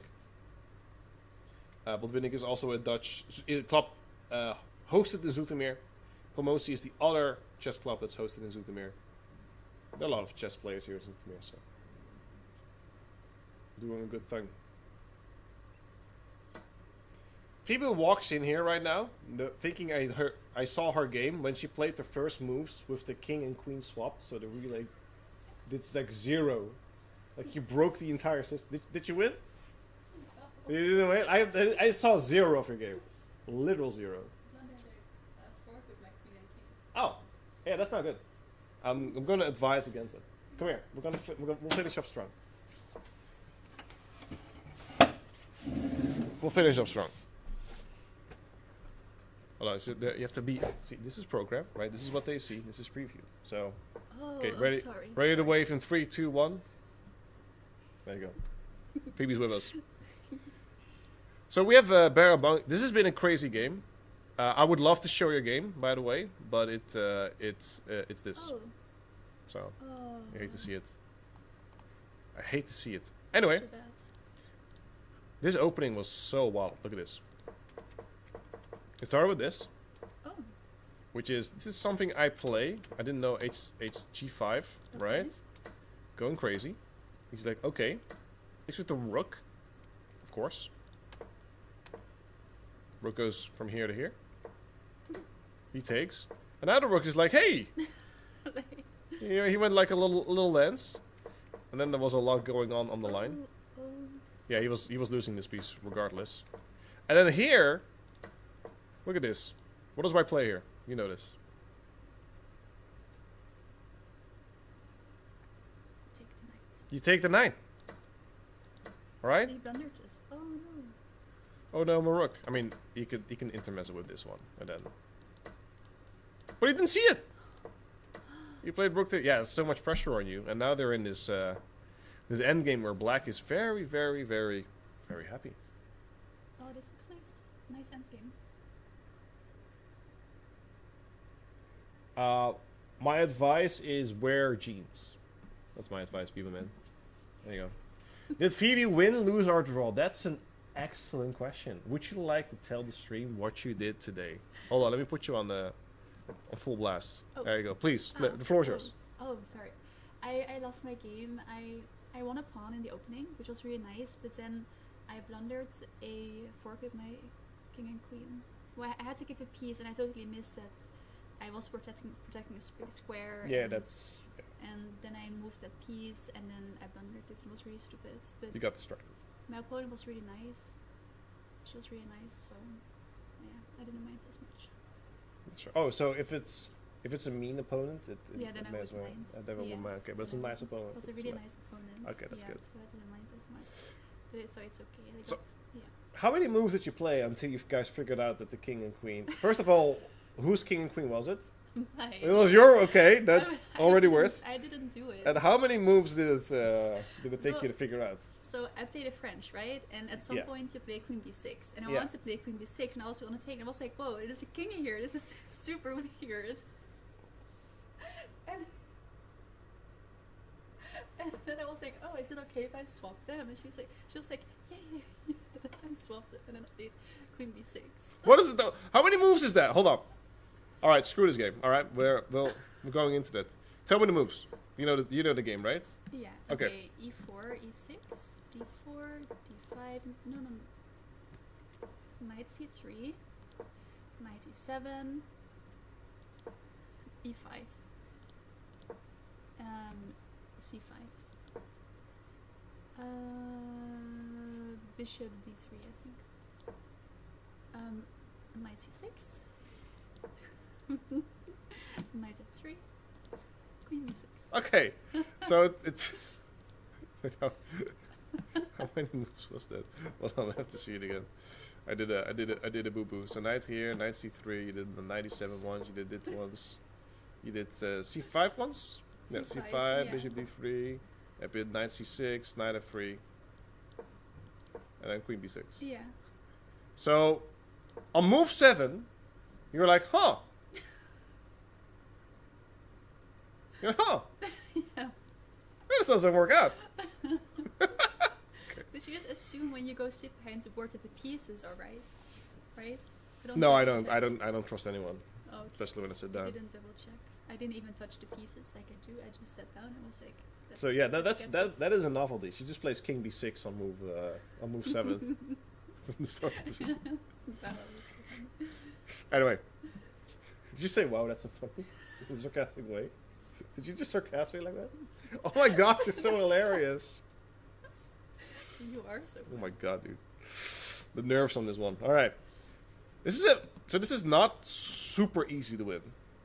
First of all, I thought he was like holding his shoe, but now I see his leg on it. But I was like, he has a random shoe in his hand. You see that? He's like just wibbling around with a random shoe. All right. So how would you win this? So this is a little bit of a fortress, right? Mm-hmm. And I don't see with black how you can easily manipulate it. So you need to get these. You need to have a pawn traded. So you're gonna go up. You're gonna play g4 at some point.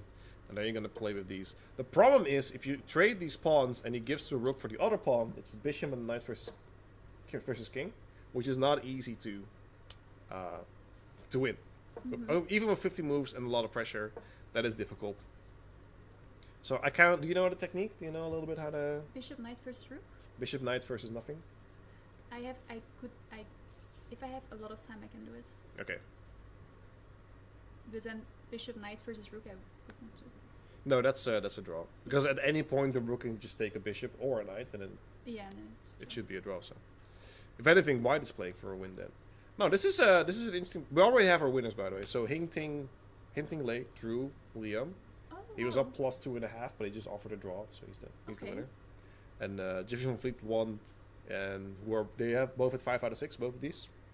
So now this guy has 6 out of 7, 6.5 out of 7, 5.5 out of 7. This one is 5. So that's the. Okay. 1, 2, 3. Yeah, and I think Bernard is 4.5. So if Bernard wins, he also has 5.5. So he's tied for 3rd place. So I'll do that. Will there be tie breaks? Yes, in the cage. In the case. In the cage. I actually don't know if there are. Hold on, let me ask. Maybe they win on yours. Er is de uitslag. Oh, Versus ze heeft verloren. Keihard. Nee, Okay. Can I break directly? No, I'm always a gentleman. People can attest to this. I'm always a gentleman. Mm-hmm. Yeah, sure. Hey, when you were here sobbing on the floor, all right? I came in with the green tea. Okay, but you were looking very sad after your second class. She's like, I have chairs here, but she was like sitting on the floor with her laptop, like looking very sad. So, it was, huh? Huh? Oh, if you take it, say, Oh, that's nice. it's a trick. Very nice. It's tricking us. I have to do it this way. Okay, it's more fun this way. So he doesn't now. This is not an easy way to win, but like I said, he needs to like exchange one of these, and then Bernard is probably gonna take one of these pawns with the rook, and then we're gonna party. So black is a little bit hesitant to do this. He's a little bit hesitant on taking this pawn. You can come a little bit more, so we're more centered. I know I'm a big dude, but I don't want to take up the entire street. Such a big guy. Such a big guy. Yeah, for Bernard, it's very easy. He just needs to keep this position as it is. This check is going to be very annoying because then you lose this. So you might just have to defend this way and hope it is enough.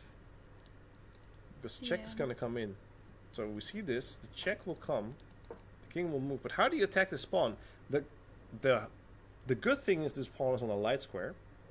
And he has a dark square bishop. That's why you see all his pieces are on light squares.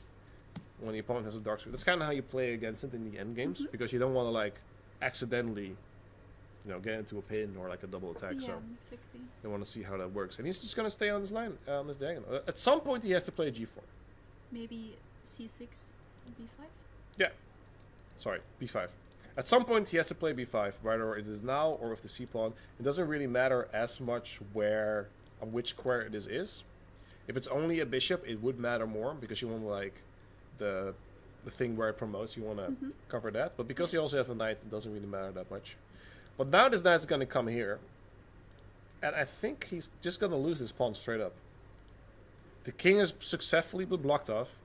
You cannot defend here because check again, I'm going to take this. So I don't see a way that Bernard can keep this pawn. And you can see also on the camera there's a little bit of frustration there because of this annoying way that you slowly get outmaneuvered, right? It's very annoying. Yeah, maybe I was hoping to keep the draw, but it's really difficult. Well, he's like, at least give me like a knight and bishop versus king, right? Just show me you got it, but it doesn't seem like it. We have some handshakes in the back as they are going. Oh, okay. No, there are no tie breaks. Oh, okay. It's just like results. How do you call it? Onderling resultaat. Ah, okay. What's the English for that? Weerstandspunten. No? What's the English for onderling resultaat? Weerstandspunten. No, but that's how, if you have the same amount of points, it's about Yes, but that's not my question. Oh, sorry. I don't know, like, under onsje. Onder onsje, yeah, very well. Don't know So, English. we have a linguist over here, or English linguist, Phoebe, calls it weerstandspunten. The weerstandspunten is like your TPR, right? Onderling resultaat is like, what did I do against the number 2 who's tied against me? Oh, I beat I him. thought that was weerstandpunten because it's about the That's points like you a, get. it's like a mix of thing, but I think the onderling resultaat is direct first. Like you first look okay. at what I do against them. Okay, you had to give the pawn. Which one? Why it has to give the pawn? Oh, why does it give the one? Yeah. Well, maybe no. I still Now defend it. Now it's more easy to win this as black. He's trying to get himself in a stalemate. Like do you know this maneuver, like the sarcophagus? No. Oh, it's like a stalemate trick where you kind of get your king into a sarcophagus Yeah. and then you sack all your pieces. Oh, it's like with the crazy rook or something else. That's a different one. Oh, that's a different one. Okay. Okay, the sarcophagus. I wasn't planning on brushing up on my Egyptian history, but now I'm ready, willing, and able. How about that? You can try to take here and take this knight, but you're not going to be in time to defend this. So we're going to see a resignation here soon. When's it going to happen? Is it going to happen now? I think it will happen now. I think. Well, he knows he's losing, right? But it's so hard to actually. You've done this as well, right? Like you're playing here. You've played in games like I think it was game number 2, where you were down like for a long time and you keep playing. It's not like you don't know you're lost. It's just so difficult to like admit to it by like making it real. You know what I mean? Yeah, but I think it's also depending on your opponent. Like if I'm playing against an IM, then I'm like, okay, yeah, I know you can do it.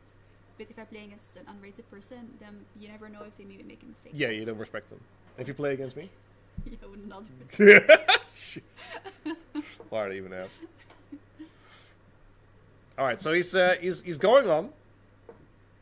He's giving this IM the big treatment, as they would say. Unstoppable pawn. Well, it's almost a stalemate. But there we go. The handshake. Oh. Bernard lost. Are they going to talk a little bit? Yes. There are some smiles. I'll have to see the smiles after. So this is the beauty cam, by the way. I just zoomed in all the way. Look at this. Isn't this lovely? Isn't this lovely? As we zoom out, ladies and gentlemen, we see that the hall is getting empty, but our hearts are filling up. I think that is... Oh, I see someone there still playing chess, but there's a head in the way. Can you manifest that this guy moves? If you can just tell him. I'll try to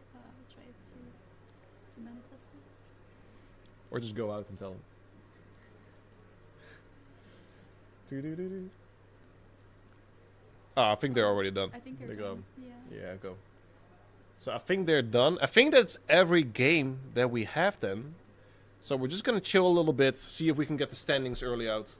This has been a fantastic tournament. At least for me it was. How was your experience? It has been really fun. Yeah, I think it's really nice. Do you do this every year? Yeah, we try it. We do the Botwinnik Rapid tournament. We try it every year. Like Okay. through COVID, we kind of skipped a little bit. But we want to do it every year again. And we also want to do it like this, like a big broadcast, and make some fun out of it and having a great time. So That's really cool. Yeah, it's really fun. A lot of people are coming, and I thought it's really nice. yeah. And I like that there's a cage in the middle with the Yeah, just the yeah. fun stuff on it. Yeah, I brought some from my own place because we didn't know what to put in the cage. First, I thought a camera, but then it's with the wires. It's difficult, so I didn't know how to do that. I actually That- thought it was glass, and that you would sit in there and stream. That's also that would be something like bulletproof glass as well, so you cannot hear it. That's for next year. You know, we'll Next make a year, little yeah. little thing. People can look at my evil bar the entire time while walking by me. Right, I didn't think about that. Yeah. Ay ay ay. Yeah, I wanted to actually put this like also in the lobby so people could see it. But then, yeah, they could just walk behind People the could, monitor people and- probably wouldn't do that, right? But why take that heat? Yeah, um, that's, yeah, I wouldn't do that. I think. So I decided against it, but we're gonna see. We know our tournament winners. I don't think we have an updated standings yet. I don't know how long it will take for that to arise, but I'm gonna do my utmost best. Do you want to know how you ended in the B group? Yes. I don't think so. No, it's not. It's not ready yet. We're gonna have to Oh, do a little bit of a refresh play. You know, where I hit refresh every 5 seconds, just like when I was in college. And they said the grades would come out at like around 6 p.m. And that's if we start refreshing the page, trying to see what you get. Oh, you were a nerd like that. I'm still a nerd like that. What do you mean? True, yeah. Do. All right. We can go on a break, but I'm actually going to just show this. These were the final standings. The results aren't in yet. It's going to take another 15 minutes. I don't think I'm going to stay live for another 15 minutes. But what I will do is call out the top real quick. We had Hing Ting drawing against Liam Vrolijk. So he is our 2025 Botwinnik Rapid champion. We had Jeffrey van Vliet defeating Kobe Smeets. And we had Cham Dharma and Bernard Bonink. Dharma just won, so he will tie for third with Liam Vrolijk. Now the B group, I didn't load in yet. So give me a second. Listen, I feel like you're judging me. All right, let's just don't do I that. am not I feel like you're judging. I think Jed, is she judging me? I think she is. I'm very judgy. That's please. fair. That's fair. Okay, so I do this. I have to do some mad genius hacking right now.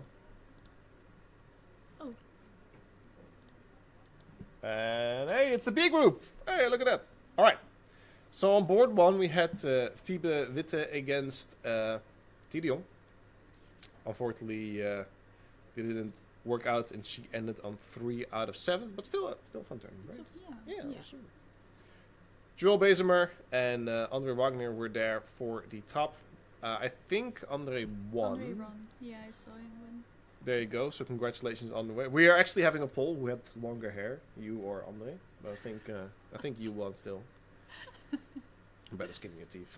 And the rest is the way it was. I see some of my players in here, some of my boys, and some of my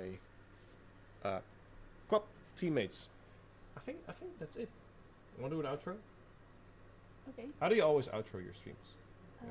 I thank everybody for watching. And that it was a really fun time hanging out with everyone. I hope they enjoy it. And we will see them soon again. There you go. All right. Now we're going to do the same thing, but a little different. First of all, be a man. Thank you for the sub. Really appreciate it. Let's throw hearts. It's a new thing. We throw hearts after time someone subs. I also do that. You do that? Okay, I never do that. I'm doing it now because it's working. Everyone, thank you so much for watching. This was the 2025 Chess.com Botwinnik Rapid Tournament. It's been a blast to be doing this. It's been very tiring as well, but the result became the same because it was an awesome tournament. And I hope you guys enjoyed the broadcast of this. I want to also thank, obviously, my co-commentator. Even when she was losing, she was coming in here not necessarily to chat, but her laptop is here. But she's been very, very open. I had a good demeanor, right? It's hard not to lose yourself when you do like 2 or 3 losses after a row. And kind of go on a downward spiral, but you fought back and you had a good win. Thank you. So, yeah, happy about that. Happy about you guys. You guys are absolutely fantastic. Thank you so much. You guys have been an extremely submissive, supportive. Definitely not submissive. Extremely supportive for us. And as my co-commentator is having the giggles, we're gonna figure it out. For Phoebe Witte, the star of Group B, my name is Wouter Jacobus Adrianus Bik. Yes, I did use my full name, so you can dox me if you'd like. Thank you guys so much for watching. It's been a real pleasure. You guys are making all my hopes and dreams as a commentator, player, producer, and streamer come true. And we will see you specifically next year for the next 2026 Botwinnik Rapid tournament when it happens. And if not, we will catch you on the other side of this stream. So, everyone, have a great 2025. It's just started. For some people, it was their first over-the-board tournament. And we will see you again in the next, just next time. Yes. Take care, everyone. Bye-bye.